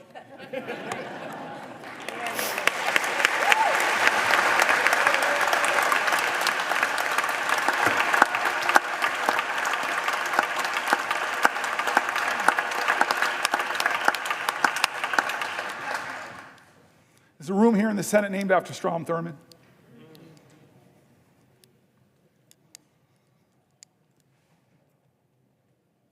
To hate him is wrong. And maybe my ego got too caught up that if I stood here, maybe, just maybe I could break this record of the man who tried to stop the rights upon which I stand. I'm not here, though, because of his speech. I'm here despite his speech. I'm here because as powerful as he was, the people were more powerful.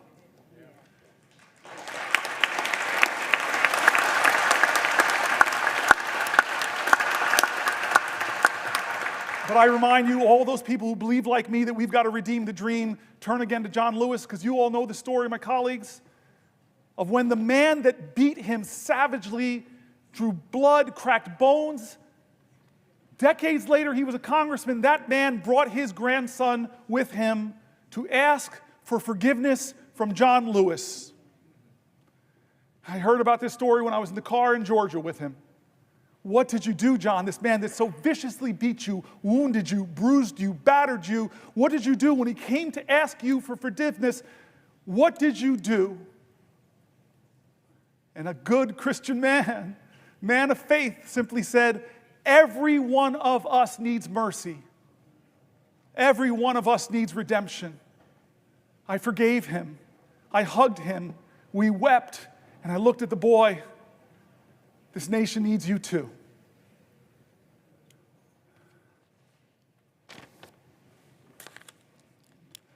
John? Would the senator yield for a question? Chuck Schumer, it's the only time in my life I can tell you no. I just want to tell you a question. Do you know you have just broken the record? Do you know how proud this caucus is of you? Do you know how proud America is of you?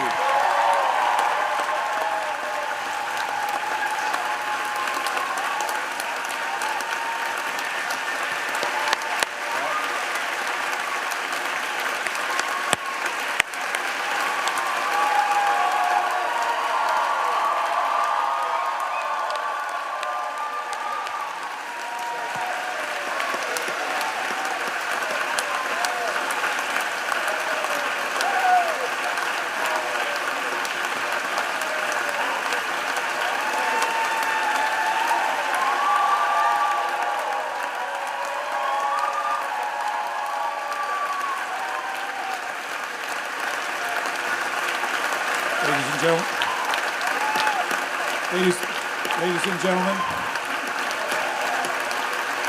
ladies and gentlemen, ladies and gentlemen,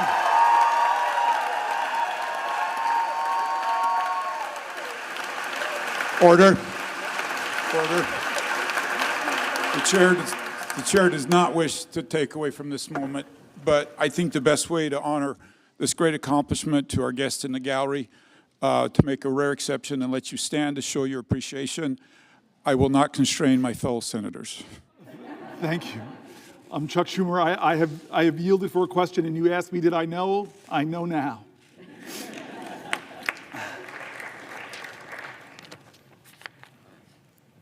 I want to not quite wrap this up yet. I don't want to wrap this up yet.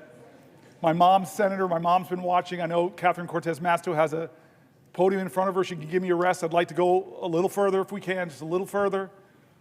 I love, and again, I know people are trying to train each other, and all of our media operations, they give the worst images of the people of the other party. But I want to tell you, one of the funny tweets my staff gave me is something Ted Cruz said. Is he's around 19-20 hours, he said, maybe I should pull a fire alarm. He's going to break my record. I'm going to pause in a moment if she has a question for me to Catherine Cortez Masto, because she's my mother. But I do want to just say again 2 points to make if I can. One is how grateful I am to my staff. When we decided to do this many days ago,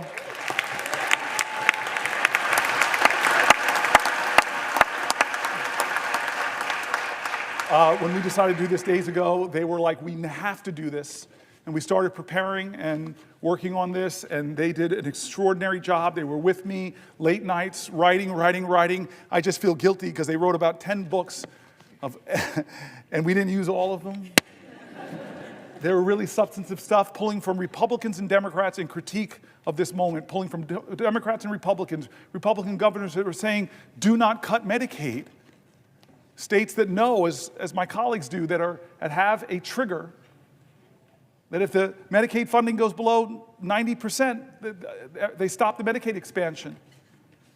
My staff really worked hard to not make this just Democratic voices, to make it people in our country, that Republicans and Democrats, you heard mentioned in the speech, the Cato Institute, the Manhattan Institute, all people who are honest arbiters and are saying that what Trump is doing is wrong, that a budget like this that blows massive holes in our deficit, it will be something our children are trying to pay for. And what are they ultimately paying for that's caused this big deficit? It's trillions of dollars of tax cuts that people like Doge, multi-billionaire Musk will benefit from, but children won't.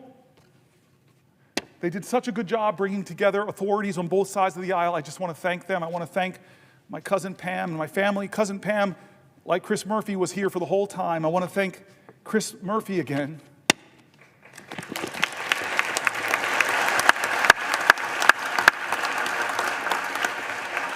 Who never stopped telling me we could do this, we can do this, we can do this, and said, I will stay with you. He's been with me on the floor. I hope you don't look as tired as I look, because you look beat, man. Do I look that bad? No. All right. I want to go a little bit past this, and then I'm gonna deal with some of the biological urgencies I'm feeling.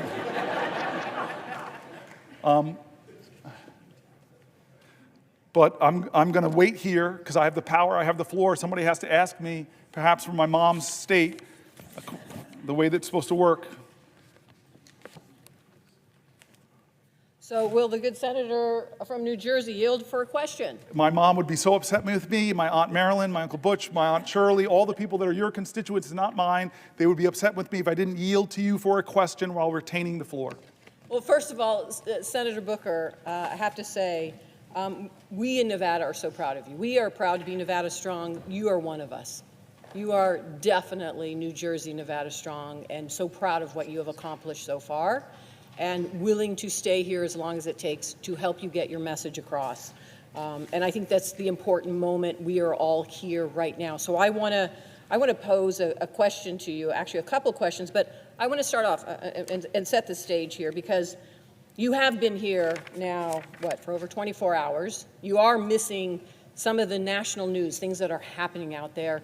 But one of the things I want to point to that is happening that you may not be aware of, and you've touched on it a little earlier today, is this notion that we have now a president who is actually focused on billionaires and tax cuts for billionaires at the expense of the American public. And one of the things we have watched him do is cut funding for medical research. Now, what you may not know is just today I found out that HHS laid off the entire healthy aging branch of the CDC, just today. This office administers Alzheimer's disease programs. Yes.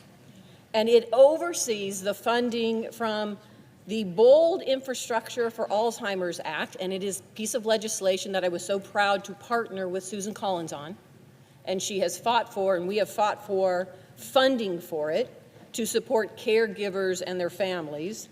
And Congress just reauthorized this funding. And now we have a president that has stopped the critical work that scientists are doing to try and cure Alzheimer's. And I bring this to your attention, Senator, because like you, and I think like all of us, there are personal moments in the work that we do. My personal moment is my grandmother, who I'm named after, died from Alzheimer's. And she died at a time in Las Vegas when there was not enough research, when there was not enough health care, when there were really not enough providers to understand what was going on. And so for many of us, this fight, not only is it personal, but we recognize the impact that it has outside the Beltway in so many families and lives across the country. And that's what this is about. In Nevada, as of 2023, there are 49,000 people, 65 and older, are living with Alzheimer's, and that's projected to reach 65,000 this year.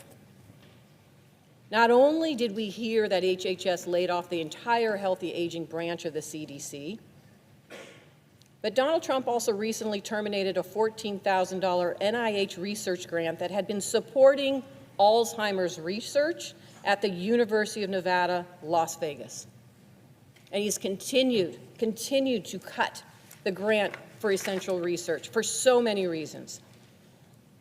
We've seen these funding cuts, we've seen mass layoffs, and the impoundment of grants that have already been approved by Congress. This is a violation of the rule of law, and you have been talking about that for the last couple of hours. President Trump is forgetting that this is personal. It is happening to so many families. So my question, Senator Booker, to you is, what do you think families and caregivers of those impacted by Alzheimer's, how they are feeling about what is happening right now? So this bothers me for two reasons, and the first you've already mentioned, is this is the point of bipartisan work that we do. I talked about Chris Murphy and the bipartisan gun bill that lots of people here worked on with Senator Cornyn and others, and how upset my state is that some of that community violence intervention money that I worked so hard to get in that bill is being clawed back by a president. There are people in this room, I know so many of you, and I know on the other side, that have done such great work to work with our colleagues to find common ground and get really important programs passed that bring resources to families. And it's being clawed back by a president, not with consultation, not with a hearing, not with a discussion of even why you would target Alzheimer's research. That is a violation of the separation of powers. And I wish my Republican colleagues would hold more hearings about that. These are programs that they like. I saw that with USAID. I worked with Marco Rubio on some of that programs and those investments that are now been cut and clawed back. So it's a separation of powers issues. It's an offense to the common goals that we share in this community of leaders. But the second reason it bothers me is an article I read hours ago by Fareed Zakaria. And he talked about what's happening to a nation that cuts so dramatically what is one of the best taxpayer investment dollars in biomedical sciences. If you're an investor, and I told you there's an investment that every dollar you invest, you would get $5 back for your economy, folks would be invested in that vehicle. Well, that's NIH funding. Every dollar you invest, who would cut a profit center? It's not just a profit center, though. The outcomes, the discoveries, could change the lives of people who are suffering in your nation and around the world.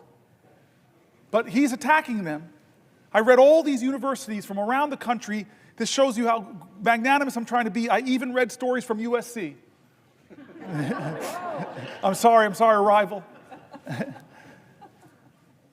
That all of these universities are cutting their postdocs, cutting their PhDs, cutting the lending, because they don't know, as Donald Trump threatens, the direct costs they're stopping. And Fareed Zakaria said so painfully to all Americans with Americans' pride, as we are doing that, China, who, when they had that Cultural Revolution, they first went after their universities. Now, modern China, their government is doing the opposite. They're trying to out-America us. They're massively increasing their investments in scientific research because they know if they get ahead of us on quantum computing, all of our subs can be located, and God knows what could happen. They could, any kind of cryptology they could break. They know if they get ahead of us on scientific research, the power and advantage it will give them, so they're doubling down. But what are we doing in America? We're tolerating a president that is cutting the funding that will predict who defines the future and what values will define those futures. Will they be democratic values, or will it be the values of the country that's competing with us to beat us, and right now we're giving them a head start? And then the final reason that question bothers me is because my father died of Parkinson's, and he had Parkinson's-related dementia. And I know what that's like. I know the pain families are enduring. I remember the time that my dad And my mom, we were in the movie theater, and my mother just shook my world. She was in Georgia. And so many people here in this room have had the same experience.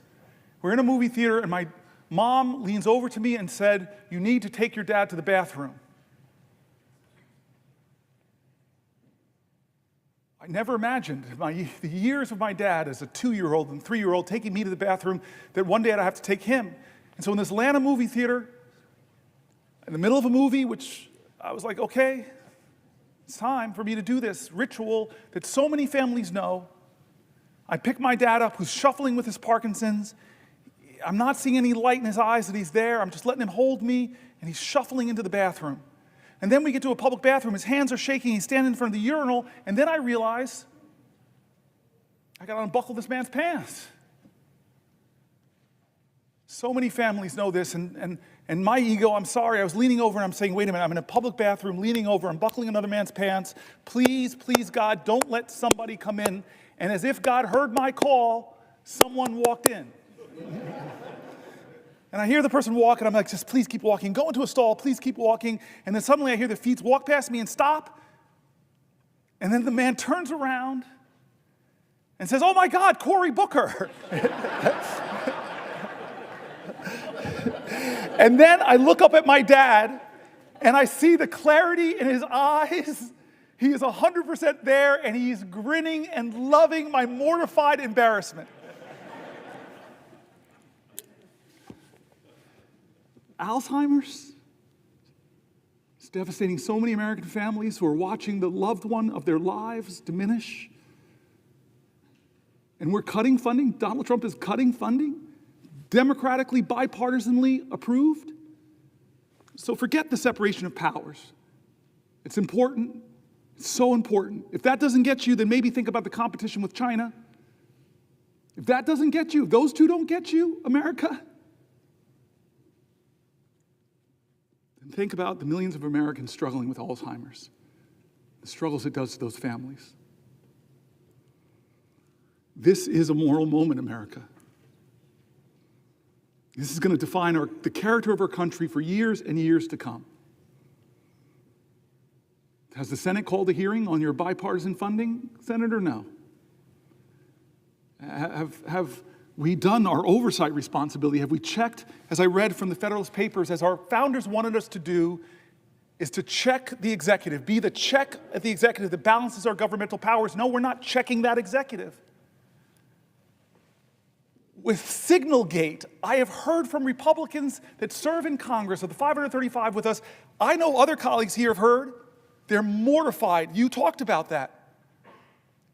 Mortified about that. And again, it's not partisan. The Biden administration made foreign policy mistakes. Obama made foreign policy mistakes. Reagan, when I was growing up, I was hearing about the Iran-Contra scandal. So I'm not going to be one of those peoples that the pristine, perfect Democrats. We've made mistakes. We've made failings. We've let the public down. We have some reckoning in our own party that we're working on right now. But that doesn't say that you should just be one of these people that says, well, Biden did it. No, you should be a leader of character that says there's something wrong here. And in fact, it could point to real problems in the national security of our country and the laws that we established. One of those laws is very simple. You're supposed to preserve records. How can a signal chain that disappears not be a violation of the law of this land? Is there a hearing on that? Head of the Intel Commission, not a hearing at all. Where are the checks and balances spelled out in the Constitution? We are derelicting our duties here in the Senate. We really are. And the consequences of that is the very national security of our country. How many times do you think this was the first time they created a signal chat? Or is this a pattern of practice? You're a really rational man. I keep looking at you, Mark. You're my leader on these issues. Or Jack Reed. No, this indicates a real problem, and the Senate, the United States Senate, should get to the bottom of it.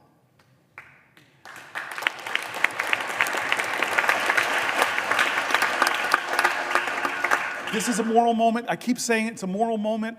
Who are we going to be? What's going to define us? And it's time not for the typical tribalism. It's time for leaders to start standing up and saying, you know what? We can go a different way. We can imagine a different country. That's why I pointed out the new leader of the Democratic Party on the House side. We're a different generation. There's a rising generation of people. I've talked about my friend who wrote this great book, Abundance. There's a whole bunch of new ideas out there that are about the future, about the possibilities, about the hope, about the greatness of America, not the greatness that is braggadocious, not the greatness that says, I'm better than you, not the greatness that says, only I can fix things. That's not the America we want. We want America that says, we the people. An America that says, e pluribus unum. An America says that our history shows that rugged individualism and self-reliance are important values, but rugged individualism didn't beat the Nazis. It didn't take us to the moon. We did that together, America. We need bigger visions that can unite us beyond our narrow partisan divides to get a real mandate. And you know what a real mandate should be? It should be government efficiency. It really should be. God, I have heard from so many of my colleagues on this side of the aisle that have said, if they formed a commission of former executives in this body, I see you, Maggie Hassan, it was hard, but I had to cut 24% of my budget, 1 out of 4 employees. It was really hard, caused a lot of pain, but we had to reduce my government. There are a lot of people here, there are executives on both sides of the aisle that would have said, pick me, let's form the most exciting team possible. Because Jack Reed knows that the military of the United States of America could do things more efficiently. It's a little bit of waste over there, because they haven't passed an audit. Where's Mary Cantwell? The Commerce Committee, so many ideas about how to create profit centers in the American government. You have talked to me about them. You're brilliant on some of these ideas. I look around here, but I could look to the other side of the aisle. The farmer sitting over there, the guy who's been so good to me, Chuck Grassley. I forced that man to hug me when we passed. I forced you to hug me, sir. I have pictures. Can't deny it. I don't know how you're going to get reelected now, sir. You hug this dude, black dude from New Jersey. You're so sweet to me still. We passed a big bipartisan bill because people like him, like the presiding officer, I've met with you, you still have big ideas. You still have big ideas that aren't partisan. If President Trump, from his inaugural address to his first speech before a joint session of Congress said, enough, there are big ideas in this country, I want the best, I want people to come together, I'm tired of us talking down at each other, it's time for us to come together and imagine ways to create real abundance in America for all Americans. I trust the genius of America, the kindness and the decency, but this president doesn't do that. He violates all of our common senses of decency. And don't say it doesn't happen, folks. Don't say that. I listen to him. I listen to how he talks about people. We have a government now, as I said earlier, that isn't ask not what your country can do for you, but what you can do for your country. We have a country now where a president says, ask not what your country can do for you, ask what you can do for Donald Trump. And you're seeing who gets the special treatment. Some law firms are really threatened right now with being bankrupted by Donald Trump targeting them. Others have decided a different path. I'm not hating on them, but they said we're going to go to Trump and we're going to offer him what he wants. We're going to give him tens of millions of dollars of free pro bono work. I wish they would bring some of that free pro bono work to Newark, New Jersey. A lot of people who need lawyers, folks in my city. What are the standards here of our government? You want a merger? Well, maybe you should put a lot of money in Donald Trump's meme coin. I read the document, there's something word called emoluments. And we sit by and act like, oh, no big deal. He's made millions and millions of dollars from who we don't know. We haven't held one hearing of oversight to know who is giving him millions of dollars to that meme coin. Is it the Turks? Is it the Saudis? Is it the Chinese? Is it the Russian oligarchs? Do we know? Should we know? Yes, America, stop falling into tribal lanes and closing your eyes to things that should not be normalized. Why are we normalizing these things? They're wrong. They're patently, on the face of it, is wrong. If you use Signal to discuss a military attack, the time of the attack, the weapons that are going to be used, and you do it on a commercial app and decide to include a reporter, there should be accountability. Am I crazy?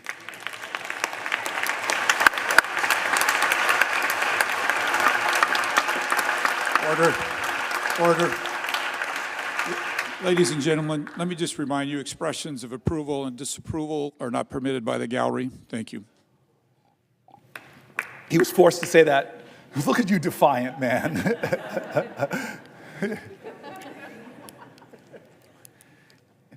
The Senate and the House should be checks and balances on the President of the United States. The Senate and the House should not allow business as usual in this moment when the President is insisting that no one has the power to check and balance him. When a judge does it, when a judge decides on the soundness of his legal observations to have a ruling, and then the President of the United States doesn't appeal the ruling like most people kind of do, but starts to drag and insult and threaten that judge with impeachment, and some people, astonishing to me, in our government said, oh, that's right, we should impeach this guy. That's not a question of left or right, that's a question of right or wrong.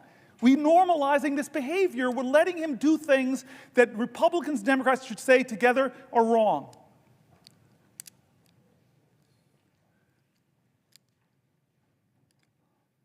And so I want to say, I'm going to stop soon. Well, for a question? Oh, yes. God bless you. I will yield for a question while retaining the floor. Thank you. I want to start, before I get to my question, with just saying how proud I am, how proud we all are of you.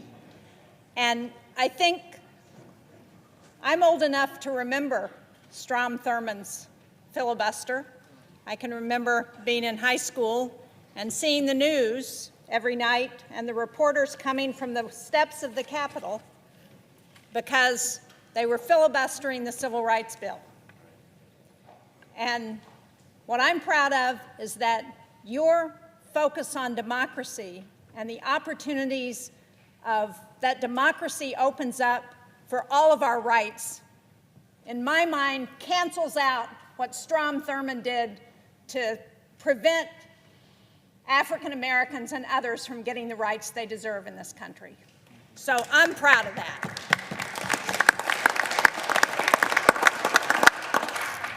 But I really want to, you talked earlier this afternoon about the rule of law and the overreach of this administration. And as part of that, you went through a litany of agencies that Congress had established that this president is trying to take away.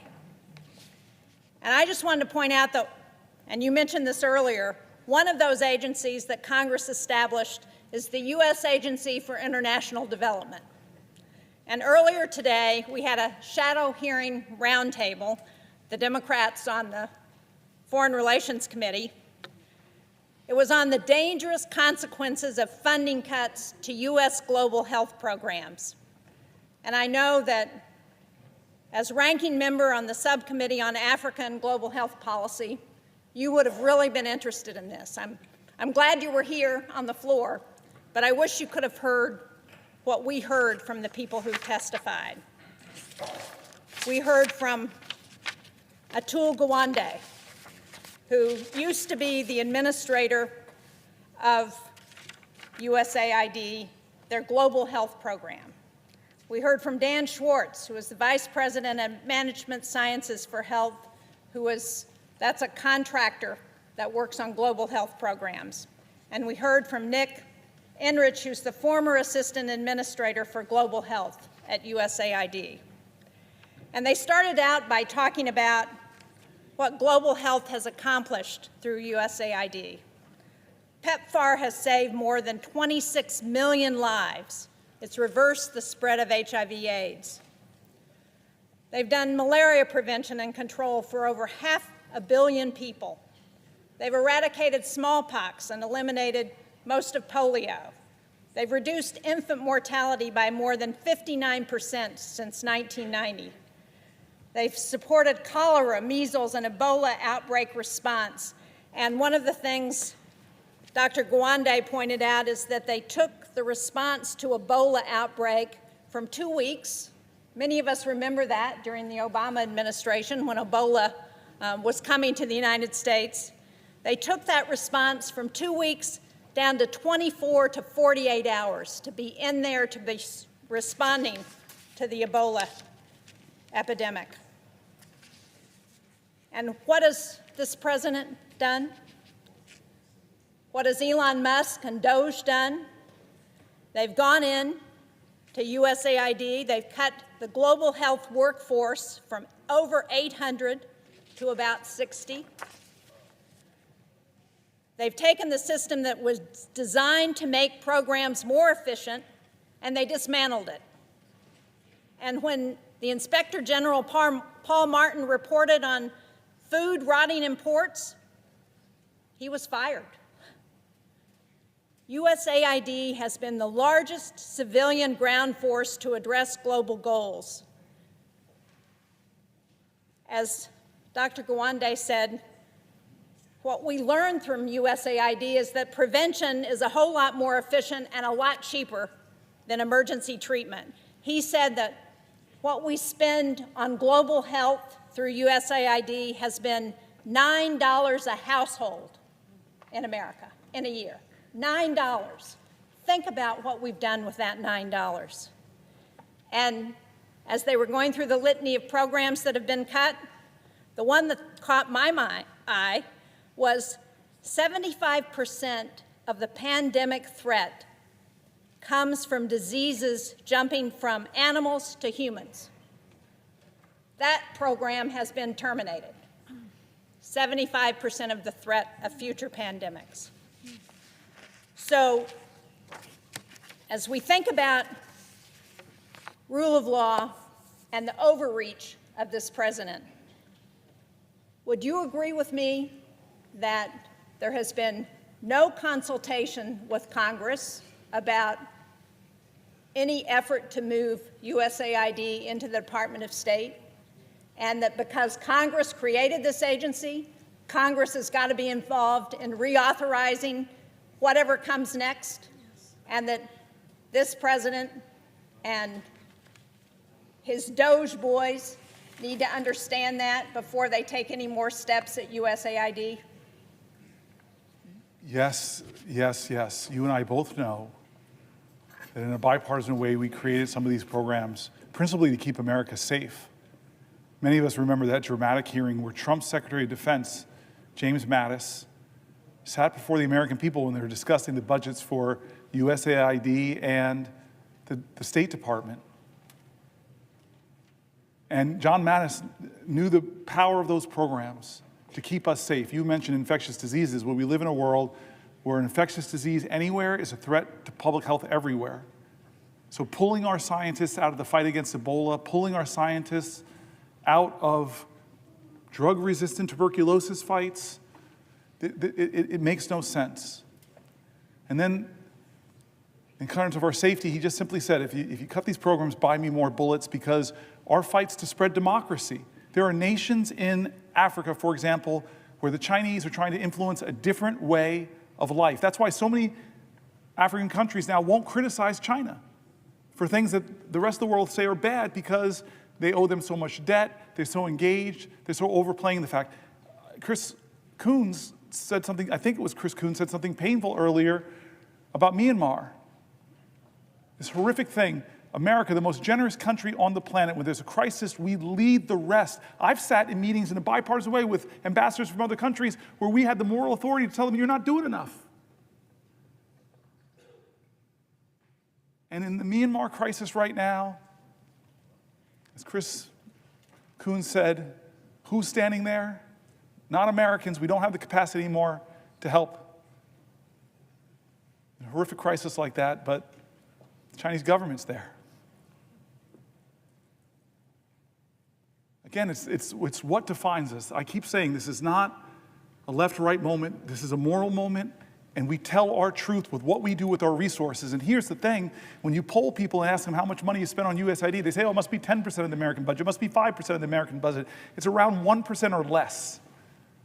A penny of what tax dollars you send down to Washington goes to help us make sure that around the globe we're countering the hard power of some countries with the power of our light and our soft power. We have been the envy of the world, where people see and know how special America is because we live the value of every major religion, that we're going to love our neighbors, we're going to be there for you in your times of need. And we all know, with a terrorist group from far away to the most horrific attack, that in a lot of these countries, terrorist groups are trying to counter the democratic governments there. Look in the Sahel region. Look what's happening. When I was in Nigeria, I was shocked to say what they're talking about, instabilities in the north, the threats of terrorism in the north. I'm going to go for 7 more minutes and stop, but I want to use these last 7 minutes to return one more time to the people of my state and actually other states who demanded we do things different, who asked for help. Before I do, I just want to thank Mike Lee today.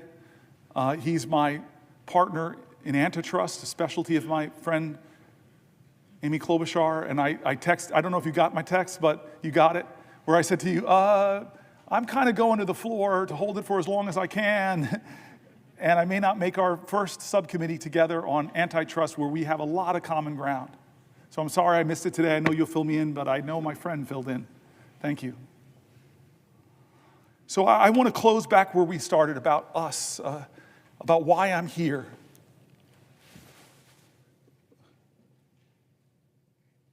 I believe that there is an urgent crisis in our country that we are not talking about. It's not a left-right crisis, it's a right-wrong crisis. It's a moral moment, and again, in America, that's going to define our character, about who we are and what we stand for. There's a threat to the bedrock commitments we've made to each other as a country. People are threatening that bedrock commitment of Social Security. They're calling it a Ponzi scheme. They're making up absolute lies about it.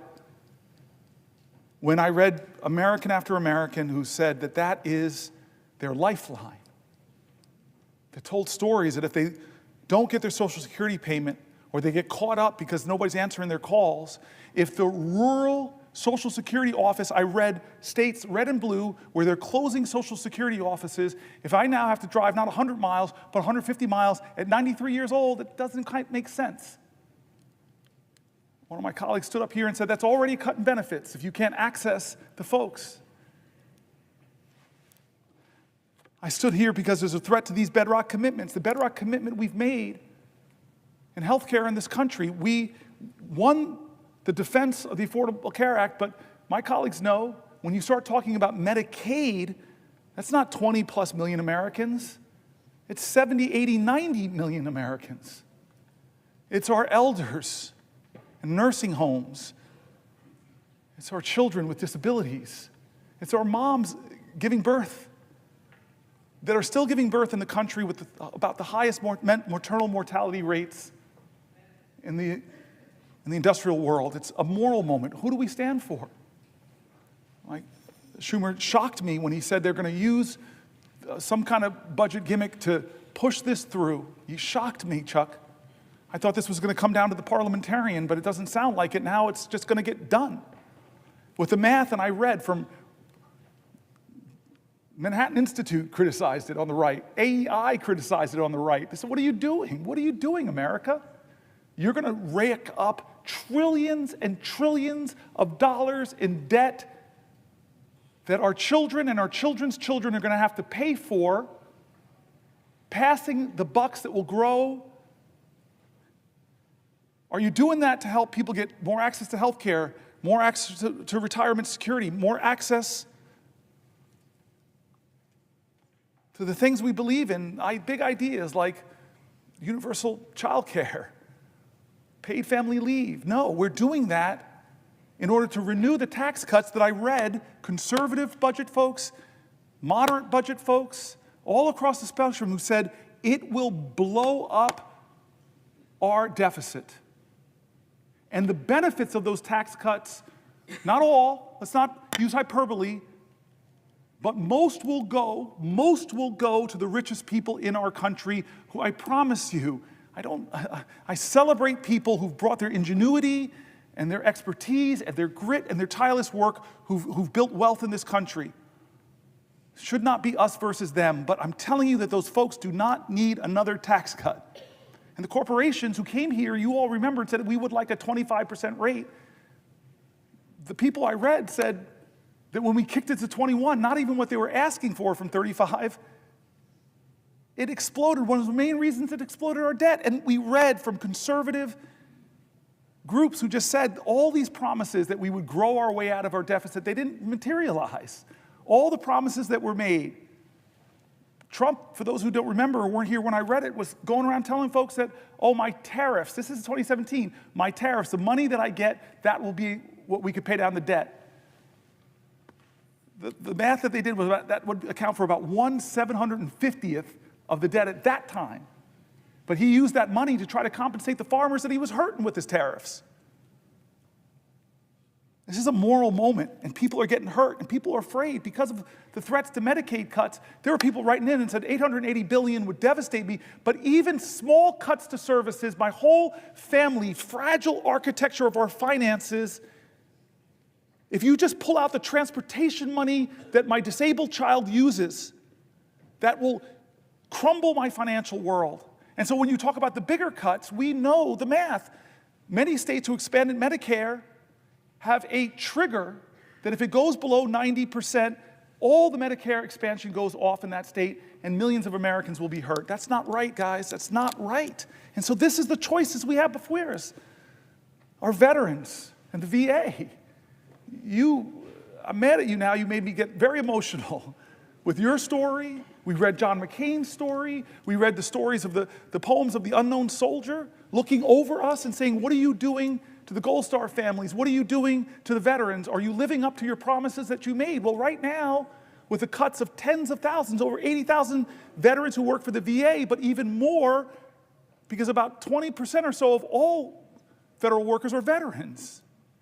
And we read stories from veterans in America who are shaken by what's happening, who are losing their jobs, but yet all they want to do is serve.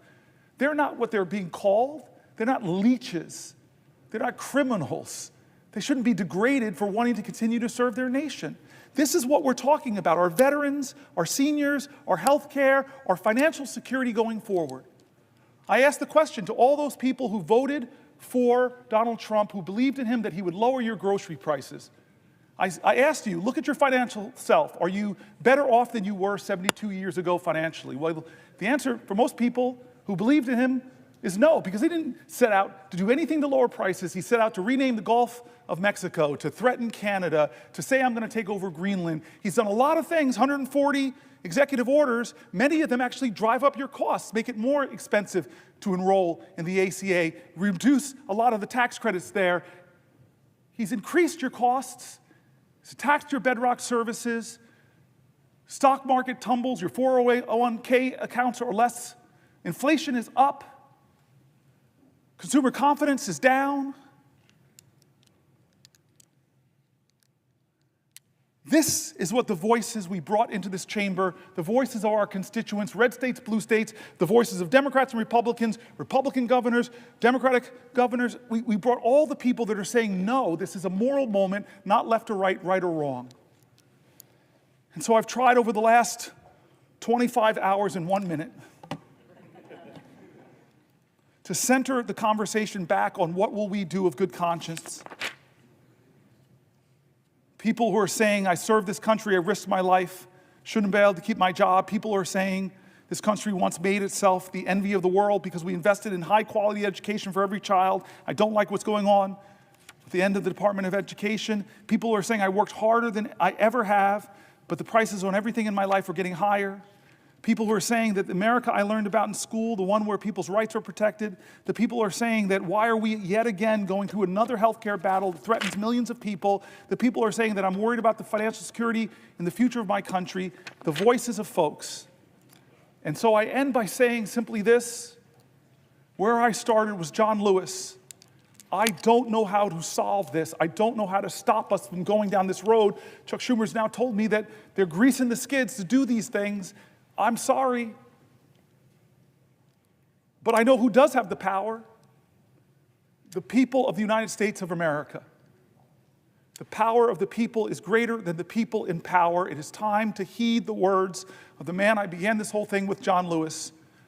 I beg folks to take his example of his early days where he made himself determined to show his love for his country at a time the country didn't love him, to love this country so much, to be such a patriot that he endured beatings savagely on the Edmund Pettus Bridge, at lunch counters, on freedom rides.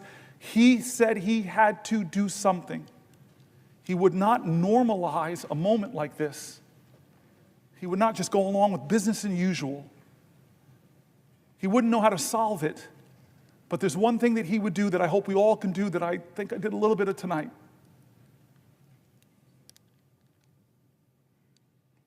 He said for us to go out and cause some good trouble, necessary trouble, to redeem the soul of our nation. I want you to redeem the dream. Let's be bold in America, not demean and degrade Americans, not divide us against each other.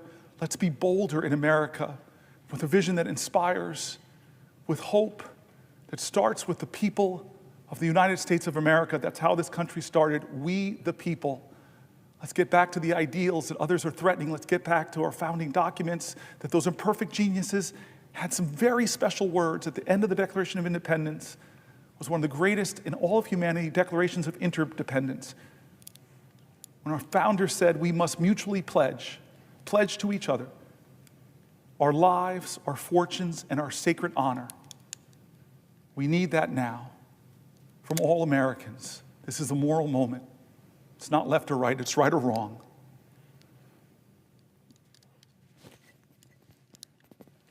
Let's get in good trouble. My friend, Madam President, I yield the floor.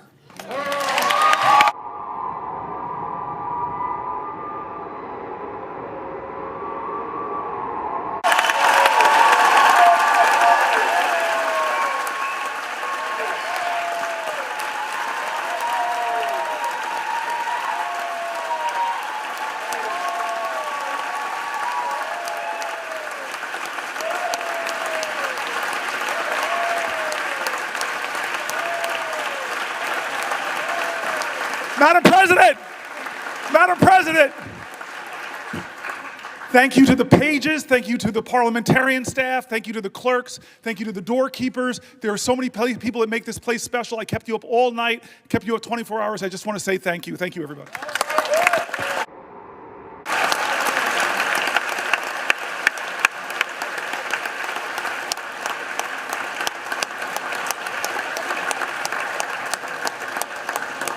Madam President.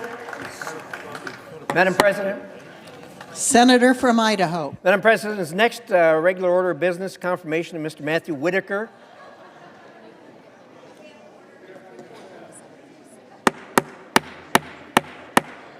Order in the Senate, please. Order in the galleries. Madam President, is the next regular order of business confirmation of Mr. Matthew Whitaker to be ambassador to NATO? So that's the next order of business up. It is. Thank you. I'd ask unanimous consent that myself and the senator from Iowa be permitted to speak each 3 minutes, and immediately upon conclusion of that, we proceed to the vote on the confirmation. Without objection. I yield the floor to the senator from Iowa. There will be order in the Senate. There will be order in the Senate.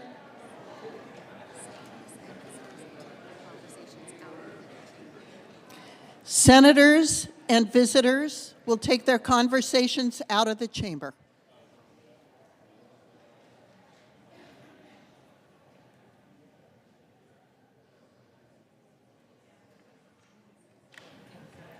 The senator from Idaho. Thank you. Excuse me, Iowa. Thank you, Madam President. And today I rise in support of the confirmation of Matt Whitaker to serve as the next United States ambassador to NATO. Matt is not only a proud Iowan, he is a dedicated public servant, an accomplished leader, a loving father, and a very, very dear friend. Matt was honorably served, he has honorably served our state and our country as the U.S. Attorney for the Southern District of Iowa, in private practice, and most recently as the former Acting Attorney General of the United States. Will the gentlewoman yield? Yes, I will, Madam President. The Senate will be in order. Please, senators, take your conversations off the floor.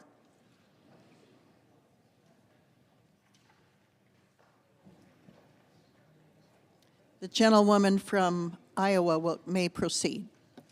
Thank you, Madam President. Matt and I first crossed paths during the 2014 U.S. Senate primary in Iowa. What began as opponents in a race turned into a mutual respect and ultimately a strong friendship. Since 2014, Matt has supported me in countless ways, offering wise counsel and keen insight on the issues facing our state, nation, and our world today. While some may just brush it off as Iowa nice, I believe this is a clear demonstration of Matt's character. He's willing to put differences aside, strengthen relationships, and put our country over politics. Over the last few years, during exchanges with NATO allies, a consistent theme emerged: the need for American leadership, a willingness to speak hard truths and encourage our partners to step up. Matt's experience has prepared him for this aspect of the job. With decades of law enforcement experience and having served as Acting Attorney General, Matt has successfully collaborated across many organizations and jurisdictions. He understands the evolving threats our nation and our allies face, from terrorism to cyber warfare to transnational crime. His experiences navigating complex security challenges will make him an asset to NATO and a force for strengthening our alliances. Matt Whitaker is a principled leader with a proven track record.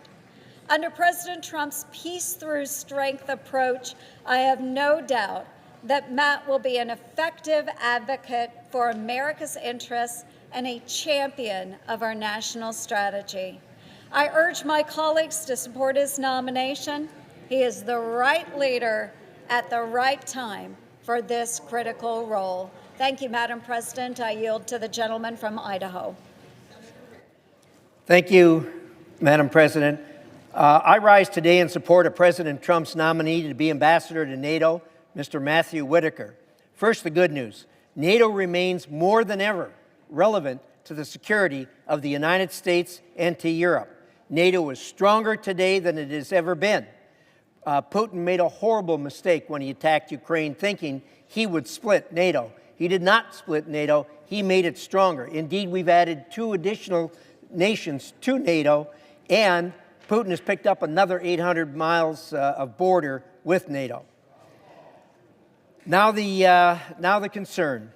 Unfortunately, some NATO members have taken the alliance and America's support of it for granted.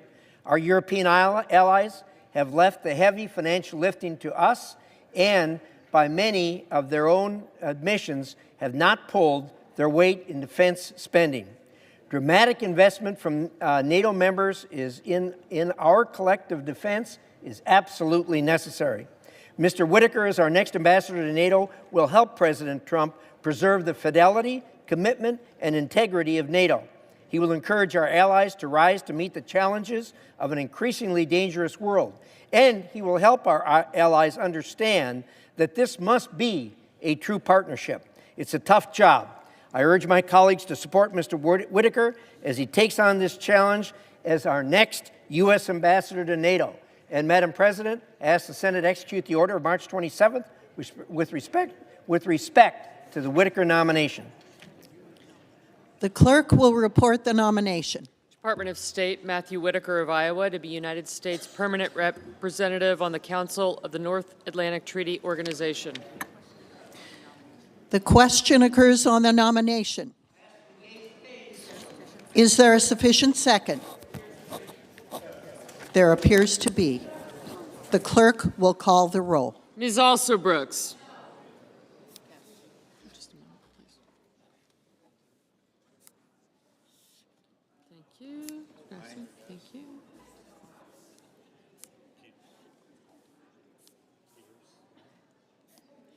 Thank you.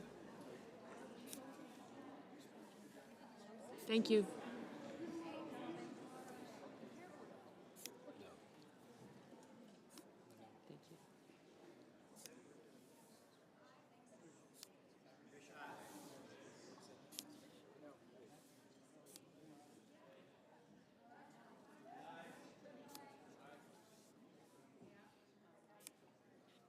Okay, gotcha.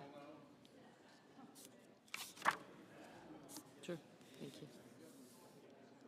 Gotcha, thank you. One. I got you. Excuse me, sorry, Mr. Brasso. Ms. Baldwin. Mr. Banks. Thank you. Just look right.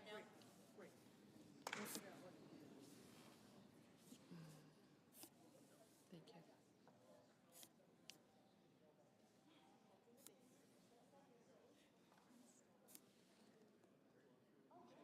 Yeah, I'll get him in a second. Mr. Barrasso, Mr. Bennett, Mrs. Blackburn. Haggerty, Scott, Daines.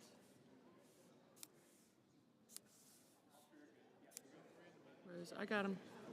I've got other guys. Thank you.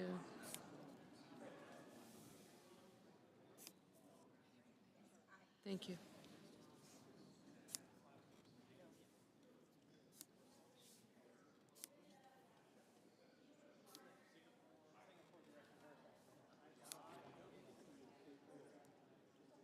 Mr. Blumenthal, Ms. Blunt Rochester.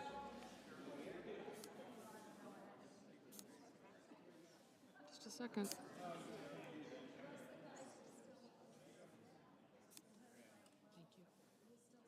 you. You too.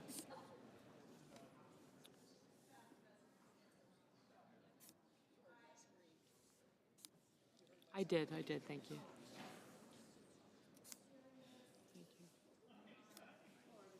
Mr. Booker. Mr. Bozeman. Mrs. Britt.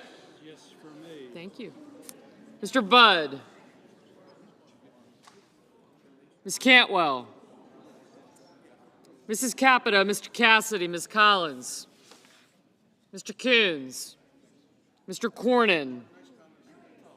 Ms. Cortez Masto. Mr. Cotton. Mr. Kramer, Mr. Crapo, Mr. Cruz, Mr. Curtis, Mr. Daines, Ms. Duckworth, Mr. Durbin, Ms. Ernst, Mr. Fetterman, Mrs. Fisher, Mr. Gallego, Mrs. Gillibrand, Mr. Graham, Mr. Grassley, Mr. Haggerty, Ms. Hassan, Mr. Hawley, Mr. Heinrich, Mr. Hickenlooper, Ms. Hirono, Mr. Hoven, Mr. Husted, Mrs. Hyde-Smith, Mr. Johnson, Mr. Justice, Mr. Kane, Mr. Kelly, Mr. Kennedy, Mr. Kim, Mr. King, Ms. Klobuchar, Mr. Lankford, Mr. Lee,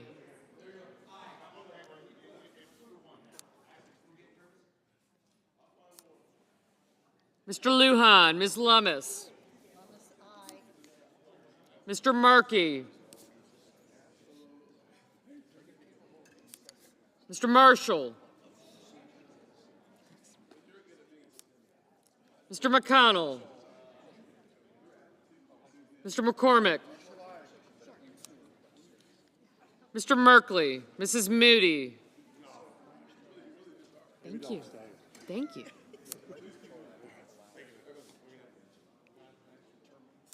I got you. You guys picked out your evening.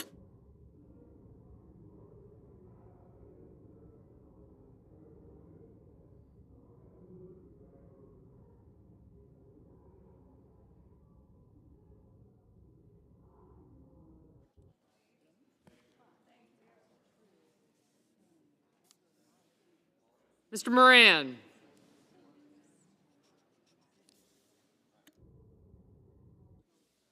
Mr. Marino, Mr. Mullen, Ms. Murkowski, Mr. Murphy, Mrs. Murray, Mr. Ossoff, Mr. Padilla, Mr. Paul, Mr. Peters, Mr. Reed, Mr. Ricketts, Mr. Risch, Ms. Rosen, Mr. Rounds, Mr. Sanders, Mr. Schatz, Mr. Schiff, Mr. Schmidt, Mr. Schumer, Mr. Scott of Florida, Mr. Scott of South Carolina, Mrs. Shaheen, Mr. Sheehy, Ms. Slotkin, Ms. Smith, Mr. Sullivan, Mr. Thune, Mr. Tillis, Mr. Tuberville, Mr. Van Hollen, Mr. Warner, Mr. Warnock, Ms. Warren, Mr. Welch, Mr. Whitehouse, Mr. Wicker, Mr. Wyden, Mr. Young.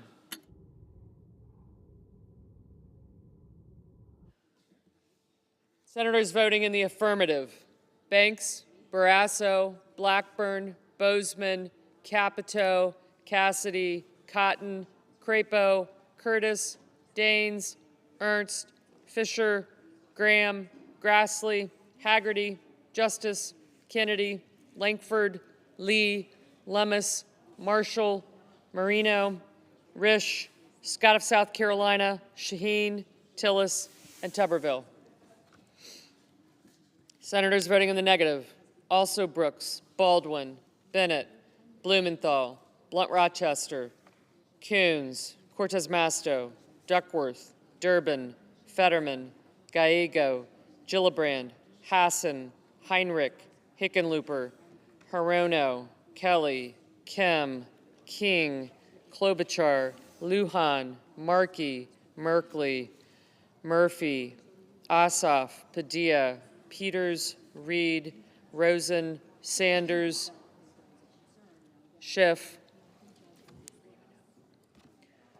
Schumer, Smith, Van Hollen, Warner, Warnock, Warren, Whitehouse, and Wyden.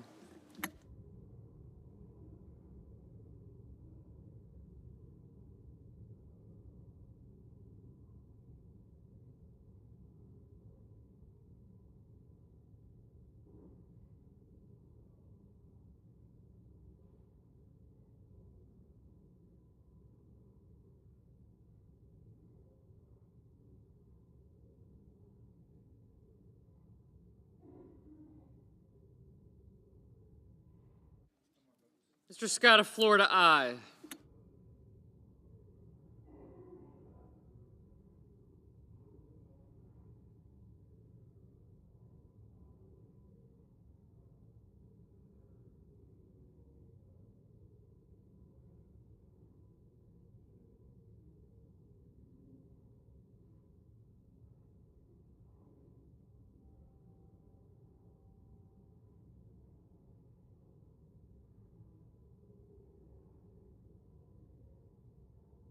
Mr. Welch, no.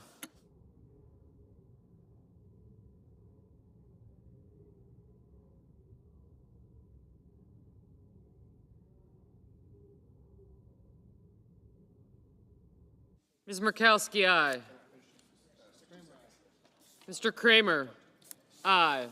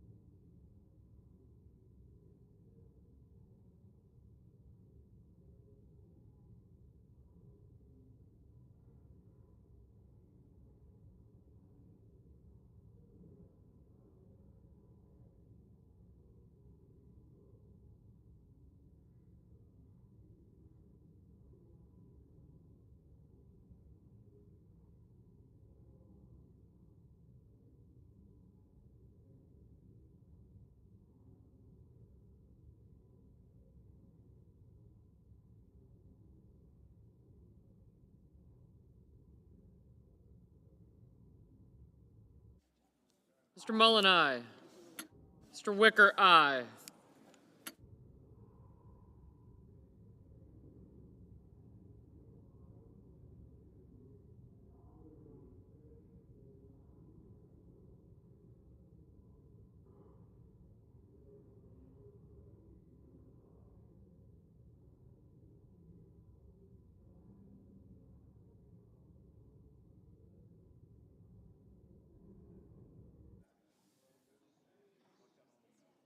Mr. Young, aye.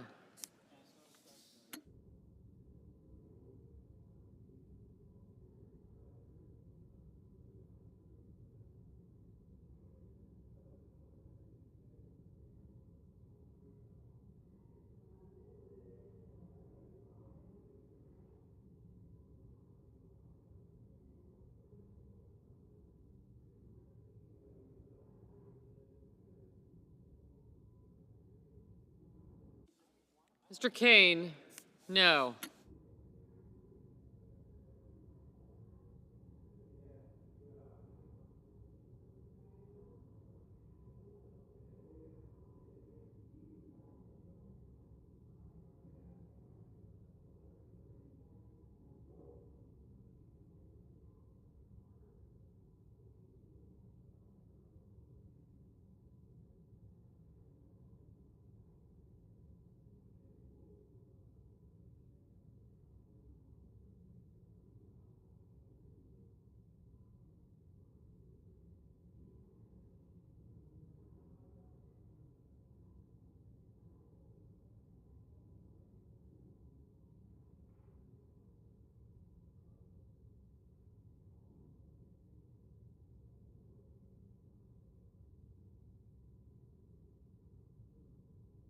Mr. McConnell, aye.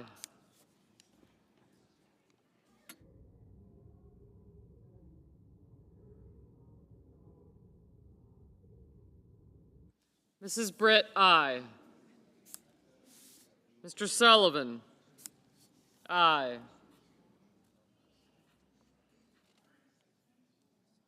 Mr. Booker, no. Ms. Slotkin, no.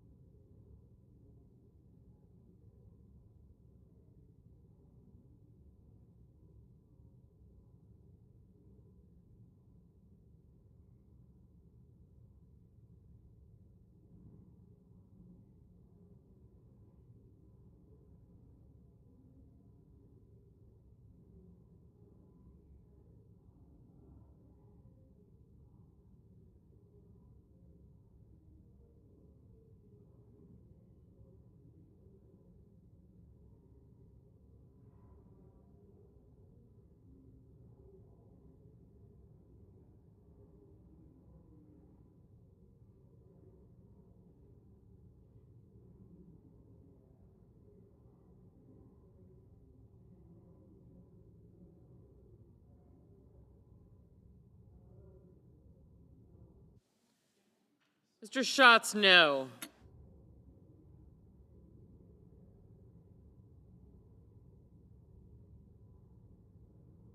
Mr. McCormick, aye.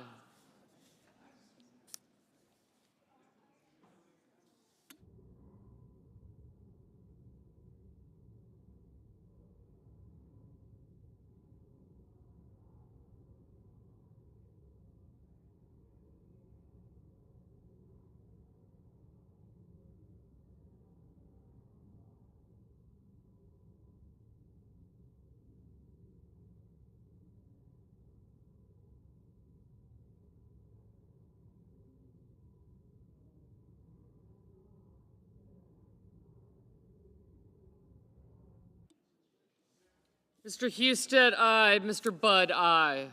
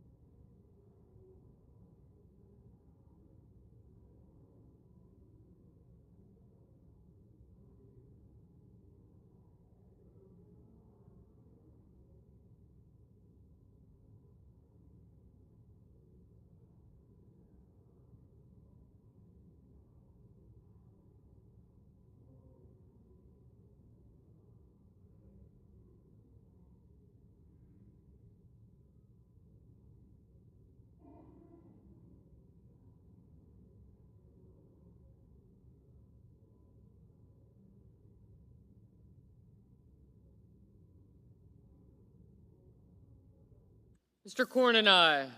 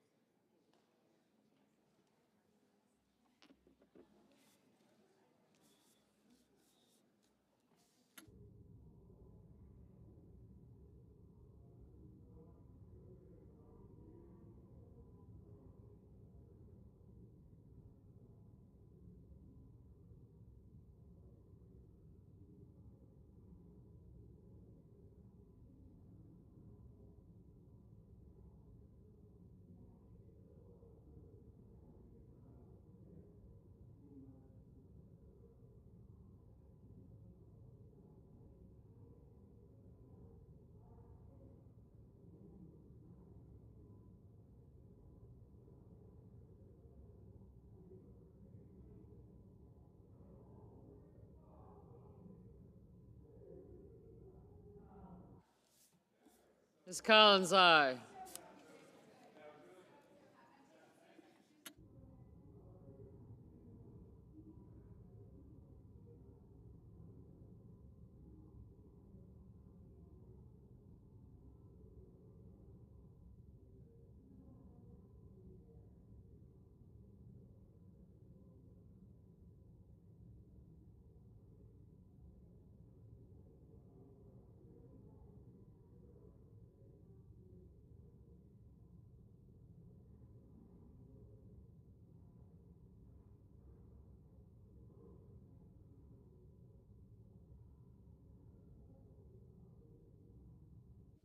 Mr. Johnson, aye.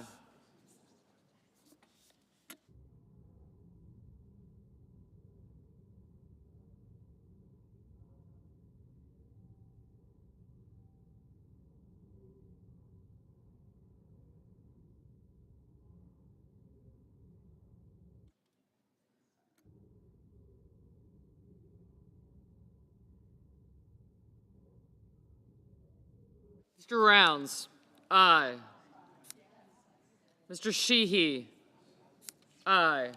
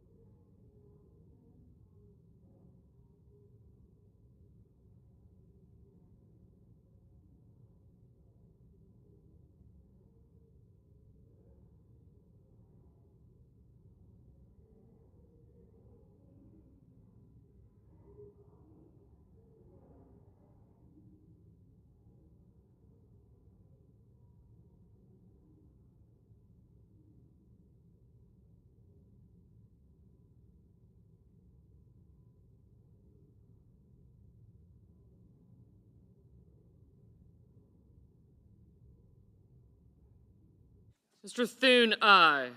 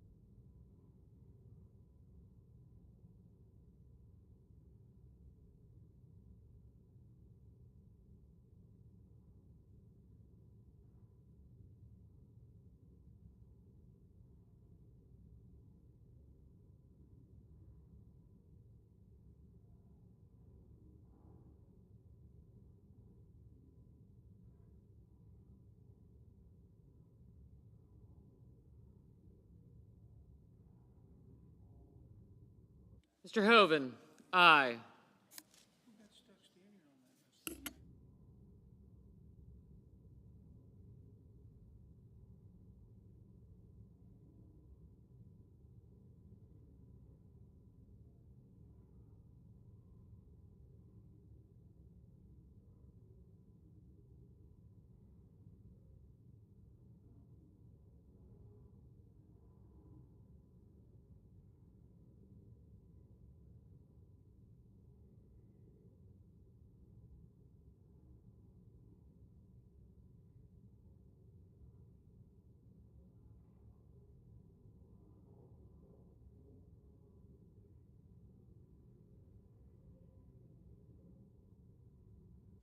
Mrs. Moody, aye.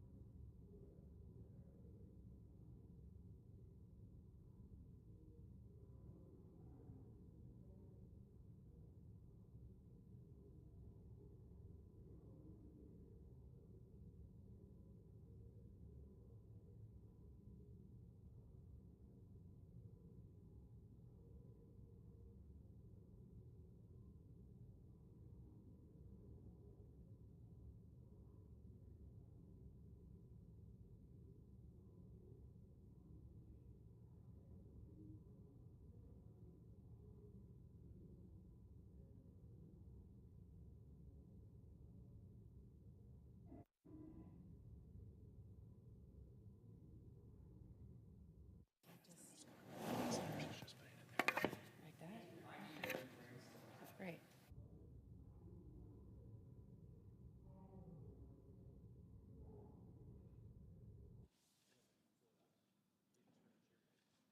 Mr. Moran, aye.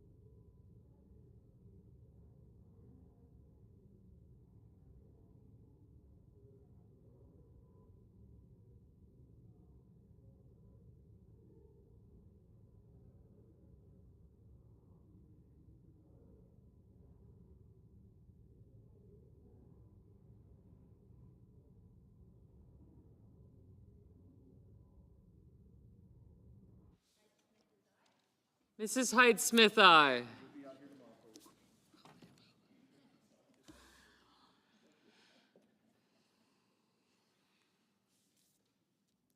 Is Cantwell coming back?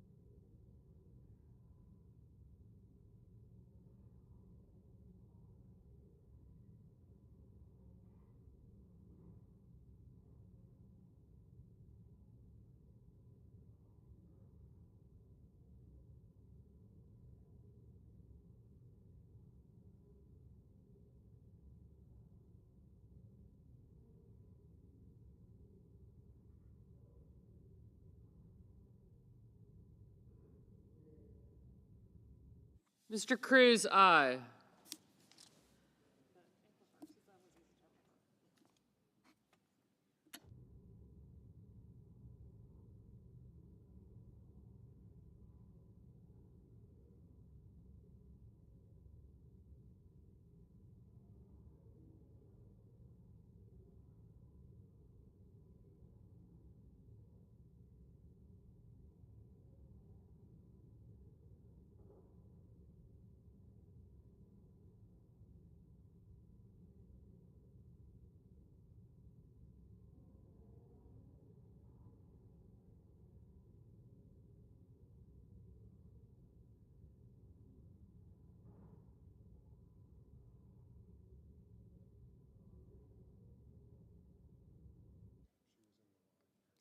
Ms. Cantwell, no.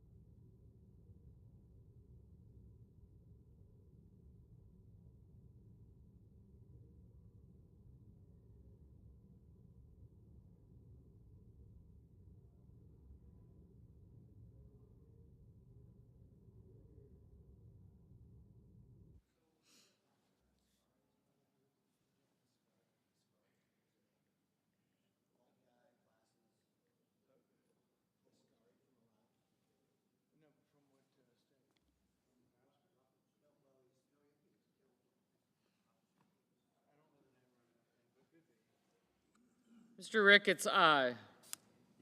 Yes. Mr. Paul, aye.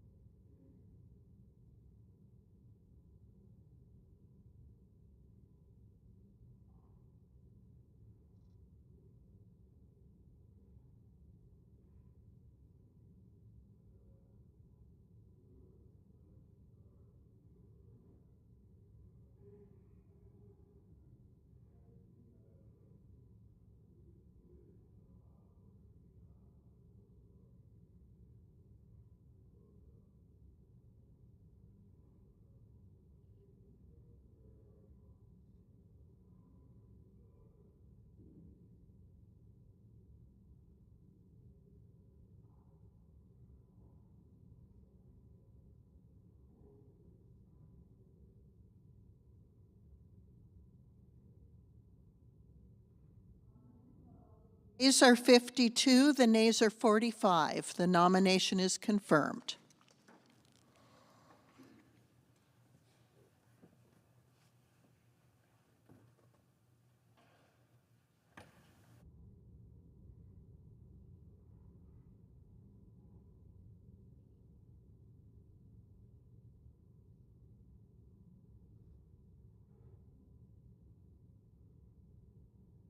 Madam President.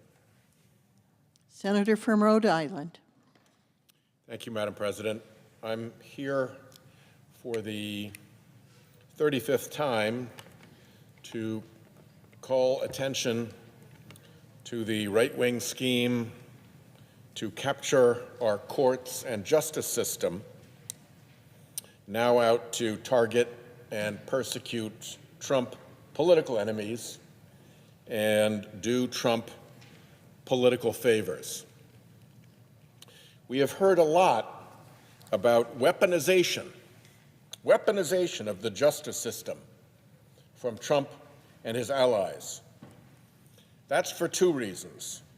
One, it's a handy narrative for Trump and MAGA cronies to paint him as a victim, not a convicted criminal who only dodged proper sentencing and further criminal charges because of sweeping presidential immunity granted by a Supreme Court stacked with right-wing justices he appointed.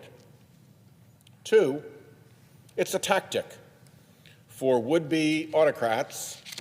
Accusations signal intentions. You accuse the other side of doing what you're plotting, so that when you're caught doing it, you've set it up to look like offsetting penalties. Accusations signal intentions. And sure enough, now there's real weaponization of the justice system unfolding before our eyes. I'm going to take a minute and drill down into one episode. It begins with a climate fund, duly created and appropriated by Congress, maintained after the funds were disbursed at a private bank, and overseen by EPA. But MAGA's dear leader claims, falsely, that climate change is a hoax. That's his catchphrase for the truest things he doesn't like.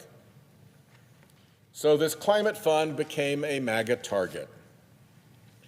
There is a problem, however. The Constitution limits the president's veto power over congressional spending, both with a time limit and the right of Congress to override. And the time limit to veto these funds had been over for years. The funds were properly appropriated back in August 2022, when President Biden signed the Inflation Reduction Act. The grants were awarded in April 2024, giving recipients legal rights to the funds. And then they were distributed to the bank as fiscal agent for the recipients, all in regular order. Enter Trump's corrupt Justice Department through two colossal Trump suck-ups. The acting Deputy Attorney General, Emil Bovee, and Ed Martin, the interim United States Attorney for the District of Columbia. Martin is an activist MAGA type, a lawyer for January 6 attackers, who had criticized this fund even before he was appointed interim. Bovee and Martin cooked up asking Martin's U.S. Attorney's Office to freeze the climate fund by opening a criminal investigation so they could assert that the ongoing investigation justified the freeze. Their problem? They couldn't point to a crime. Oops. The career criminal division chief, an experienced veteran prosecutor at the U.S. Attorney's Office, pointed out that launching a criminal investigation without evidence of a crime, what prosecutors call predication, is a violation of prosecutorial ethics and Department of Justice policy. That warning from the career prosecutors to MAGA Martin, that's red flag 1. But the MAGA U.S. attorney didn't listen to that warning from his career staff. Instead, he demanded that the career criminal chief resign. He forced her out. Well, that's another big red flag. Red flag 2. With the criminal division chief out of the way, Martin still couldn't find one staff prosecutor in his office to pursue the matter. Now, you remember in the Nixon Saturday Night Massacre, they had to fire all the way down to Robert Bork, who became notorious for ultimately doing the dirty deed for Nixon. But here, no Bork, no prosecutor would sign from this big federal prosecution office. That's red flag 3. Martin then proceeded in his own name alone. That's red flag 4. As a former U.S. attorney, I can assure you there is almost always a career attorney's signature on every pleading filed. And bear in mind that Martin is not some rare legal whiz. He'd never spent a single day as a federal prosecutor before he got this gig. And here he was, fumbling around by his lone MAGA self. So no surprise when Martin presented his request to the federal magistrate judge, the judge denied the petition. That's red flag 5. And it's a massive, flapping red flag to anyone who has served in a U.S. attorney's office. Federal prosecutors never want this to happen. So they triple check and backstop every application to ensure that they are ironclad. In my U.S. attorney's office, a federal judge shooting down one of our warrant applications would have set off internal reviews. That should be what's known in the medical field as a never event. It's a shocker, particularly with the U.S. attorney presenting the petition in person. Even that series of disasters didn't stop this scheme. Somebody started shopping the case to other U.S. attorneys' offices, hoping that some other office would try again in a different district. Well, shopping a case around U.S. attorneys' offices after the matter has been shot down in court, that's red flag 6. It seems that no other U.S. attorney's office has been willing to go before any court with this hot mess. But somehow, a federal prosecutor down in Florida ordered Washington-based FBI agents to start questioning EPA employees about the grant program. Well, we're going to find out more about that. But meanwhile, in a related case, a different federal judge blew up the EPA administrator's administrative effort under Trump's executive orders to freeze these funds. and they defended the freeze with the same pretext, that there was fraud that needed to be prevented. Well, the judge asked, tell me about the fraud.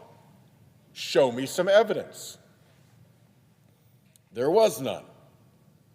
The judge noted in her decision that for all the big talk, the administration could produce, her words, no evidence to support that claim. So a second federal judge shoots down the scheme. We're up to red flag 7.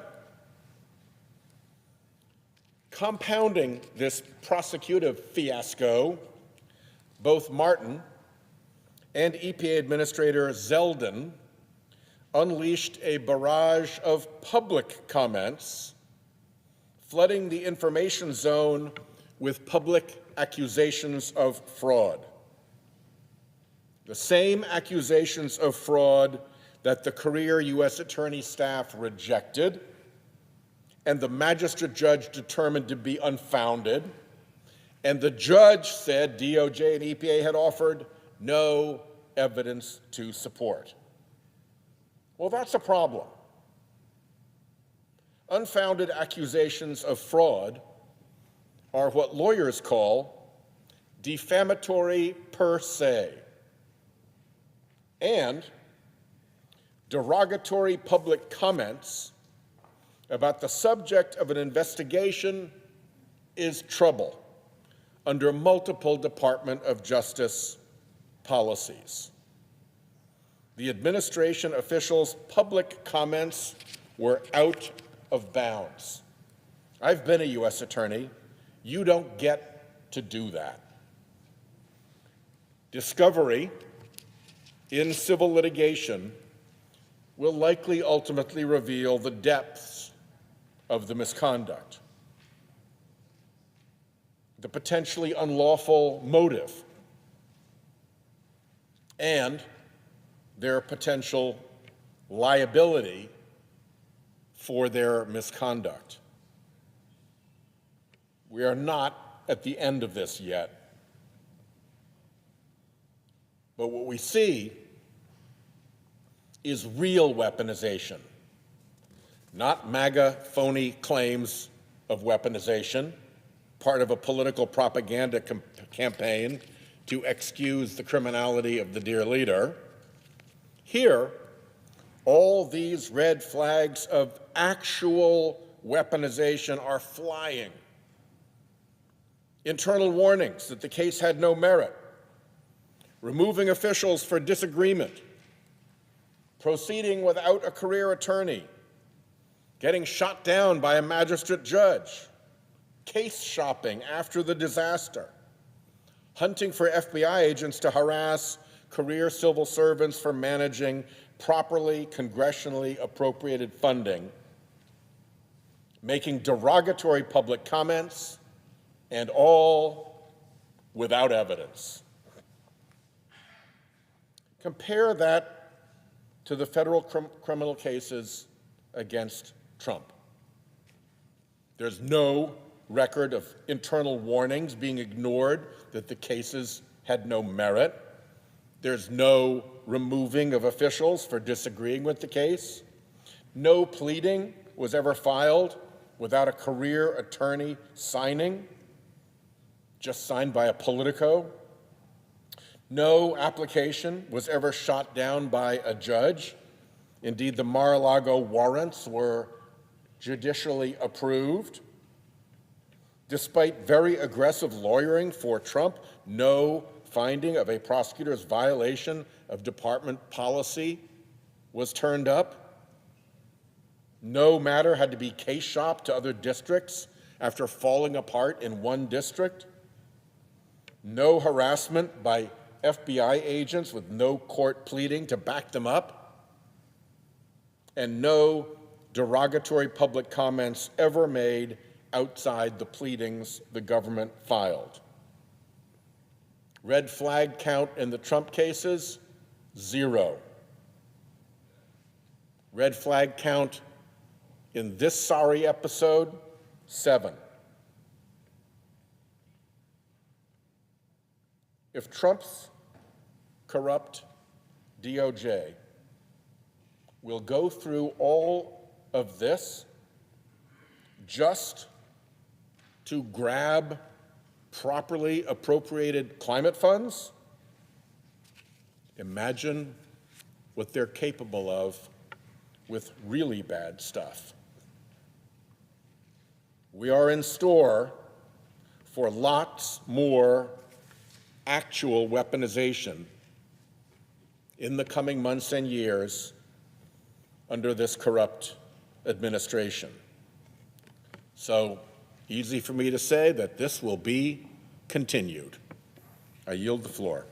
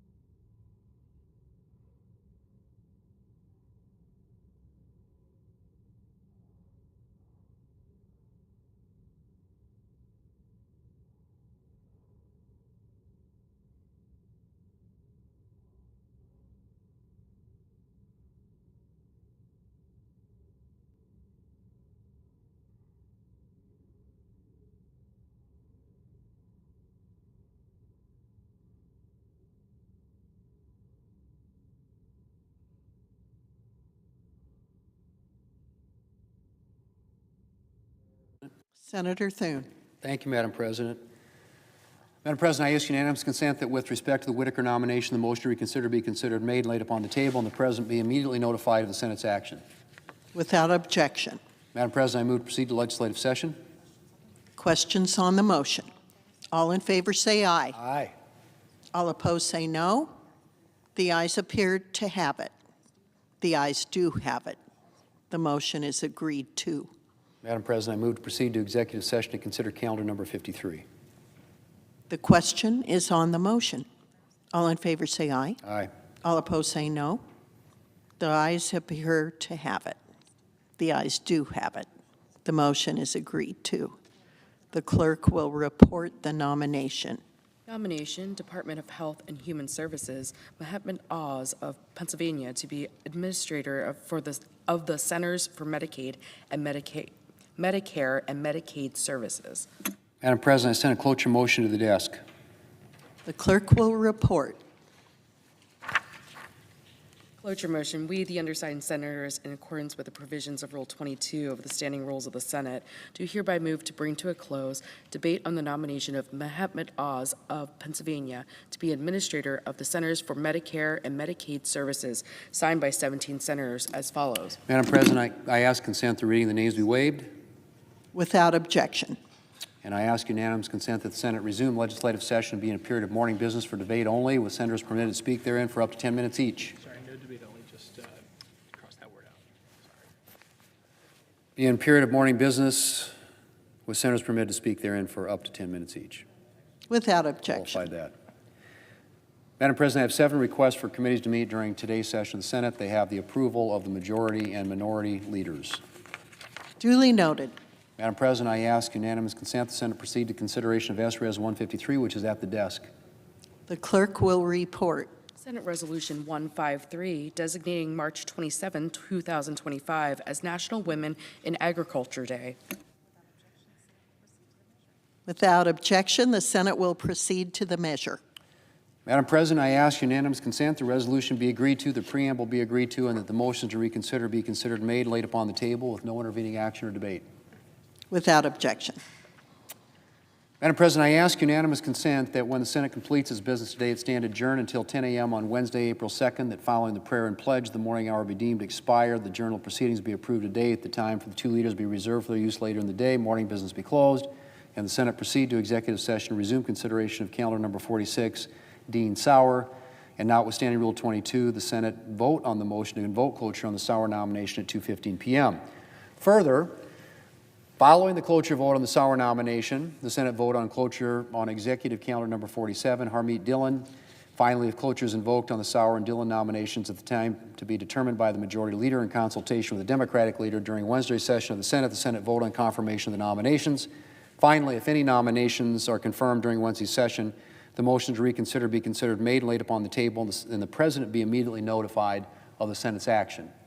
Without objection. Madam President, if there's no further business to come before the Senate, I ask that it stand adjourned under the previous order. The Senate stands adjourned until 10 a.m. tomorrow.